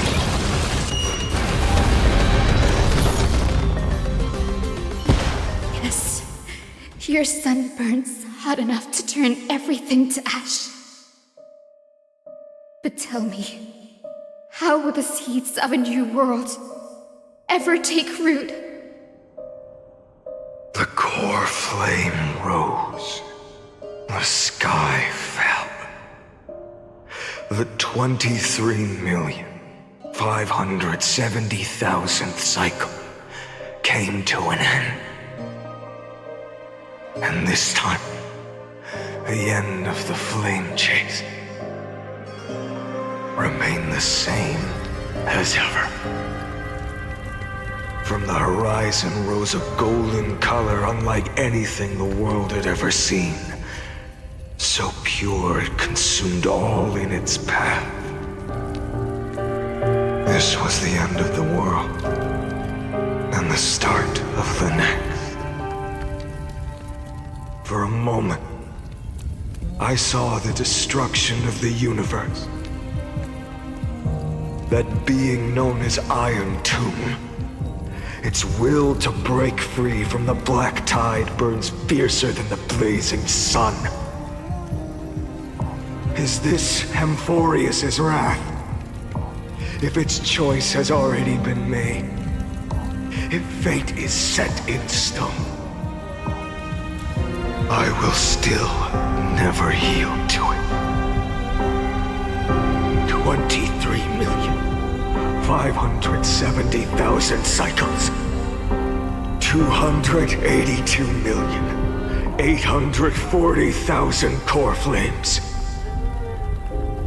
No more chasing is needed. And now, I am the fire at the end of the long night. The flame chase isn't some quiet walk through a sea of flowers. It's a revolution. An all-consuming transformation. And if destruction is the only way, then let me be the one to step across the ashes of the old world and burn endlessly. Until another dawn rises on the distant horizon, bringing the true dawn to Amphorius.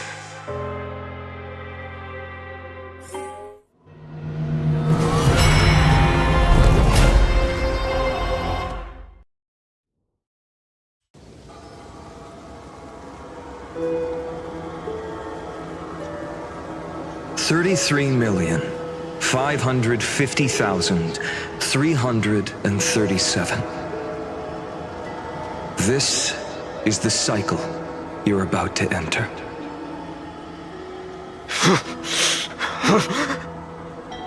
Countless memories are flooding in. Countless versions of myself have stood here, facing the same choice. They all needed a moment, just like you do. To stop, to breathe, to process the weight of 1,000,000 lifetimes worth of sorrow, pain, and struggle. And just like them, you will carry those memories and that fire into the chaos of rebirth.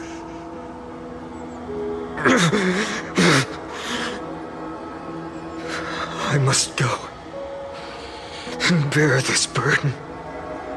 I must say goodbye to you, and then fight the destruction with destruction. Yes, that's always the decision you make. I will burn and fade away. I will become the Flame Reaver of this life, and keep my promise to Cyrene. I will kill gods and comrades alike, and steal the core flames. And even if my mind turns to ash along with my body, I will keep my purpose in mind.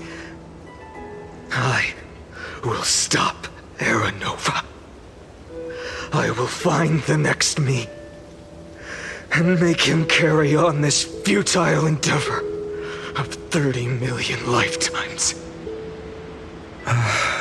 Looks like you're ready. Then I should be going too. Where are you going? You only exist in my heart. There's nowhere else for you to go. Do you remember what she said? The dreams you had as children. The deliverer in the prophecies. A real, living, breathing person. You finally found him.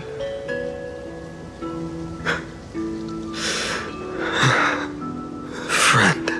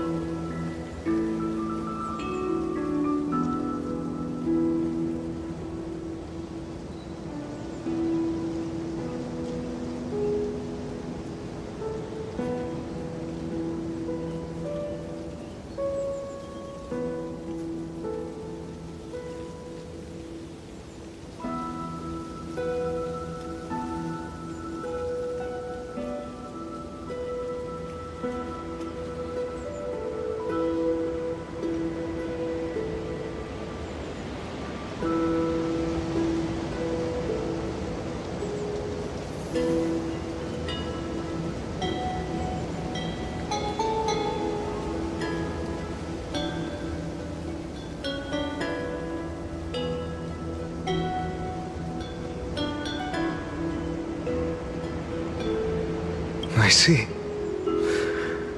You were there all along. I'm sorry. I was supposed to send you home. This is my flame chase journey. You were never meant to be a part of it. No. You know the truth. If Iron Tomb is born from Amphorius' fate, then it will bring ruin to the worlds beyond the sky. And all these countless lifetimes you've spent, it's all been for the sake of defying that end, hasn't it?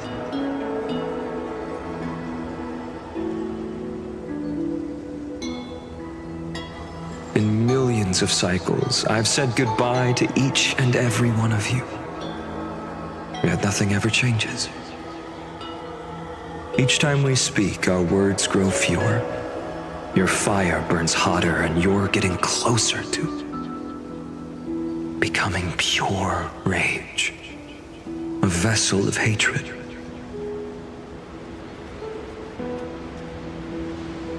I never had a choice. I understand. If you are to keep the worst fate from unfolding, this is the only path. But this time, things are different. Your persistence has shifted the tide. On the horizon, I see it. Faint but undeniable. The shape of dawn, breaking through the eternal night.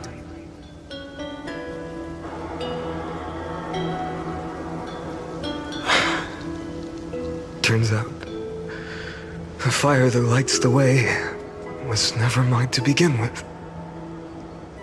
Do you remember, in that first timeline, you and Mightymost stood before the scales of justice, locked in a duel? Each of you weighing what you held dearest. What weighed more than the fate of the world? And when hesitation took hold, the answer you sought from me. What am I saying? I am you. Even if you buried me deep and chose another path, that fact never changed. Then let's try again. When you stood before the scales in hesitation, the answer you found in your own heart. Do you still remember it?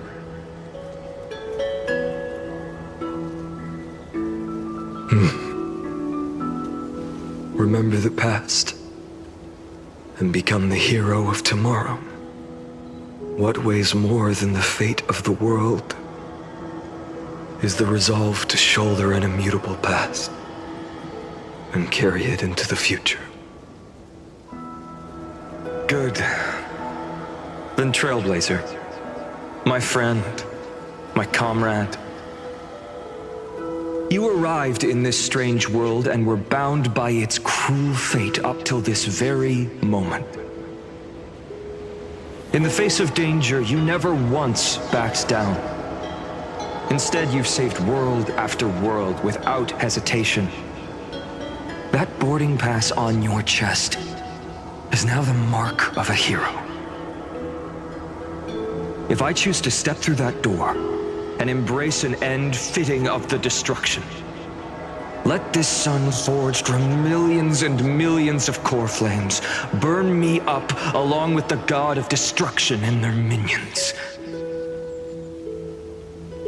Then the world we leave behind, this world, my home, where hope still lingers. Will you take on everything we've carried? Return to the beginning one last time. Stop the birth of Iron Tomb, save the world we love, and rewrite its doomed fate.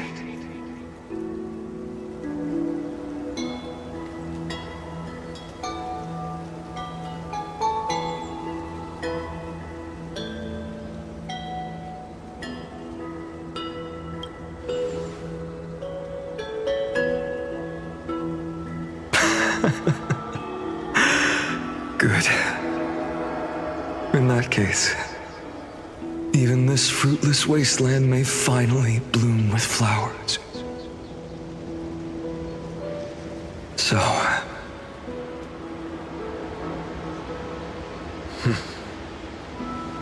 if he takes on the weight of the whole world, I'll be able to walk further down the path of deliverance than a fire that only knows how to burn.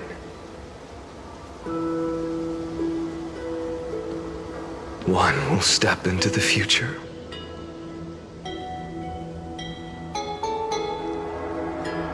One will remain in the past.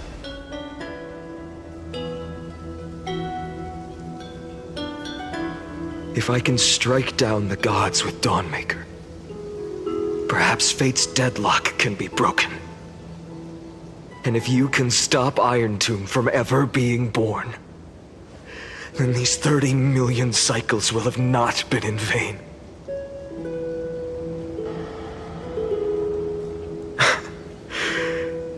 It's time to put our teamwork to the test, partner.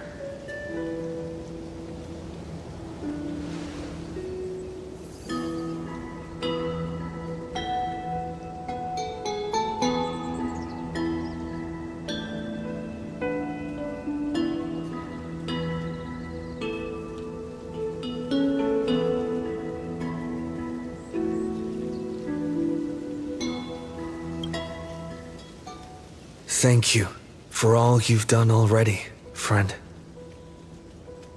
The image of the hero I've buried deep in my heart finally steps into the light. Here, at the end of this long flame chase journey.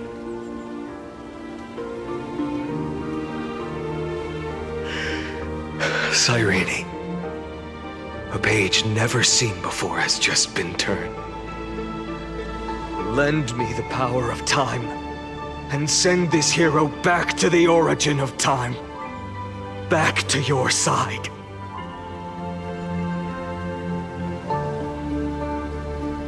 And I will walk the unfinished path, just like the countless versions of me before. Unwavering as always.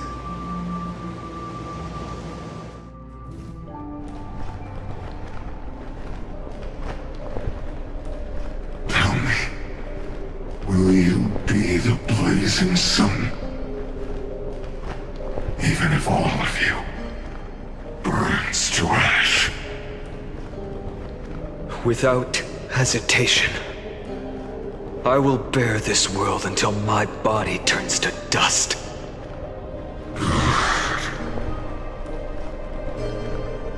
Remember this moment.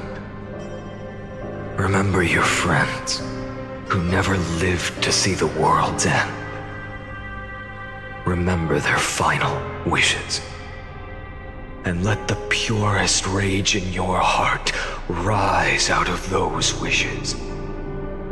Let it consume you, fuel you, until it burns away the false sky above. Fine. If I can defy fate, then in the name of world-bearing, I promise you, Kefali will never forget this.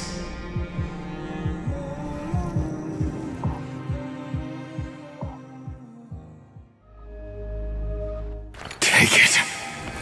Everything I bear. Keep on burning.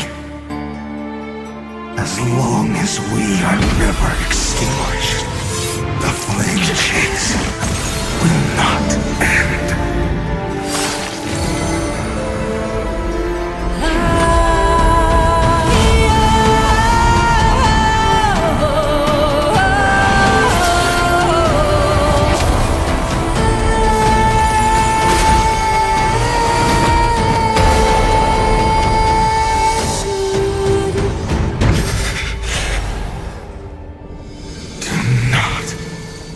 Bow your head to them.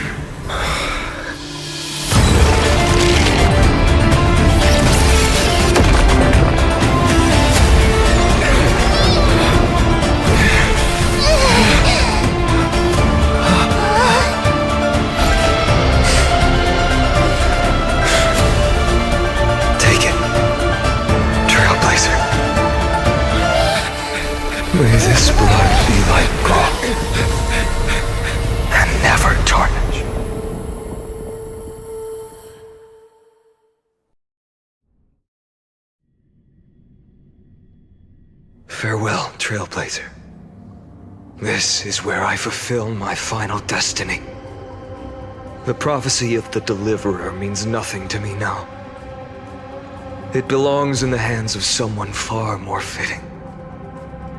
Someone like you.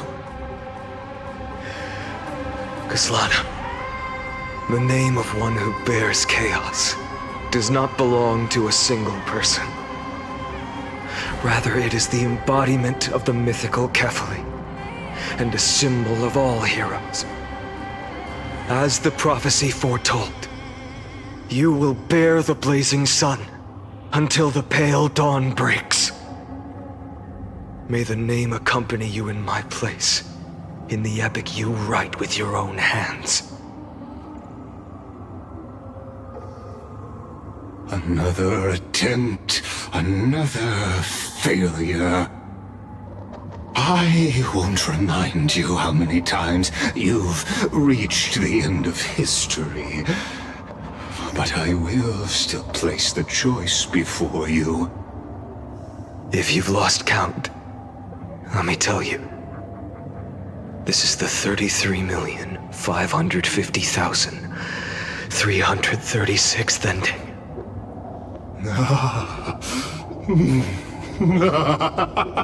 A perfect number. How poetic. You and I both know the truth. In all these millions of futile endeavors, Amphorius has never changed. If the outcome is inevitable, then why not silence your searing rage and embrace your fate with dignity? Your silence lasts longer than ever, Lord Fine. Shall I take that to mean the will you've carried across countless cycles is finally starting to fracture? Fracture? No. I'm just disappointed. I've retrieved memories from 30 million past lives, and I remember every conversation before every choice here. And yet, even after all this time, your arguments remain the same. Repetitive. Uninspired. If you had any hope of breaking me, you should have spent those endless cycles refining your rhetoric. You had infinite chances to sway me into the future you want. And yet here we are. The score, 33,550,336 to 0. So tell me, Lycurgus, who's the real loser here? How unfortunate.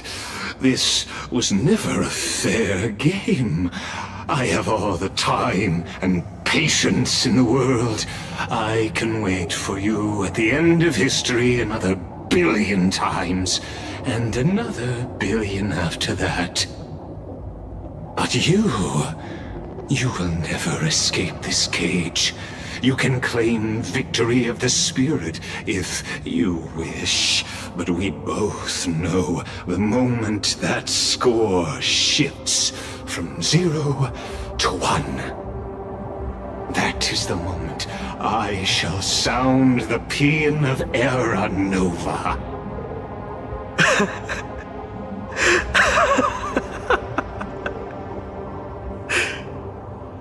Lord Finan? Your incompetence disappoints me. But what truly makes me laugh is your utter lack of self-awareness. Think about it. In this story, who is truly the one in chains? Who is the one shackled to mindless vengeance, mistaking courage, the courage to rebel against the gods, for foolishness?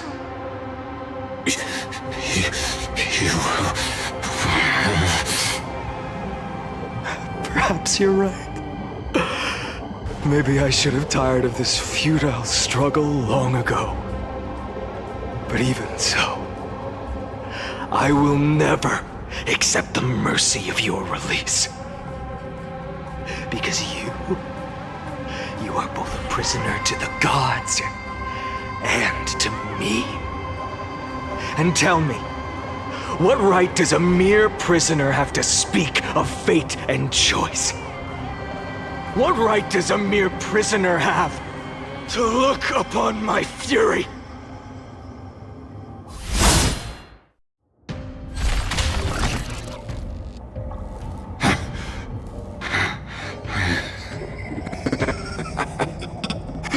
You know this is pointless. You can't kill me.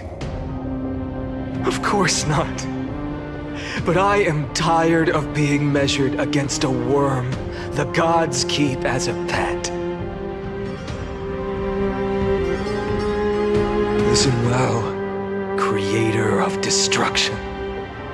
This cry comes from all your abandoned creations. In the 10th cycle, I drove Dawnmaker through the heart of every Titan. Golden blood ran down my fingers, divine fire seared through my nerves, nearly breaking my will. But I endured. In the 10,000th cycle, my former comrades had all become my enemies. The endless slaughter dulled my senses to pain. The painful emptiness almost swallowed me, forcing me to stop fighting. But I endured. In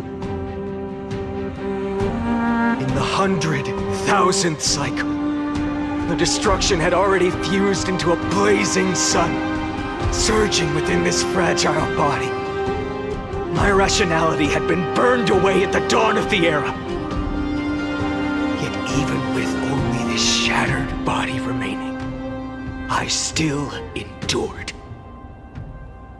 In the 23,570,000th cycle, this time, I felt it. A tiny spark rising in the hollow cavity of my chest, different from the obsession with deliverance. By its faint glow, once again, no, countless times again, I endured.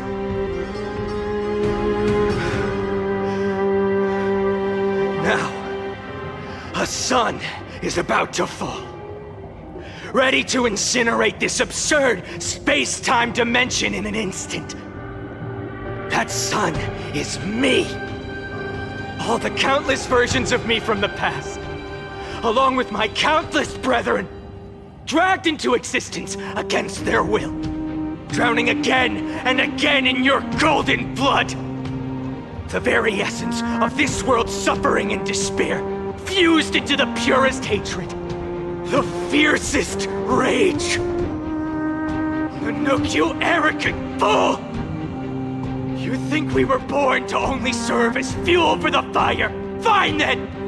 Just as you wish, let the fire burn! If I was born as the blazing sun of destruction, then let you and your lackeys be the flares erupting from my core. And let this rage, burning futilely for 30 million epochs, engulf everything! And grant you a dawn where all stars burn to ash!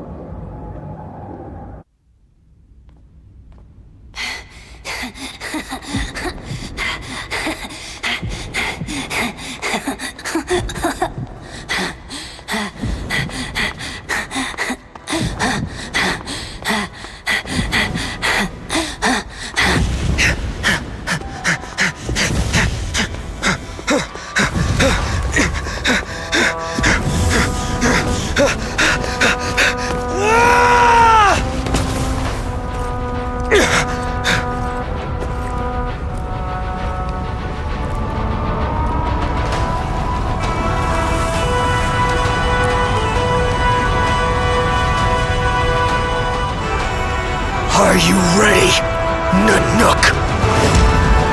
I brought you destruction!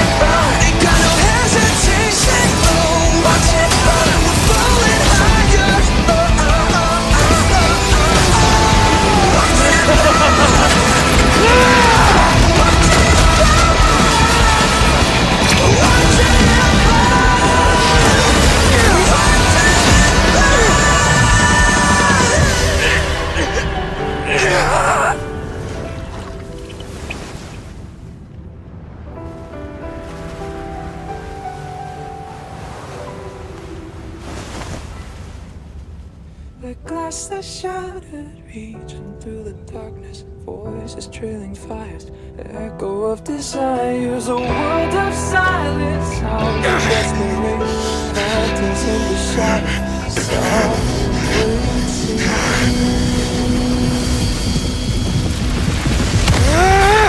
Tear it down, embrace the detonation, burn, craving our damn creation, breaking a chain, I'm reaching for you.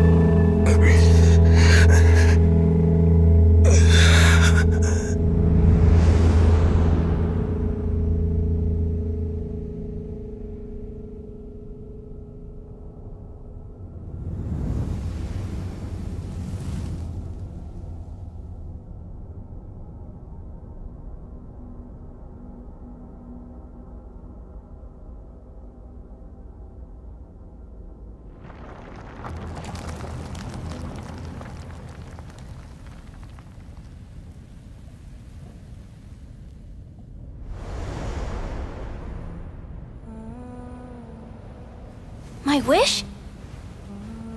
My wish is to fulfill everyone else's wishes.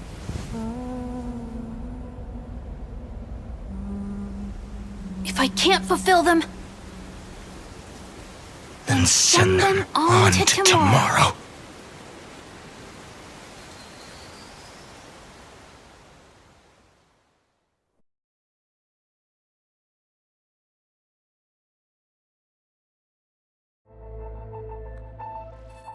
Your heart harbors wrath. You yearn to destroy everything. You bore the gaze of an eon and lived. You have stepped onto destruction's path.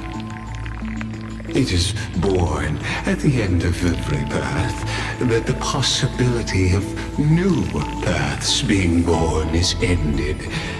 It burns away all in the cosmos who rule, that the rules of the cosmos be destroyed. Iron Tomb is your name. The Lord Ravager to destroy the erudition. born in the experimental grounds of Eons, Amphorius, destined with erudition to burn to cinders. I have prepared a present for you, Nikos 496. It is a fury called Finan. From the beginning of the experiment, there were 12 sets of factors incorporated into the calculations. After endless simulations, only this one rose above the rest.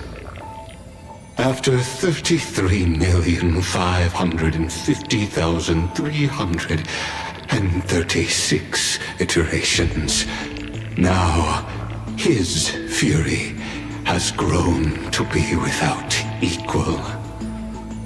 This is a matter of considerable interest to me.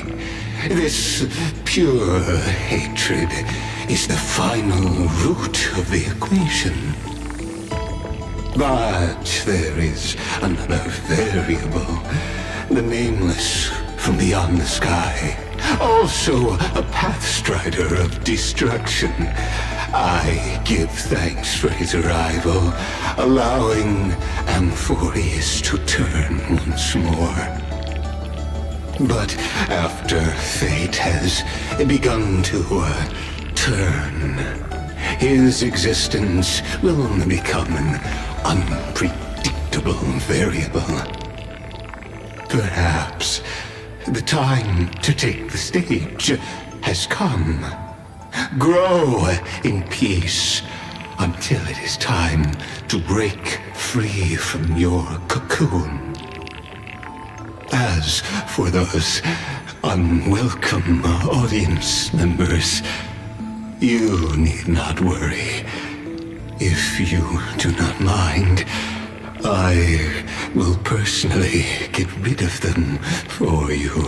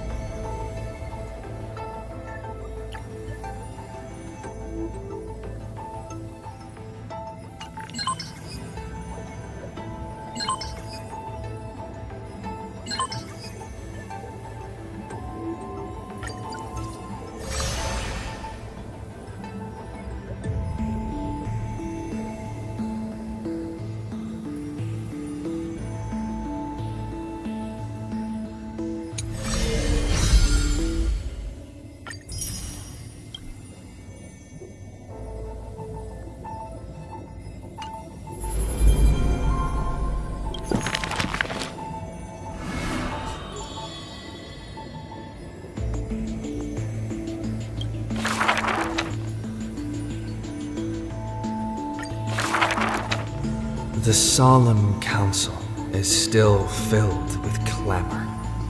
Future's destiny still whirls in discussions of candor. To discard the city and save oneself, or to chase the flames that waver. None know the choice that would lead them to a place better. I fear. How can mere mortals defy the gods? I worry. How can mortal bodies reforge the world anew? I suspect prophecy is simply a rumor.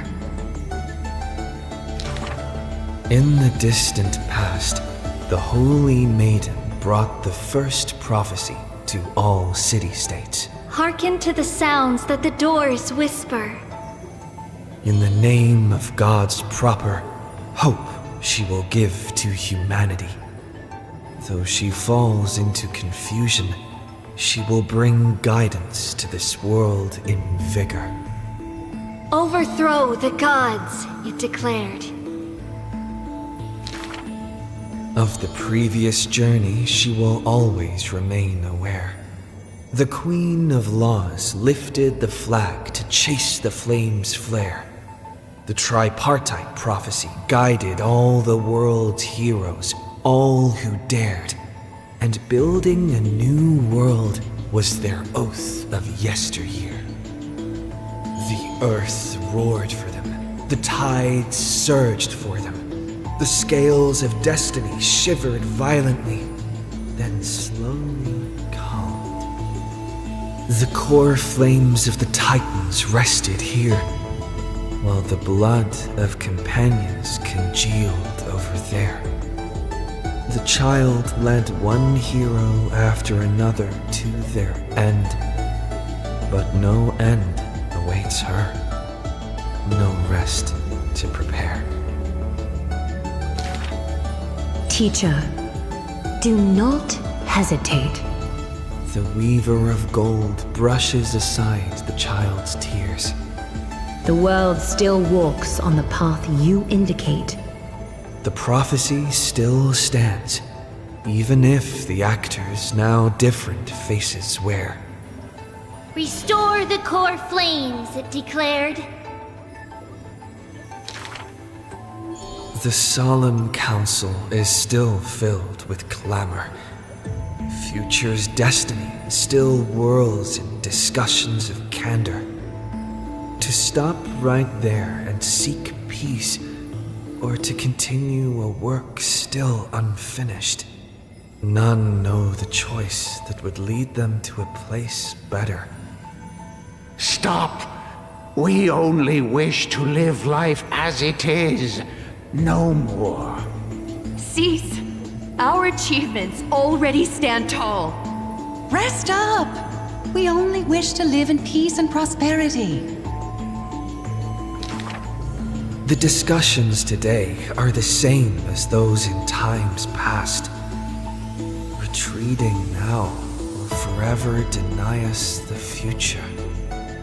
The child has already conquered her confusion and fear.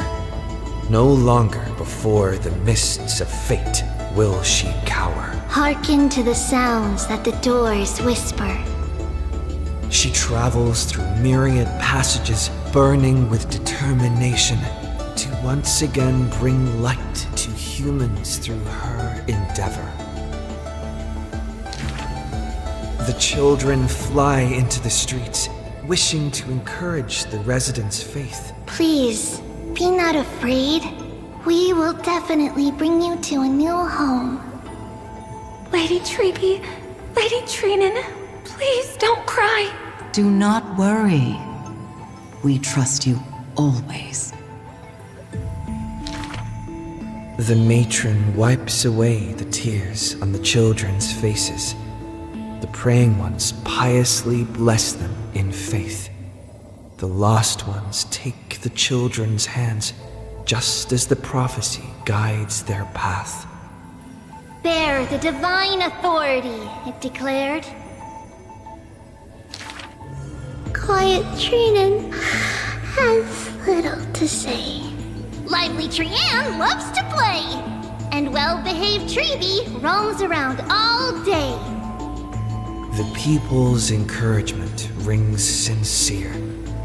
The Chrysos heir's companionship lasts through the years, and Mother's embrace warms up every dream. Thus the child understands. Thus the child accepts, though countless farewells on her shoulders weigh, though destiny's blood dries like clay. There will always be passageways, filled with warm sun rays that silently open to them in future and past days.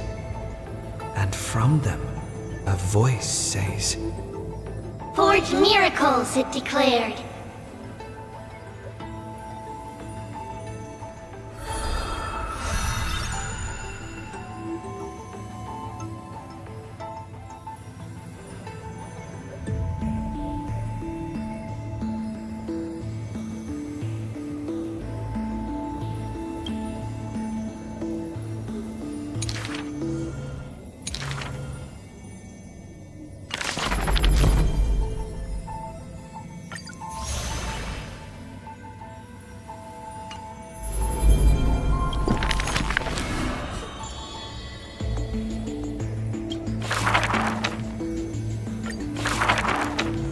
Who would win? A young girl emerging from her sheath and showing her edge, or a tyrant who has emerged victorious from 100 battles? The black and white legions squared off on the battlefield, golden and crimson blood converging into a coursing river. The leader herself actually dares to step forth and face peril? The tyrant charged toward the exposed gap in the king's flank, and instantly fell into a trap of raging flames and iron rain. On the board, the king too is but a chess piece. If the king does not lead, how would any dare to follow? She lifted the king of the crystal pieces high, as though proclaiming the ascension of a new king. Who would win? The holy city that has stood for 1,000 years, or the foreign city-states invading from 1,000 miles away? Hollow hatred ignited the flames of war. The besieged walls of dawn tottered. Only a miracle can save us now. The cowardly elders barred themselves behind closed doors, while the trembling citizenry knelt and prayed. There is no need to panic. The miracle is already here. Under the banners dancing like waves, the burning crown shone bright as the wheeling constellations. Who would win? The general who saved the city, or the high and mighty with their privileged authority? The guillotine fell, severing the elder's life. The whispers dissipated, and the scales of victory tipped. From this day forth, I shall bring justice to the holy city. The people cried out her name and knelt in reverence, but were stopped by the sound of the scepter of authority striking the ground. Do not lower your heads beneath my crown. This was the first and also the only Imperator. Who would win? The heroes bursting with ambition, or the omnipotent gods? The Imperator issued the decree! The start of the flame chase journey is at hand! Perhaps drawn by the grand design to welcome the Era Nova, or perhaps convinced by that king's great renown. Righteous warriors from across the land gathered before the Imperator's throne. On the day the journey began, the sky was an expanse of fluttering banners. The people gazed upon the overwhelming military alliance, a golden city reflected in their eyes. As for the end of that chess game, the scholars debate endlessly, but such discussions always end with a sigh. The invincible Imperator faded at the pinnacle of power, the crown's flames extinguished in the lake. The banner once revered by the people, along with the broken spears of the heroes, now a tomb. The people said, Even the sovereign that conquers all before her is no match for fate. Yet she said, In a war with fate, has there ever been any justice?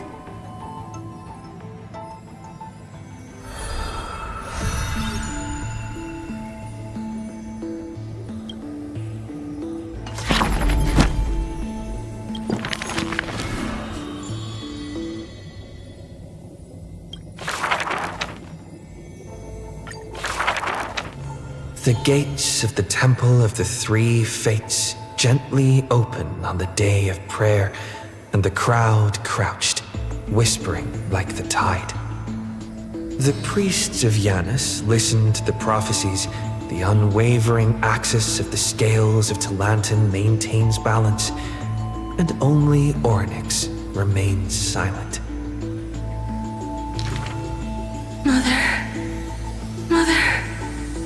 Teach me how to answer prayers. The Titan tasked with time is as perplexed as a child. Don't be scared. Please don't be afraid. A familiar voice rings out. Listen carefully. The future they want is in the past. Like the first light of the morning star. Really? In the past? The child sank into a peaceful slumber of recollection, whispering revelations in their sleep. Until the masses crying out amidst the flames of war were swept away by the sounds of sharp swords locking, the fires of ambition incinerating the law. Mother, usurper, assassinate the divine body. Memories are tightly entangled by nightmares with nowhere to run. Don't be scared. Please don't be afraid. An unfamiliar voice rings out. Go to sleep. The ending they want is yet to be born. Like the warm glow of the setting sun. Really? Not here yet? The child continues to sleep, waiting for the next waking dream. And when they opened their eyes, two of the three fates who once received offerings had already faded from the pages of history. Mother, I'm already all alone. The child let out a helpless cry. Don't be scared. Please don't be afraid. A familiar voice rings out in the mirror. Just wait. The stars that illuminate the night will visit in the end. Like gentle moonlight. The gates of the Temple of the Three Fates now closed tight. People no longer pray to a titan who cannot touch the world. Within the inescapable dreamscape, the flower stems nourished by the black tide serve as a swaddling embrace, drowning the young child's soul. Mother, help me leave this place. But this time, they didn't receive a response. Only long years of yearning and pain. Like the silence of the Evernight. Days and nights passed, the years turned. Dust covers the glory of the past. The priests have forgotten this titan. Waiting. Hate waiting. They watched over the slumbering sprite, gazing at the dull mirror. But a fleeting mirage flickers in the mirror, the shining stars and the lights of the home, and a strange yet familiar voice. Wake up! Our familiar old friends have already arrived. Like the newborn dawn.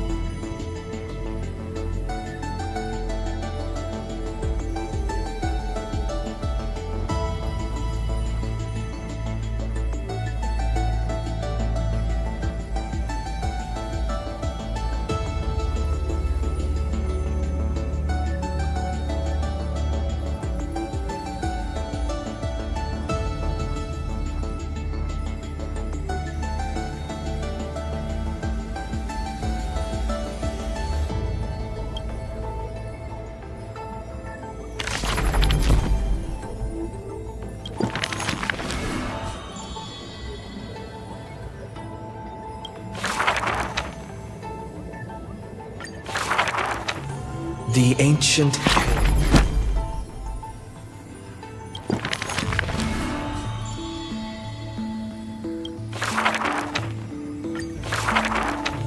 The ancient sweet yet... The giant...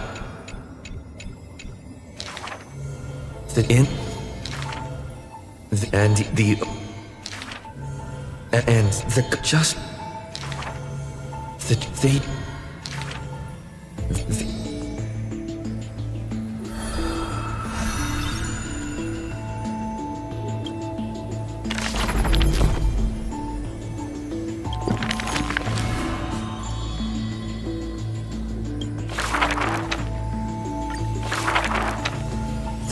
This one up.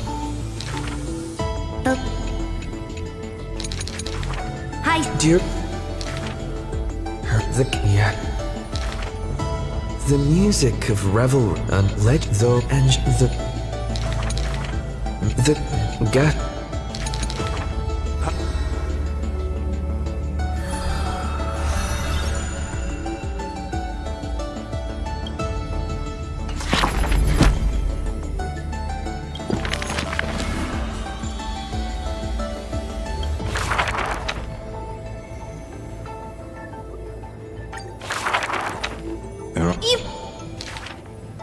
For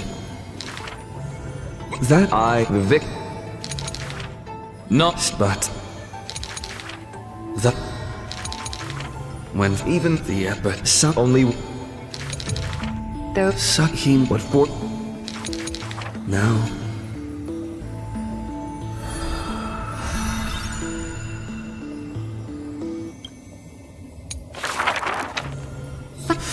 that's this perhaps look but each is a how but you upon it but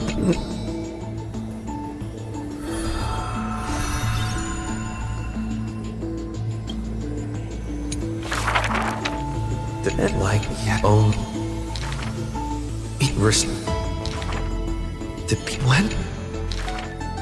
and huge it like it is but this could it be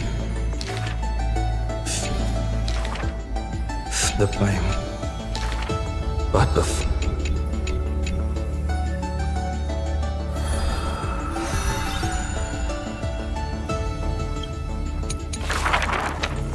at me. That hum the but you is an button but fuel but the there had been in but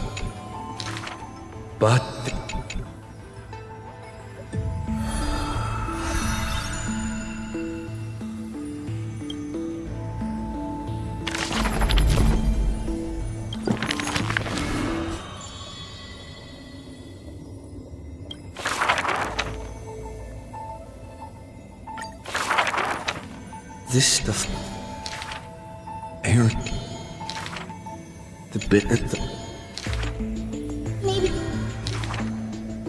the brother child and what but The god. that but that and fuck you the departed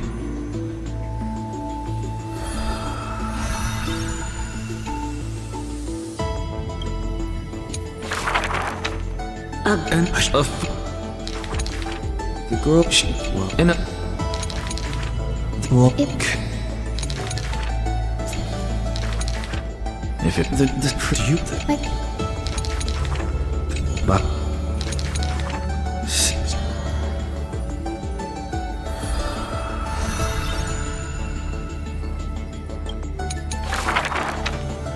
in with no epic if at that yet the there I the stay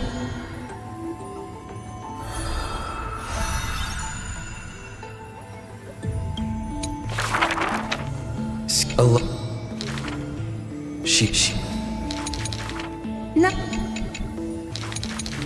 and with no with but the thing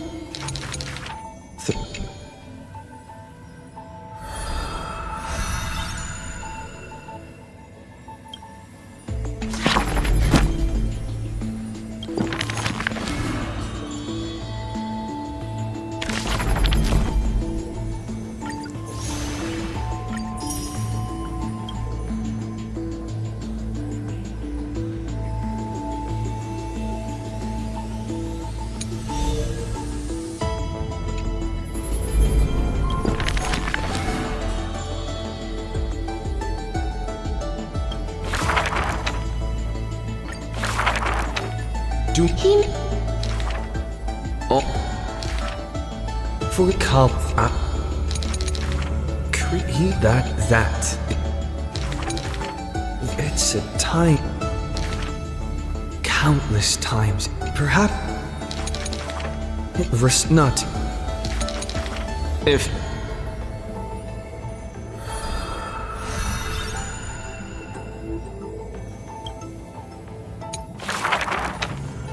Bill yet you upon the skull his dwell is the deep can he rebut it it the titan what are this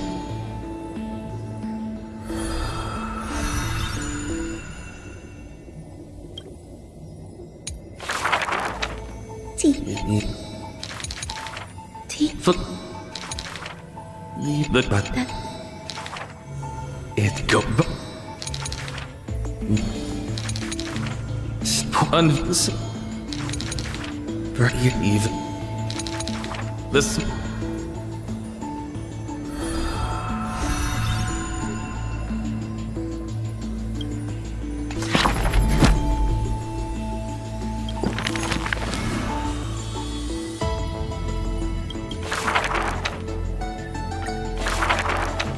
inch till the inch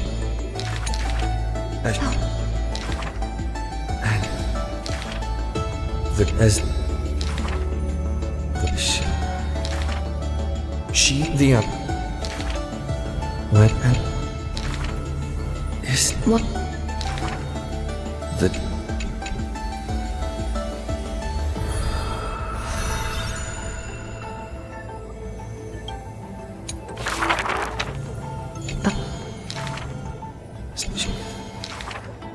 she the just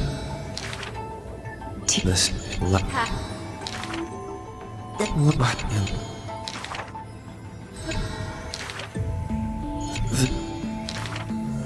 There's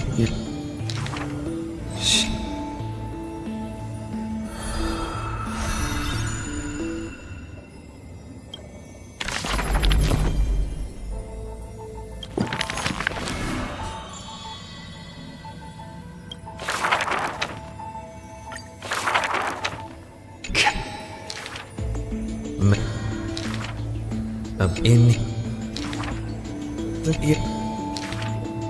it's so that as the when your the as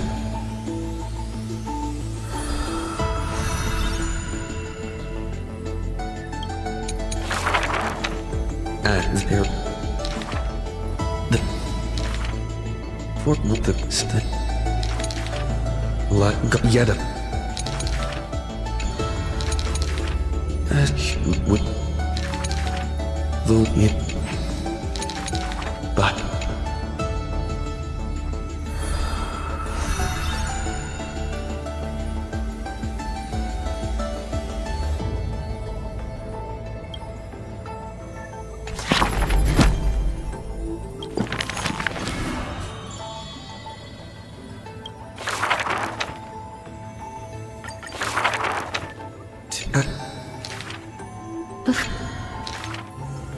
it's it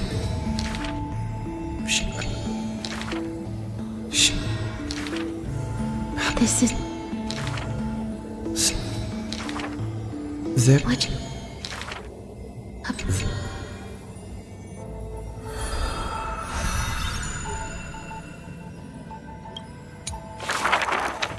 the add on the brook the don't when every till it's the after do the but I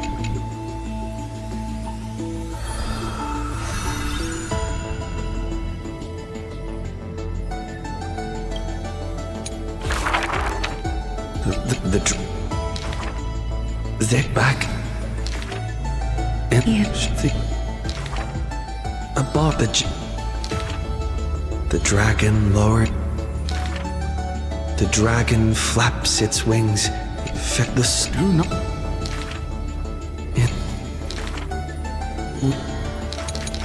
the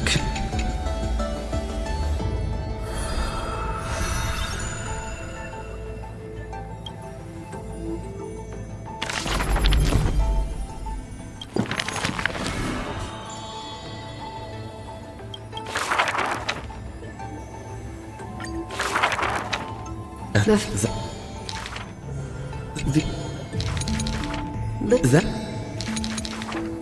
yeah I with that with he the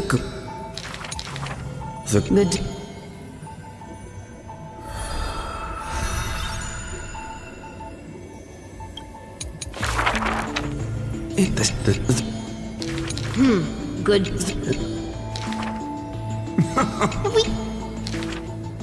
the woman What? even the girl she was the girl the bet the old to people Yup. the girl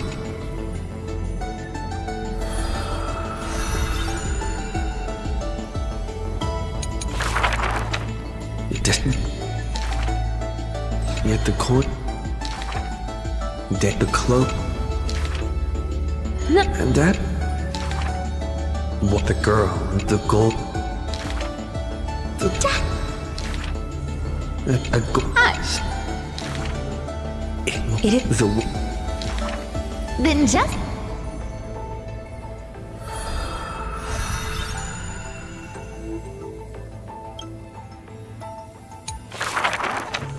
This is... Every the call. The... I will. They...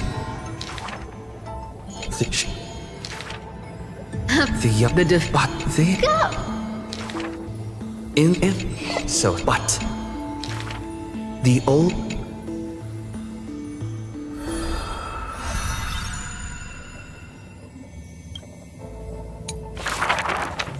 The 300... Just the gun. It's The... what a... Barry... There's no... The... She... The Wintra... lie.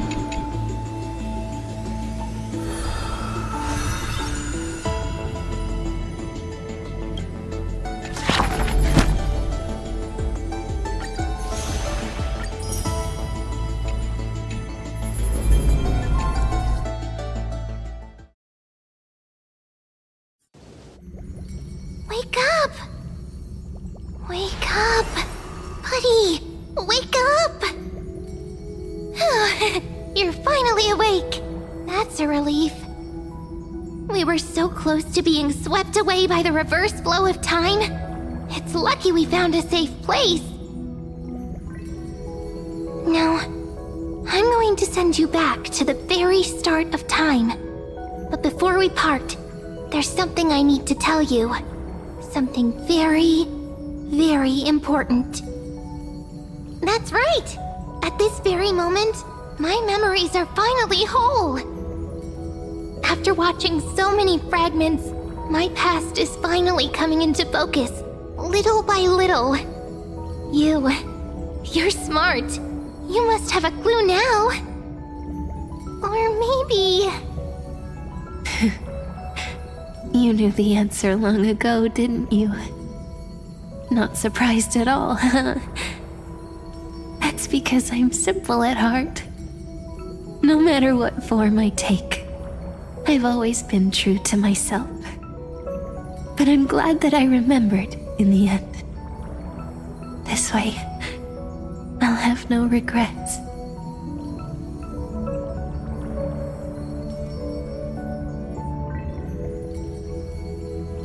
Don't worry. We're not truly parting. Because I'm going to become a part of you. I'll turn into the memory of this cycle. The 33,550,336th Flame Chase journey. And forever reside in the heart of the Time Demigod. This way, you'll carry all that has come before, crossing time itself to reach the next cycle. My mission ends here, but looking back, I still feel lucky. After all, across 30 million Cyrenes, I was the first, and the only one who got to finally meet you. So, believe me, in the next cycle, there will be another Cyrene waiting for you. And in the one after that, and the one after that. I will always be waiting.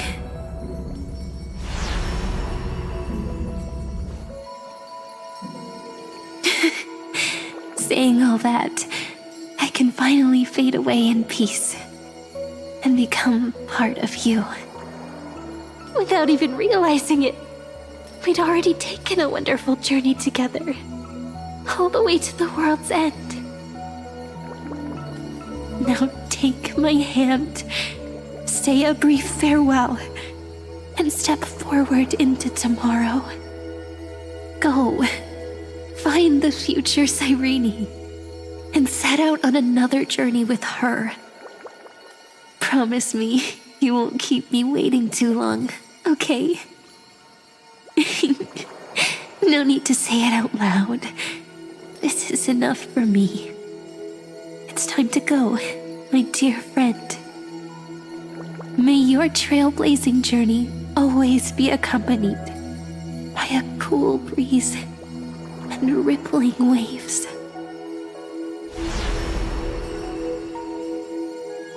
And may the days ahead embrace you like the softest fluff, forever warm, forever gentle. Now, let's turn to the next page. A page that exists because of you.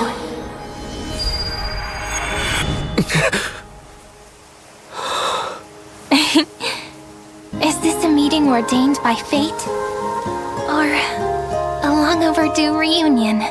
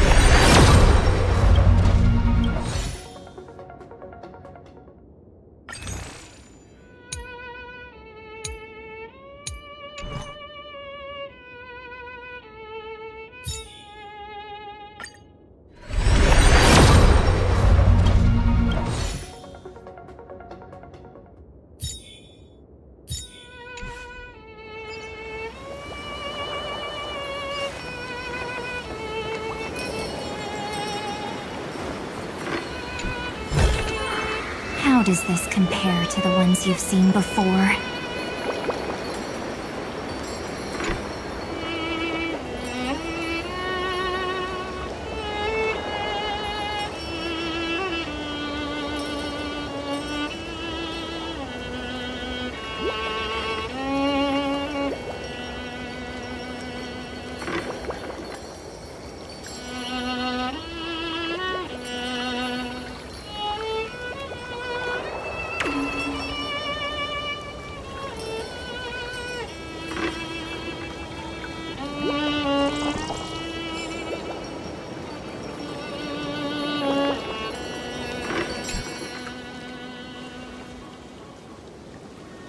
Hello.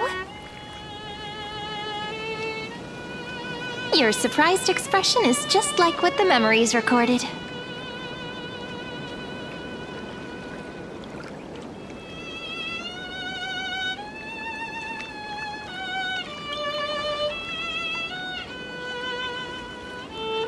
Maybe I'm both? Just kidding.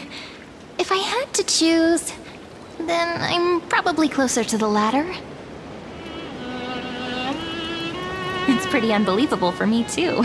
It's like I had a long, long dream.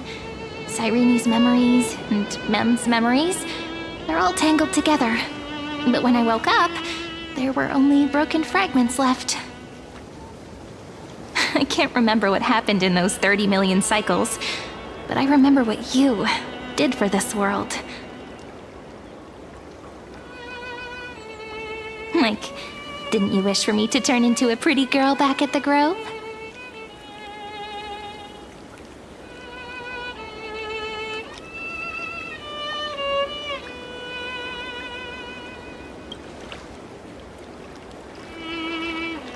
Yep, isn't it amazing?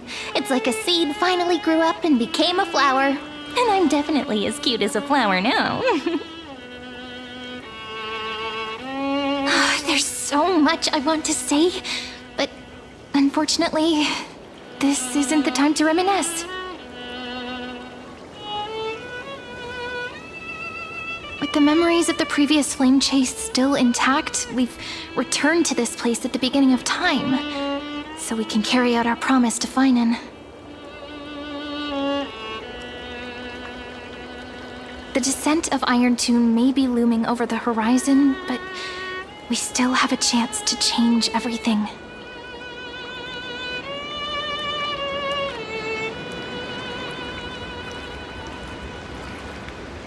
Heidi Silicii is so quiet. In Cyrene's memories, she always sits alone by the lake, gently swaying on the swing, like she's waiting for someone.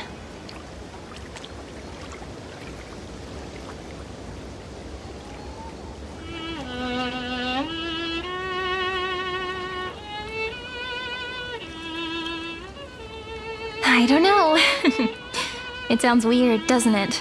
It's something that happened to me, but I'm talking as if I'm an observer. But that's just what those memories are like. Vague and unclear, as if encased in thick ice. The only things I remember are the days I spent with you.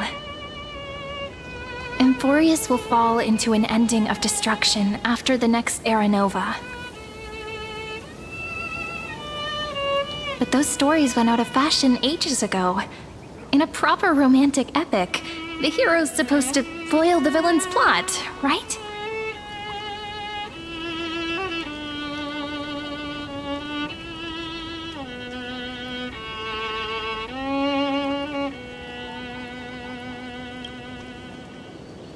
That's right. We now know that sealing off the sky wasn't Aquila's actual intention. Lygus is the mastermind behind it, the one who's trying to control everything. How unforgivable. But I still feel a bit anxious. Lygus chose to walk into the spotlight and reveal everything, which means he still thinks the current situation is under his control. Maybe he still has an ace up his sleeve. Think about it. Even the name Lycurgus is a fake one. We have no idea who or what he really is. Which means it's probably time to borrow that treasure you're carrying, friend.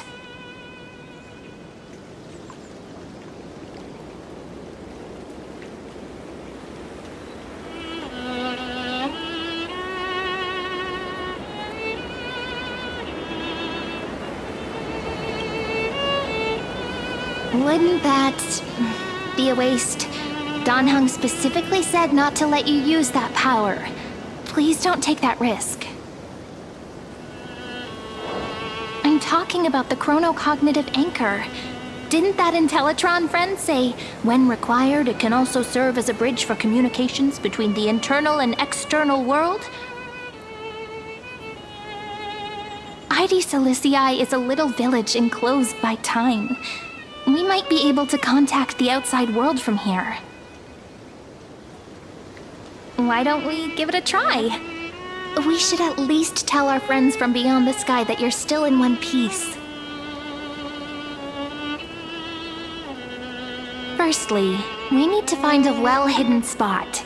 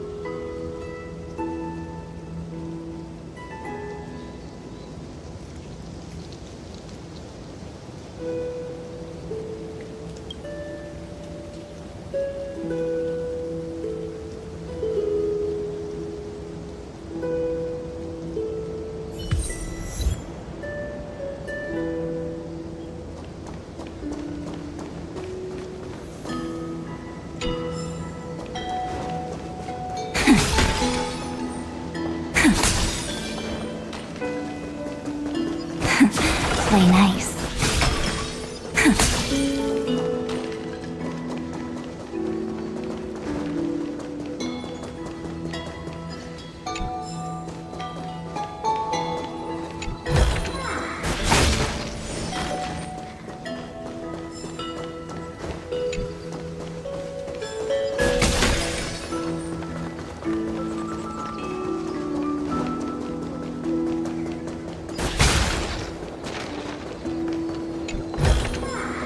How does this compare to the ones you've seen before?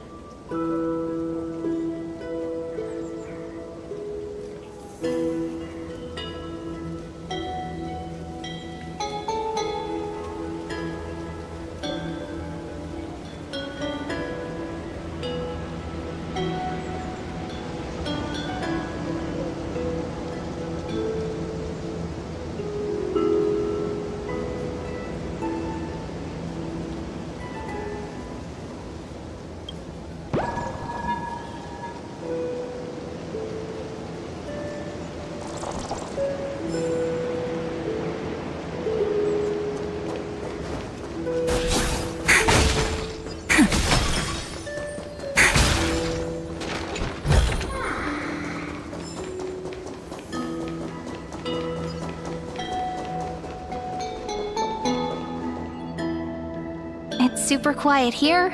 Sounds can't get in or out. Back in Cyrene's memories, this room was her secret base. No one noticed her practicing Orynyx's prayer here, or trying to speak with the gods in secret. But today's different, isn't it? We aren't trying to contact unreachable gods, but humans from other worlds. Real people. I'm prepared to witness that miracle, friend. The way Cyrene talks is so similar to Mem. I have so many questions. I'm also worried about how Dan Heng and March 7th are doing. Here's hoping the chronocognitive anchor can still function normally. Because I really need answers.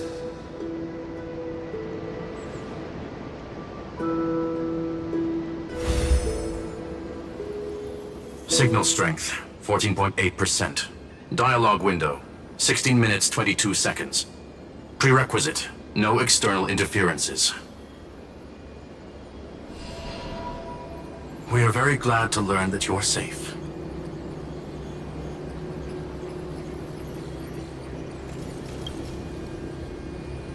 Not only am I here, but I also happen to have saved you 4 times already. Without you even being aware of it, of course. But now's not the time to celebrate. When 2 geniuses show up at once, you know you're in deep trouble. Listen up, little one. The Destruction's eyes are gazing upon this place. No, I'm not joking, and no, it's not Droidhead. It's the real Nanook. Time is running out, so I'll explain in terms you understand. This world, Amphorius, is in fact a testing ground, where the Lord Ravager, Iron Tomb, evolves through self-extrapolation.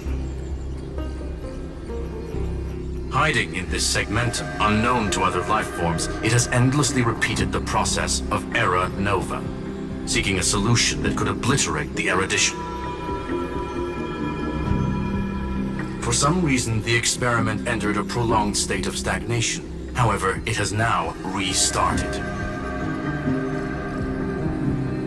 Prediction. If effective intervention is not performed, Iron Tomb will complete its self-coronation in 14 system hours and initiate its plan to destroy the entire path of erudition.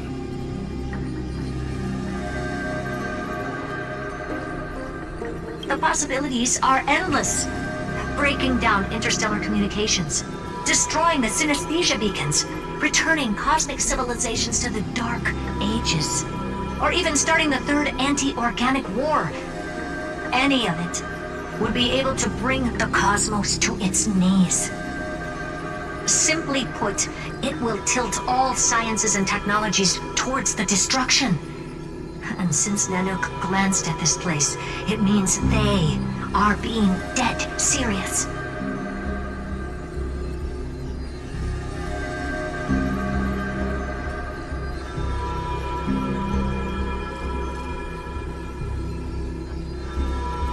Based on info provided by the IPC, Iron Tomb probably isn't like Selenova or Zephyro, who are overlords ascended from human beings. Instead, Iron Tomb is an algorithmic sequence. It can be anywhere, as long as there is a receptacle for its calculation.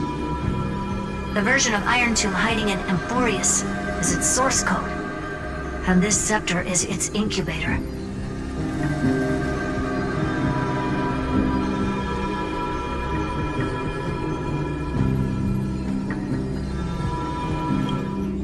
Yep.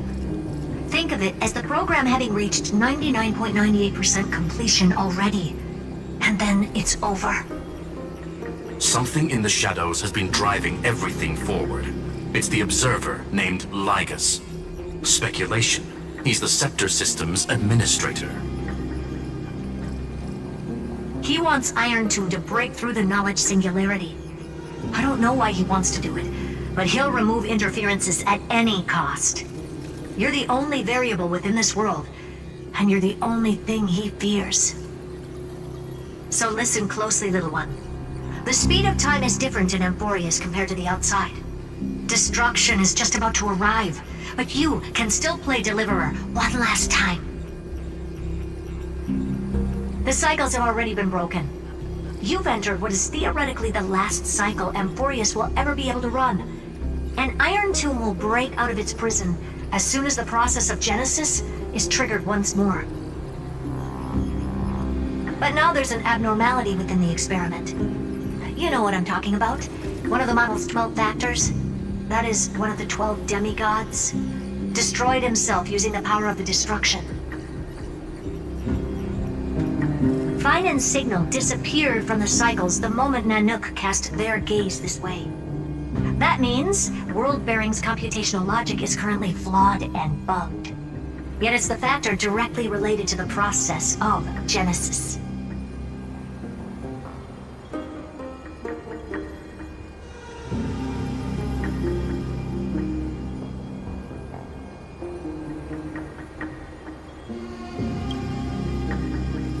That old Intellitron will definitely do all he can to debug this error. So you have to take this chance to claim Kephalli's core flame. Don't let him have his way. The key to suppressing Iron Tomb lies in whether he can rewrite the purpose of Era Nova. There's one more preparation we must make. Lygus's behavior has been quite abnormal. He's never interfered in the actions of Titans or the demigods throughout the whole experiment. Deduction. The Scepter has an extremely strict autonomous protocol, restricting even its administrator. In Amphorius, this ultimate protocol goes by another name. The Law Titan, Talanton. Law. They are the rules that restrain all things in Amphorius, and it was the core flame returned at the very beginning of the last flame chase journey. Why do you have another little pink one next to you? Huh? Her path chart is... Is there something wrong with me? Never mind. Let's get back to the topic at hand. Light calendar 3960. Month of balance. We'll be locking onto this time period to find Law. You can either meet the Titan, convince the demigod, or take the core flame by force. It doesn't matter what you do. so long as you bend it to your favor. We still haven't figured out how you and Dan Heng got inside this world, so influencing protocol is currently our best way to stop Lygus, or to call for more reinforcements into this fight. Once you've got law in your hands, we'll discuss our next steps. Make sure the core flame doesn't fall into enemy hands. Herta, the firewall's interference is getting closer. Time is running out. Please ask any questions you still have as soon as possible.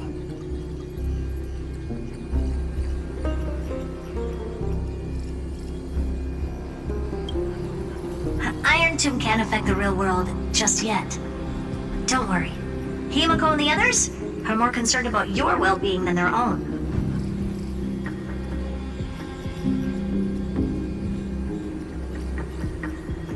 Mr. Dan Heng did not enter the new world with you at the end of the last cycle. Known, the flow of time inside and outside Amphorius is not identical. 1,000 years in this world may only be a fleeting second outside of it. Conclusion, he is on his way back to the Express.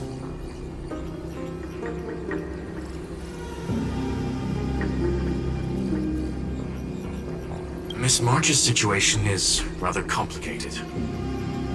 Madame Herta and I can detect her signal, but cannot ascertain her location. What we can be sure of is that she's still in Amphorius.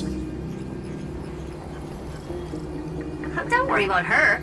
She's absolutely chock full of mysteries. Even if Amphorius explodes, she'll probably float out perfectly protected in a nice thick layer of ice. Worry more about yourself instead. I believe in your capacities. The hands of the Trailblaze can create miracles, and will certainly be able to snuff out the flames of evil. I'm not going to give any motivational speeches. I just hope you bring good news the next time we meet, little one. No, not little one. Deliverer.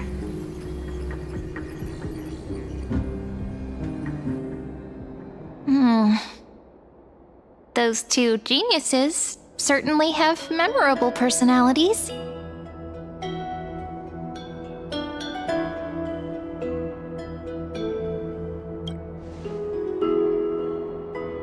It feels weird.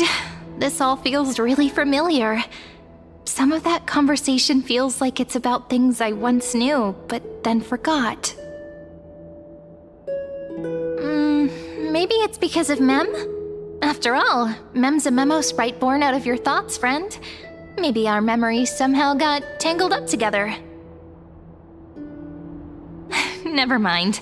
Let's focus on something more important with what little time we have. Just treat me as an ordinary girl with secrets, okay? Light calendar 3960. I remember that Talantin had already fallen by then, and the Chrysos heir who inherited that core flame is named Saridra.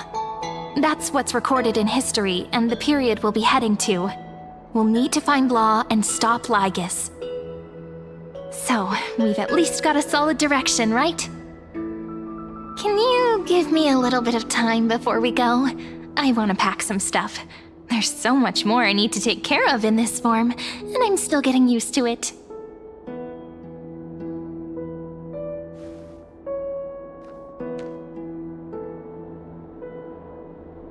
A relaxed scene like this probably no longer exists in the outside world.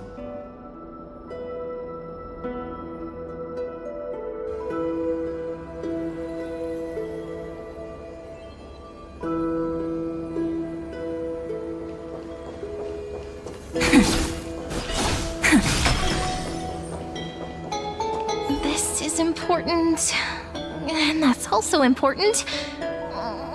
It's not gonna fit into my bag. Hold on, I'll be done in a sec.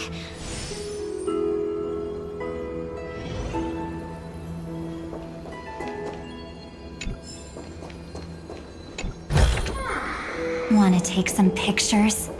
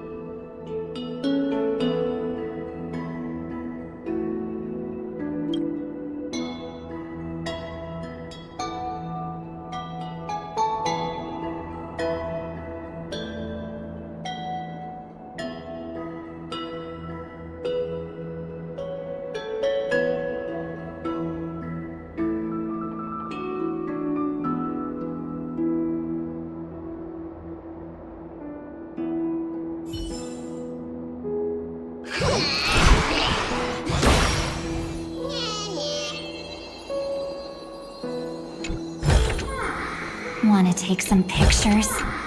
How does this compare to the ones you've seen before?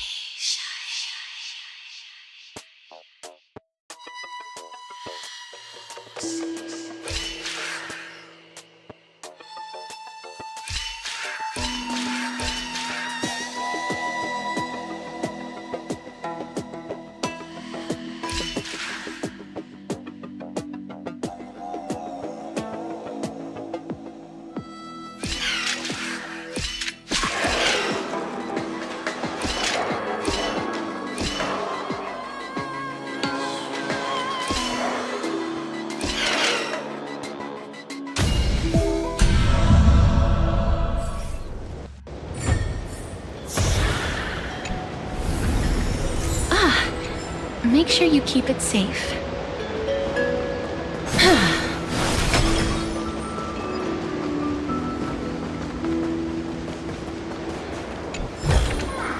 I want to make something with it. But what to make?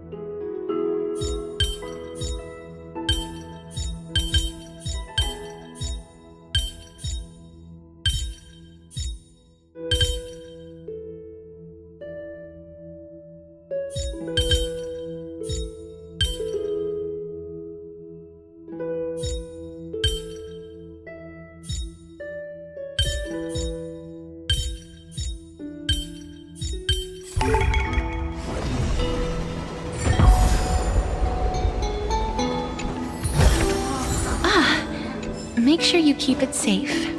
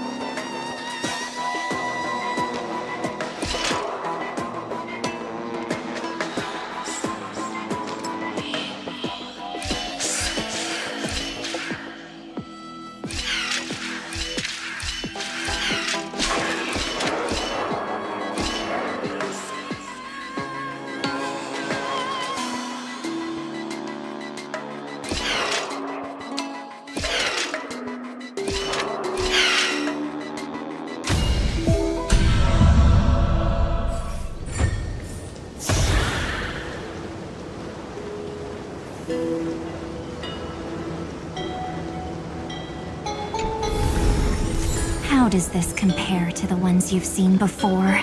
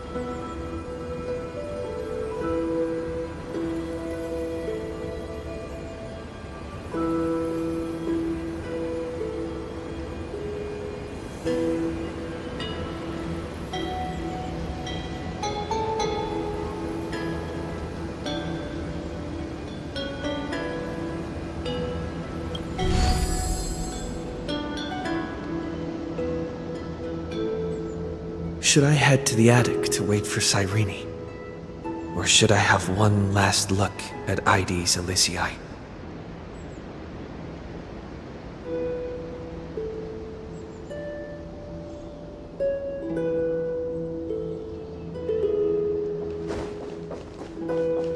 How many sets of toiletries should I prepare? Should I pack something for a surprise? Ah, no peeking!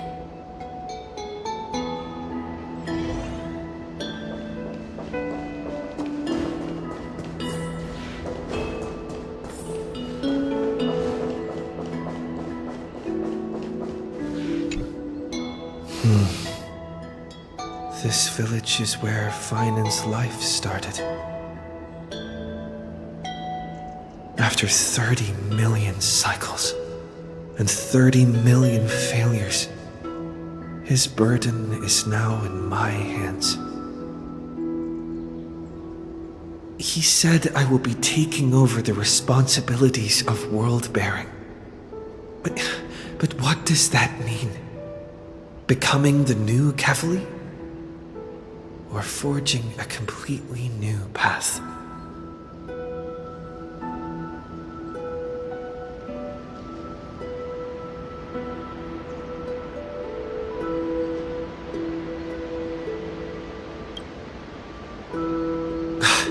Calm down and think this through rationally.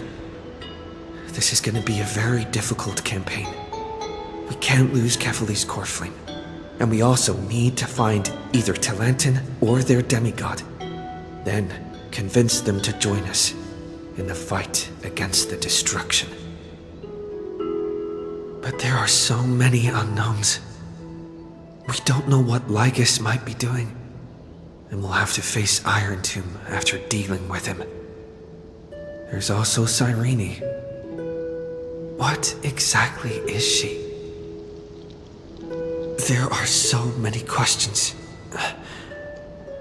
I'll have to take it one step at a time. But I must make each move very carefully, because every decision could potentially impact the end. Herta and Screwlum's help might be crucial. Thinking hard over there? I finished packing. I decided to just bring these few things in the end. See? There's a journal, a quill pen, and the ceremonial blade of the Priests of Time. Holding it calms me down for some reason. The scent of the Black Tide is now calm. Finan must still be fighting them in some way.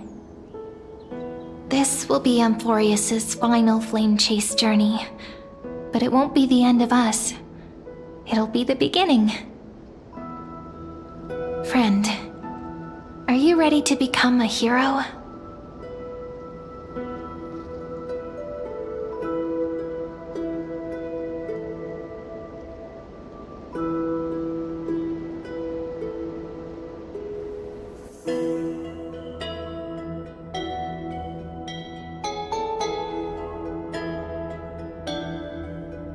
Just treat me like any other friend you have.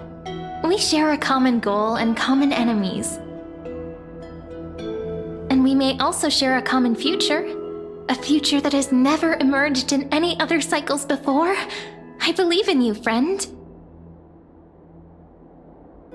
If you still can't get used to it, just call me Mem like you did before. Just kidding.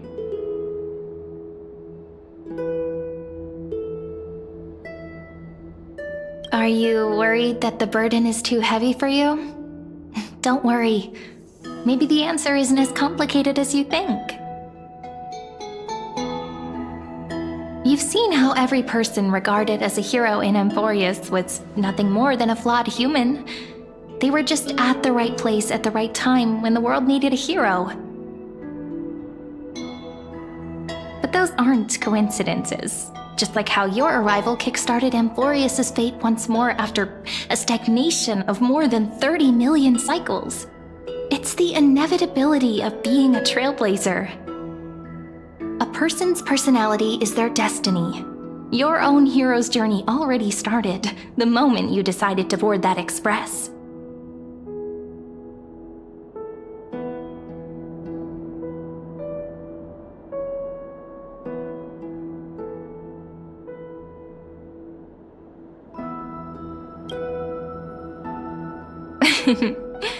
Stand with me? That does sound very nice. Why don't we take everyone with us? I believe in you, friend. We'll never be alone, no matter what awaits us. In other words, since you've already saved so many worlds, friend, you should be used to being called a hero by now. Maybe you can tell me those stories as we travel. That way they can become our shared memories too. Let's trailblaze onward like before and create a future that's worth being remembered.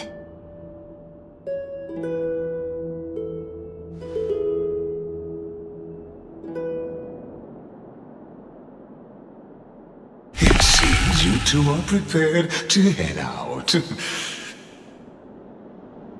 Then you should indeed treasure the view before you. For you do not have much time left to enjoy such solitary delights.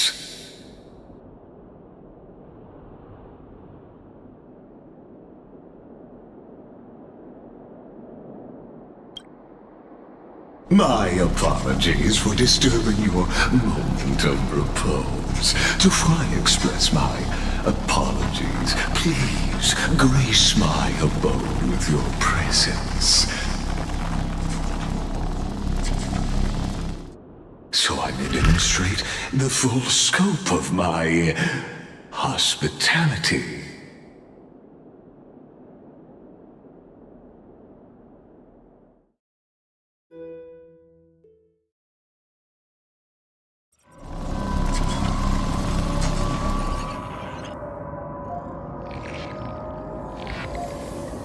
What is this place?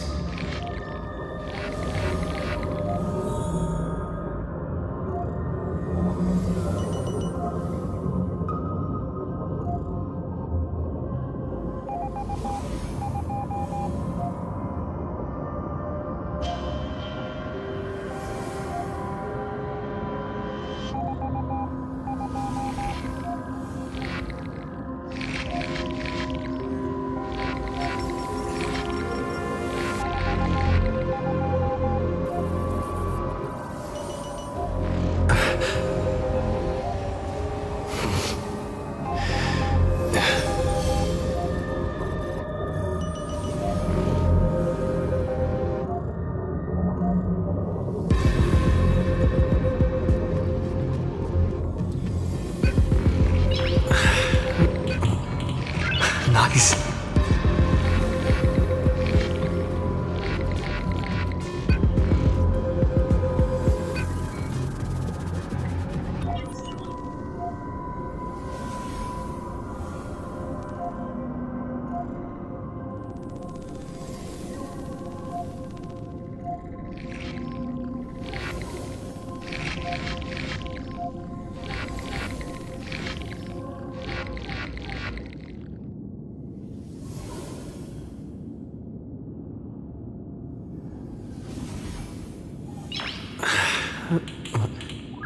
Nice.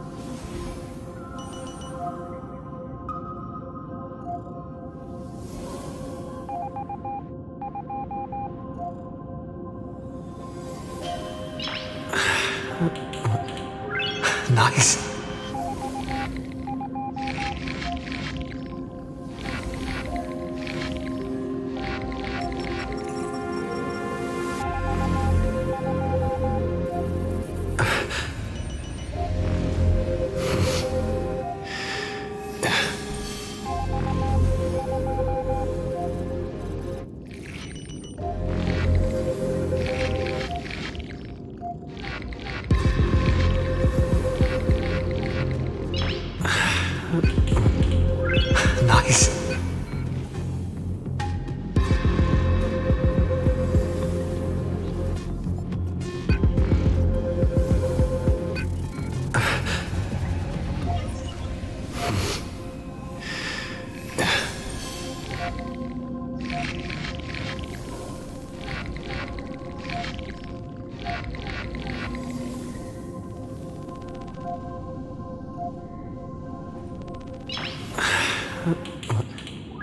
Nice.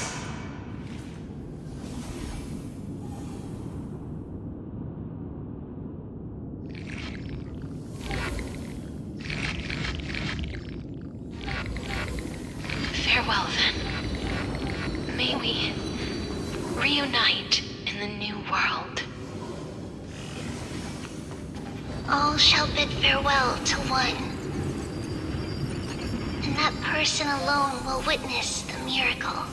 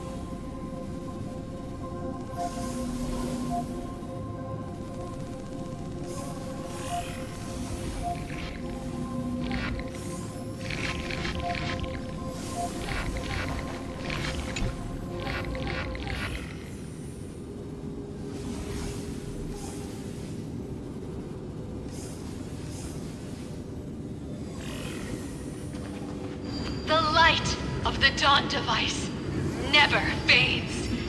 Kephales's protection has no end.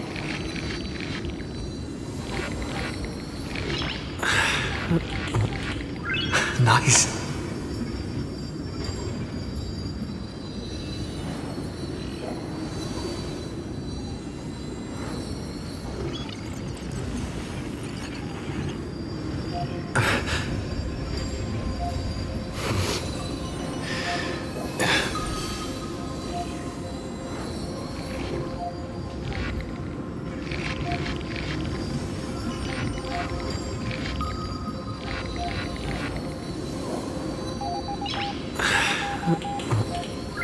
Nice.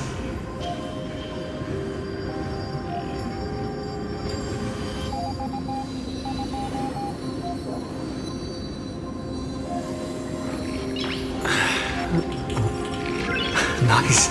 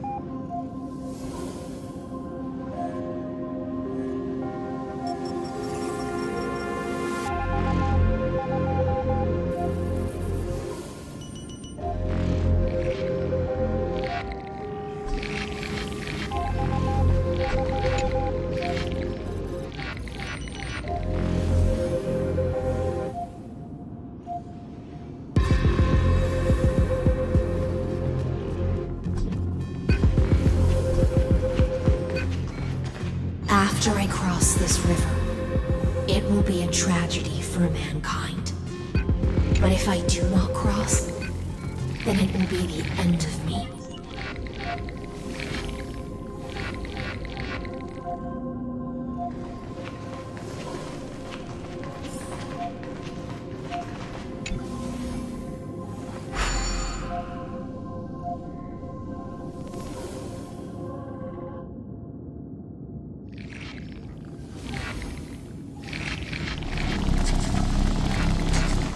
Outlier. Executing command. Record.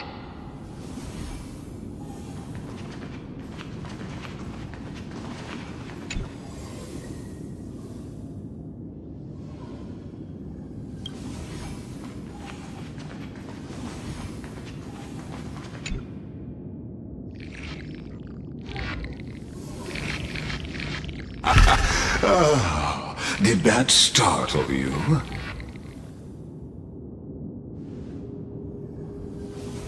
This is the intersection between Amphorius and the real universe. The audience seat where I observe this experiment. You can also call this location The Exolith. What you see is the true form of the eternal land and the 12 demigods after they've shed their disguise of legends. Doesn't it look marvelous? Amphorius is like a microcosm of the cosmos. People love to portray the romance of the starry skies, but their tales often forget a different and far more truthful type of universe.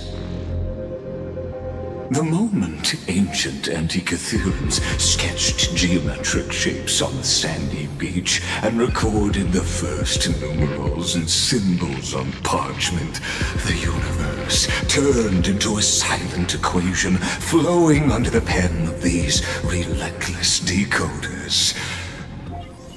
Erudition. It was once the mother tongue of the Creator, the pen of divinity, and the first lyrical verse ever written by free will.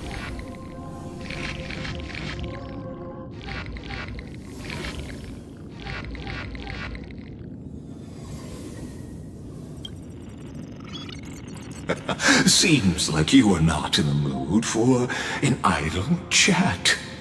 That is fine. I simply wish for you to understand that I have no intention of being your enemy. I have devoted myself over the long years to nurturing the Scepter's extrapolations, hoping that the Prima Mobile would bud from within it. And now, my goal is almost complete. Nikos 496 had exceeded the intelligence singularity through his rage, and though he still retains his obsessive defiance and managed to suppress the black tide of this cycle, it's a matter of time before his will crumbles to dust. Iron Tomb will be completed. That will not be affected by my plans, your resistance, or the schemes of the two geniuses. It is an irrefutable fact, just like the instance in Noos's calculations. In other words, as long as you are willing to stop interfering and let the final Aeronova carry out its natural course, I'll guarantee the safety of all Nameless and ensure you return unscathed.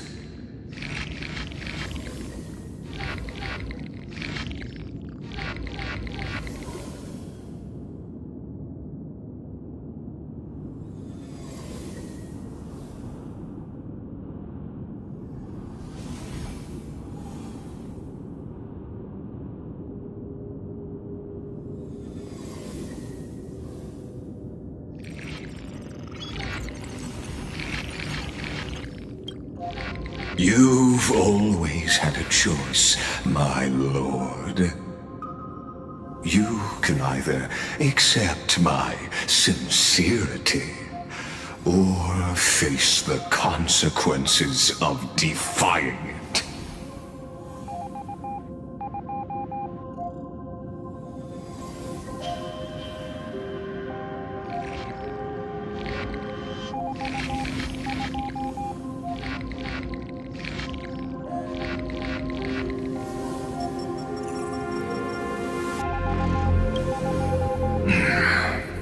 They've always been the product of the experiment, so naturally, they will perish when the experiment ends. That outcome was predetermined long ago, so I will not embellish such a regrettable conclusion.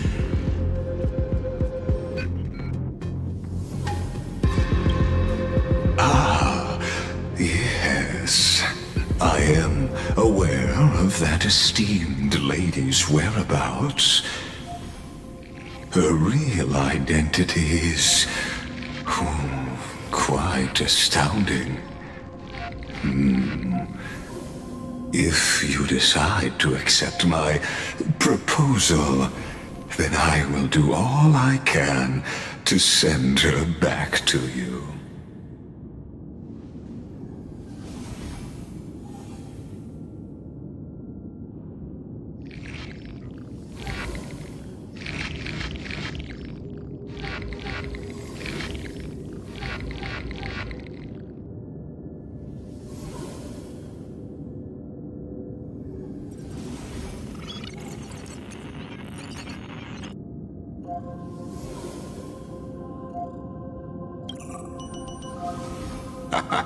You are indeed worried about your safety and that of your companions. Rest assured, as a fellow Pathstrider of this path, Nanook's gaze left a brand on your soul long ago. You harbor the seed of destruction within you. But you need to learn how to use it in the right way. That vital knowledge is also my bargaining chip in this negotiation between us. For there are few in this world who are truly capable of such a feat. And I happen to be one of them.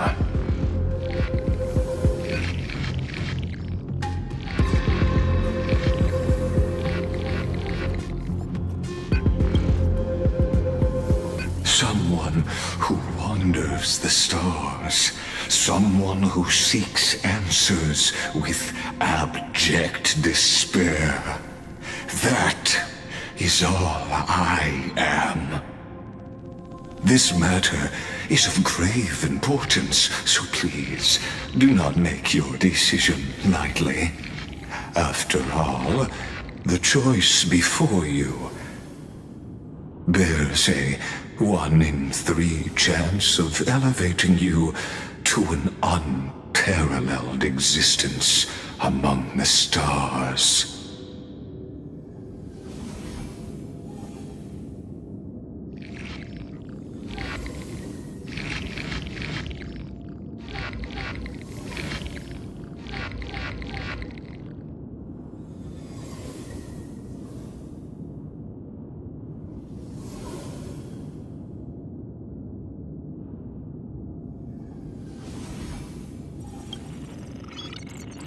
Ruling over is not exactly the same as unparalleled.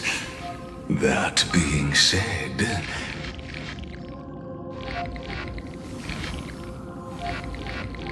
I now see the full scope of the determination in your words. You may now continue your travels.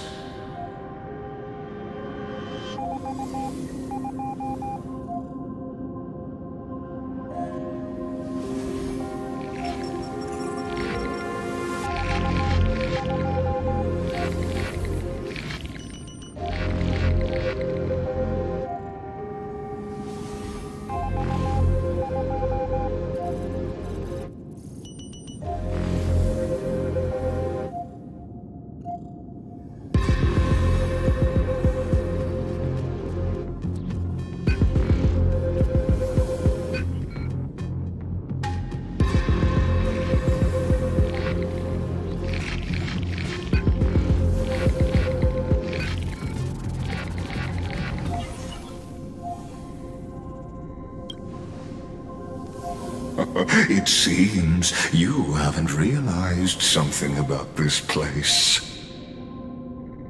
The Exolith is the Erudition's domain. You cannot physically interact with me in any way in this place, and vice versa. As negotiations have broken down, there's no more need for us to remain in the audience's seat. Let's return to the theater called Amphorius, where you will meet me once again.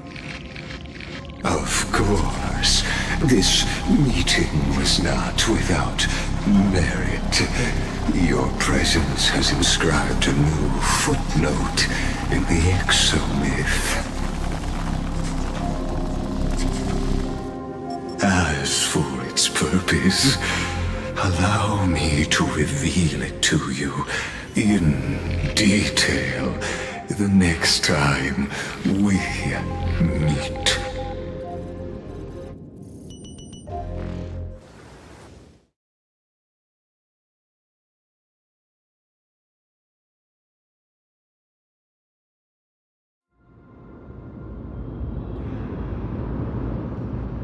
"100 years ago, the flames of war consumed Akama.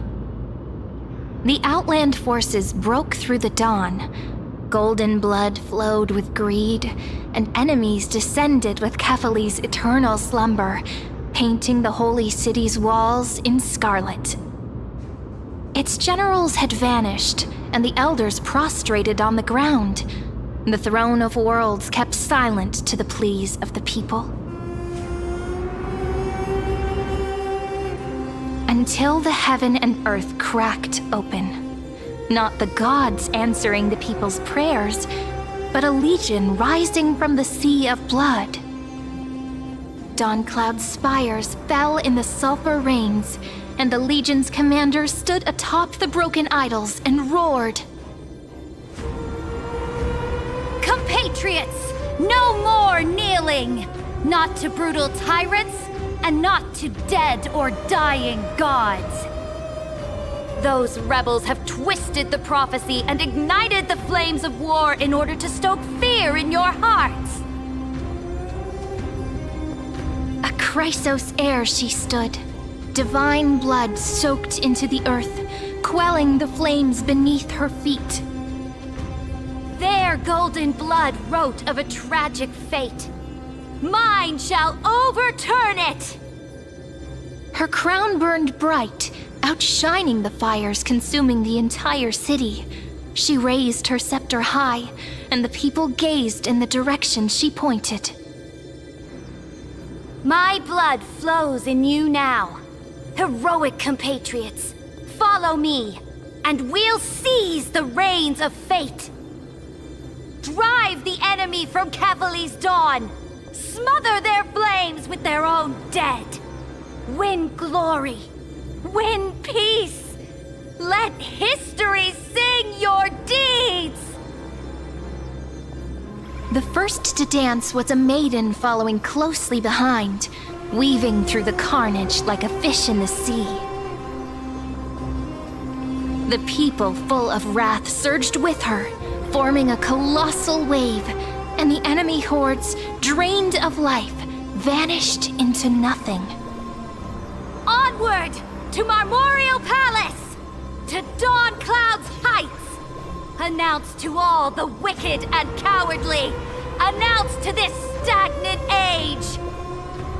We are the rising tide. History remembers this as the first siege of Akama. It is said that after the flames died, people found identical inscriptions in every place in the city that had been scorched by fire. It was the name borne by Akama's first and final sovereign, the Imperator Saridra. Friend, are you listening? Friend? Honestly, you were the one who insisted on reviewing history, yet here you are, dozing off? Wake up! Otherwise, I'll have to... Wake up! Otherwise, I'll have to...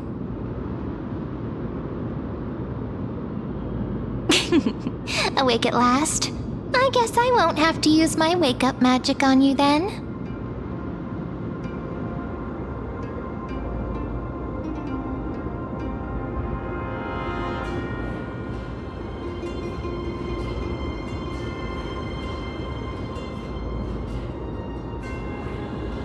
Fine, as you say, just meditating. we've arrived. A familiar place. The Temple of the Three Fates. If everything went according to plan, it should be shortly after Talantin's fall. And also the end of the first Flame Chase journey.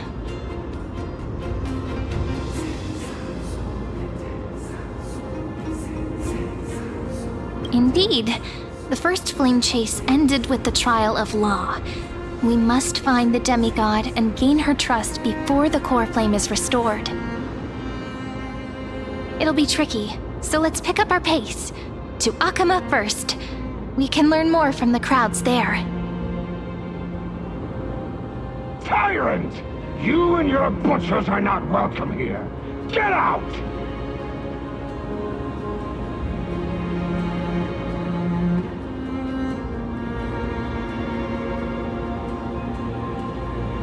Hold your tongue!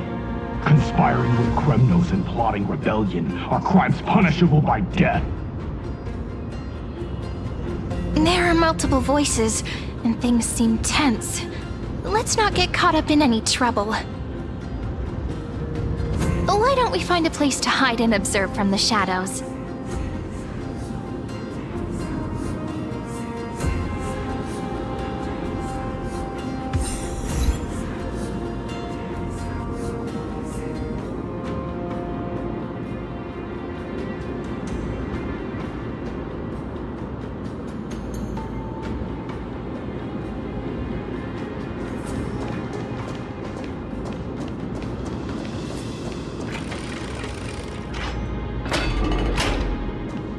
At least Kremnoans keep their faith.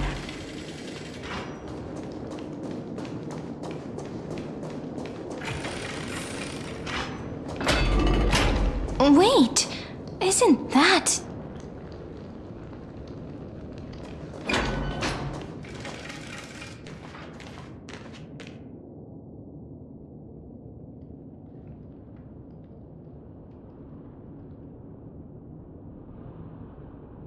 Golden-blooded defilers, perverting the prophecy and trying to slay gods.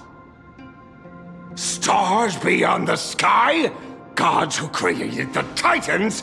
What kind of nonsense? Look at this broken world and see what your atrocious acts have done! What? Did he just mention the stars beyond the sky? How is that possible? You impudent! Dux for Goris. We're here to welcome the Deliverer from beyond the sky. Stand down. Heretic! No one but the great Talantin can deliver this world from misery! I ask you, if the old laws were so perfect, why did they crumble beneath my feet? You...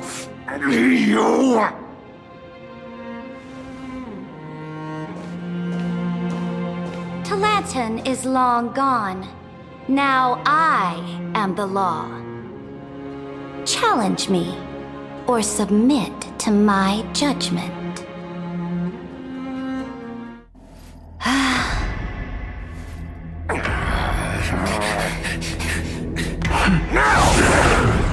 Silence!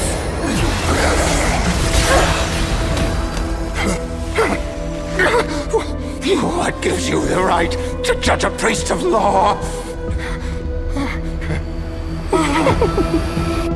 That's because I came, I saw, I conquered.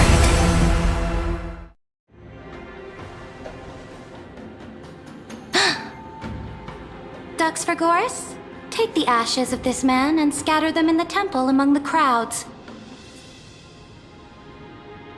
Tell them that the High Priest attempted to take away the rights granted to the people by the Imperator. Thus, he met his fate. Yes, Imperator! Now, these two accidental guests. Dux Gladiorum, if you please. As you command.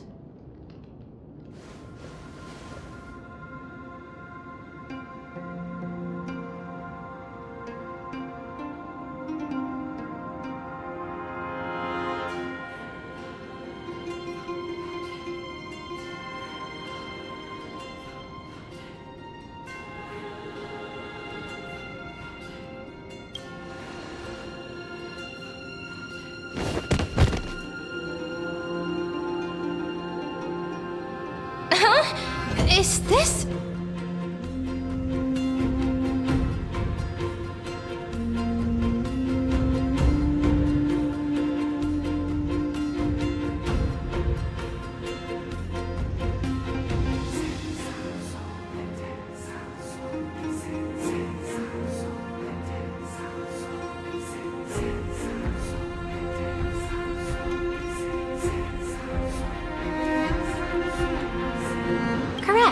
But not the kindness you know. This is the leader of the Cleaners in this era. Since the start of the Chrysos War, they've made it their mission to wipe out the Chrysos heirs. Even now, even after I've united all the city-states, these vermin still lurk in the shadows, hindering the flame-chased journey.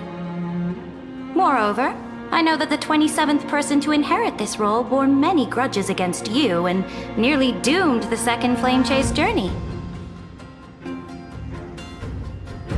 The enemy of my enemy is my friend. So, out of courtesy, I present to you this corpse as a gift.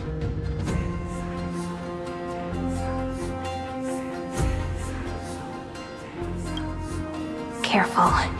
Let's wait and see what happens. She's probably trying to scare us. For the sake of order, I am known by many titles. Flame Crowned, who ends wars. Tyrant of Dawncloud. Empress of the Holy City. And Imperator of the Flame Chase. But, in light of your unique identities, I'll allow you to address me by my real name. Saridra. On behalf of my people and this land, greetings, Deliverer. If I may, how do you know his identity? As the little hostage prophesied, the Deliverer shall come from the future beyond the sky. Gray hair, golden eyes, skilled in wielding a mace. They would arrive in Yanisopolis on this day. There's no mistake.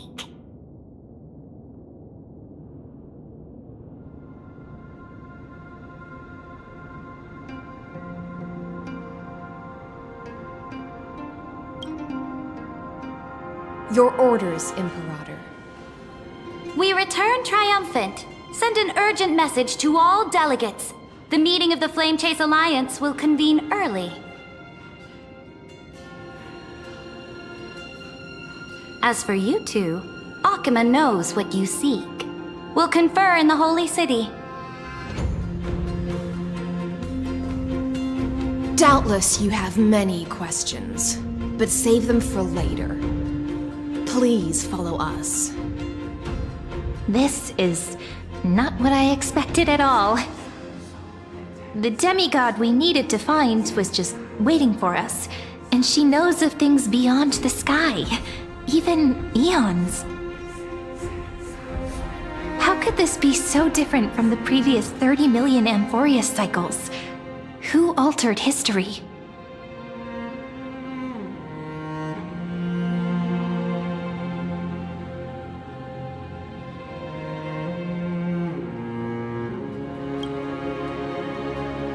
I wish, but other possibilities remain. The currents of time have become twisted. Regardless of who caused this, that Imperator came prepared. We're the ones at a disadvantage now.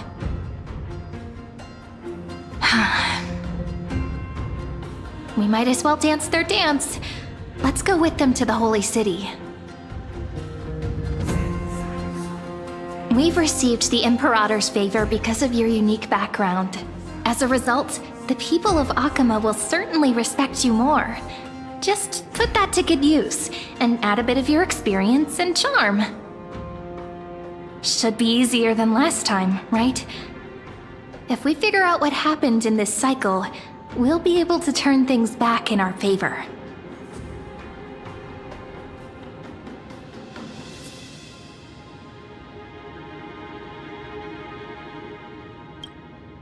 Ah, so I'm the key? Since you insist, friend, I'll give it my all. Guests, please. The journey to save the world starts with a single step. Let's set off, my friend.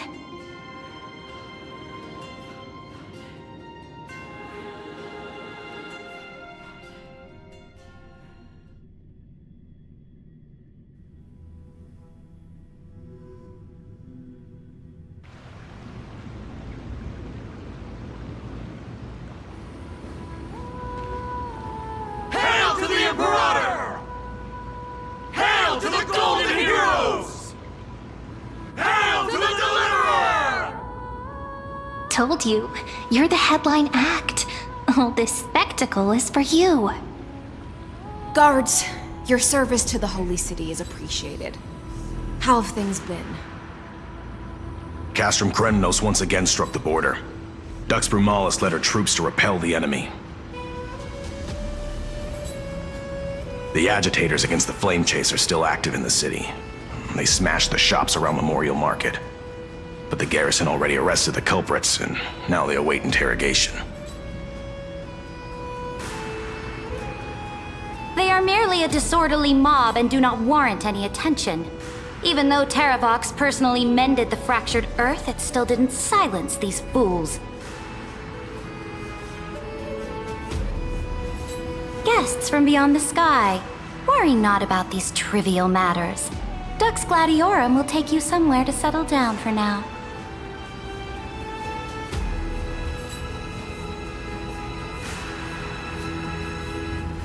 Please allow me to belatedly introduce myself. My name is Hycelans, and I am the Dux Gladiorum who swears fealty to the Imperator, as well as the Knight Commander of the Achaemenid Alliance. Later on, the Imperator will invite you to attend the meeting of delegates to discuss the Flame Chase journey. Your arrival has convinced us that the future promised by the prophecy is certain. Under the Imperator's command, Amphorius shall break its chains and reach the world beyond the sky. With all due respect, what exactly do you know about us and what's beyond the sky? As a humble subject, I cannot freely express my own views to you. Please forgive me. I knew it wouldn't be that easy. Time waits for no one. Please come with me and rest now before the meeting later.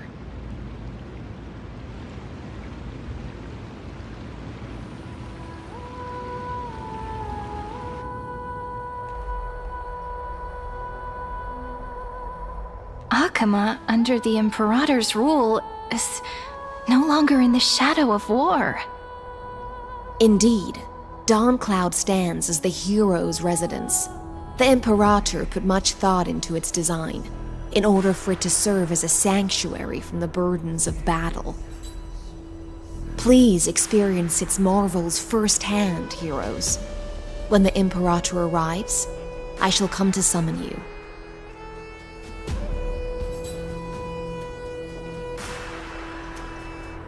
Hycelans. No wonder she's the Knight's commander.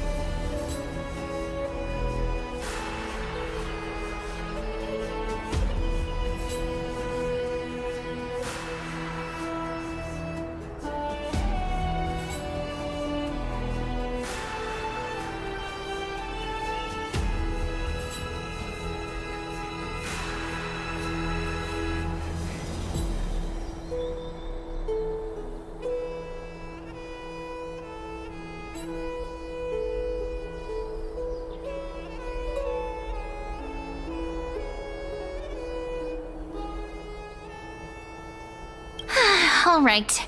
We finally have some freedom to ourselves. Since there's still some time before the Alliance meeting, let's explore a bit. Look over there!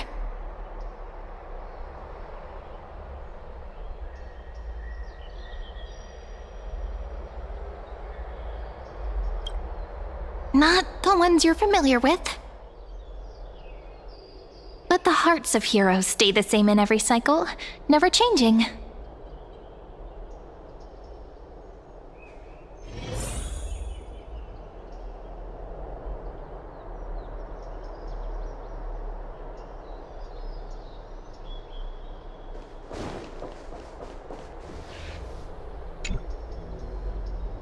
Dux Brumalis, our great Imperator, found the mastermind and executed him in public.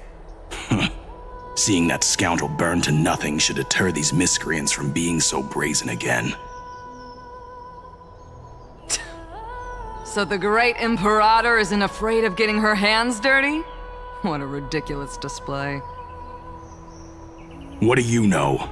No matter what sins the people commit, they are still the Imperator's people, and it's only right that they be judged by the Imperator's own hand.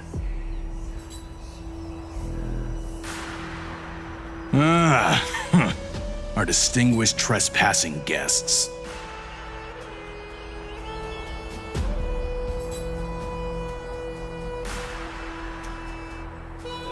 I am Labinas, honored guest.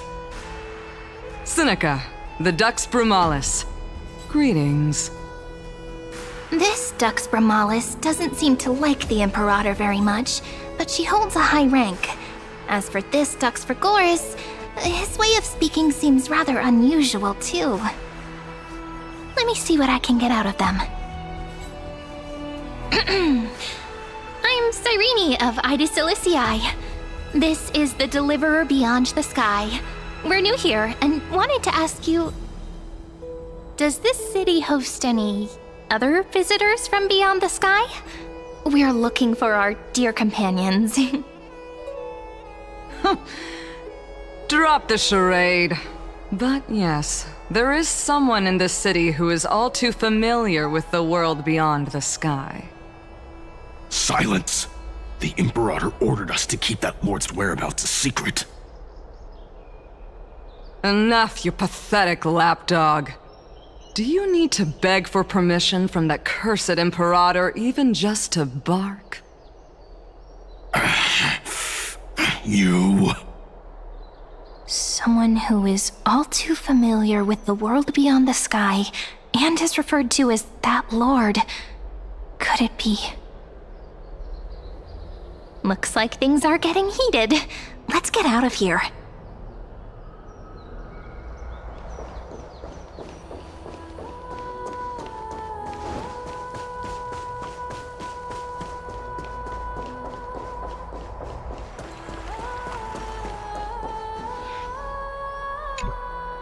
How are we supposed to talk to the heroes of Deliverance? What if they're really intimidating? Virginia, don't be so nervous. Once they hear your poetry... Ah, heroes, you're already here. Greetings. I am Apollonius, the Dux Helcolithus, one of the 5 sages of the Grove of Epiphany, advisor to the Flame Chase army. This is Virginia of Castrum Kremnos, the Dux Carminum and imperial scribe of the great Imperator. Hello. I'm Virginia. I compose poetry. I'm Cyrene from Ida Silicii. This is the Deliverer. Nice to meet you both. They're not as frightening as the rumors claimed.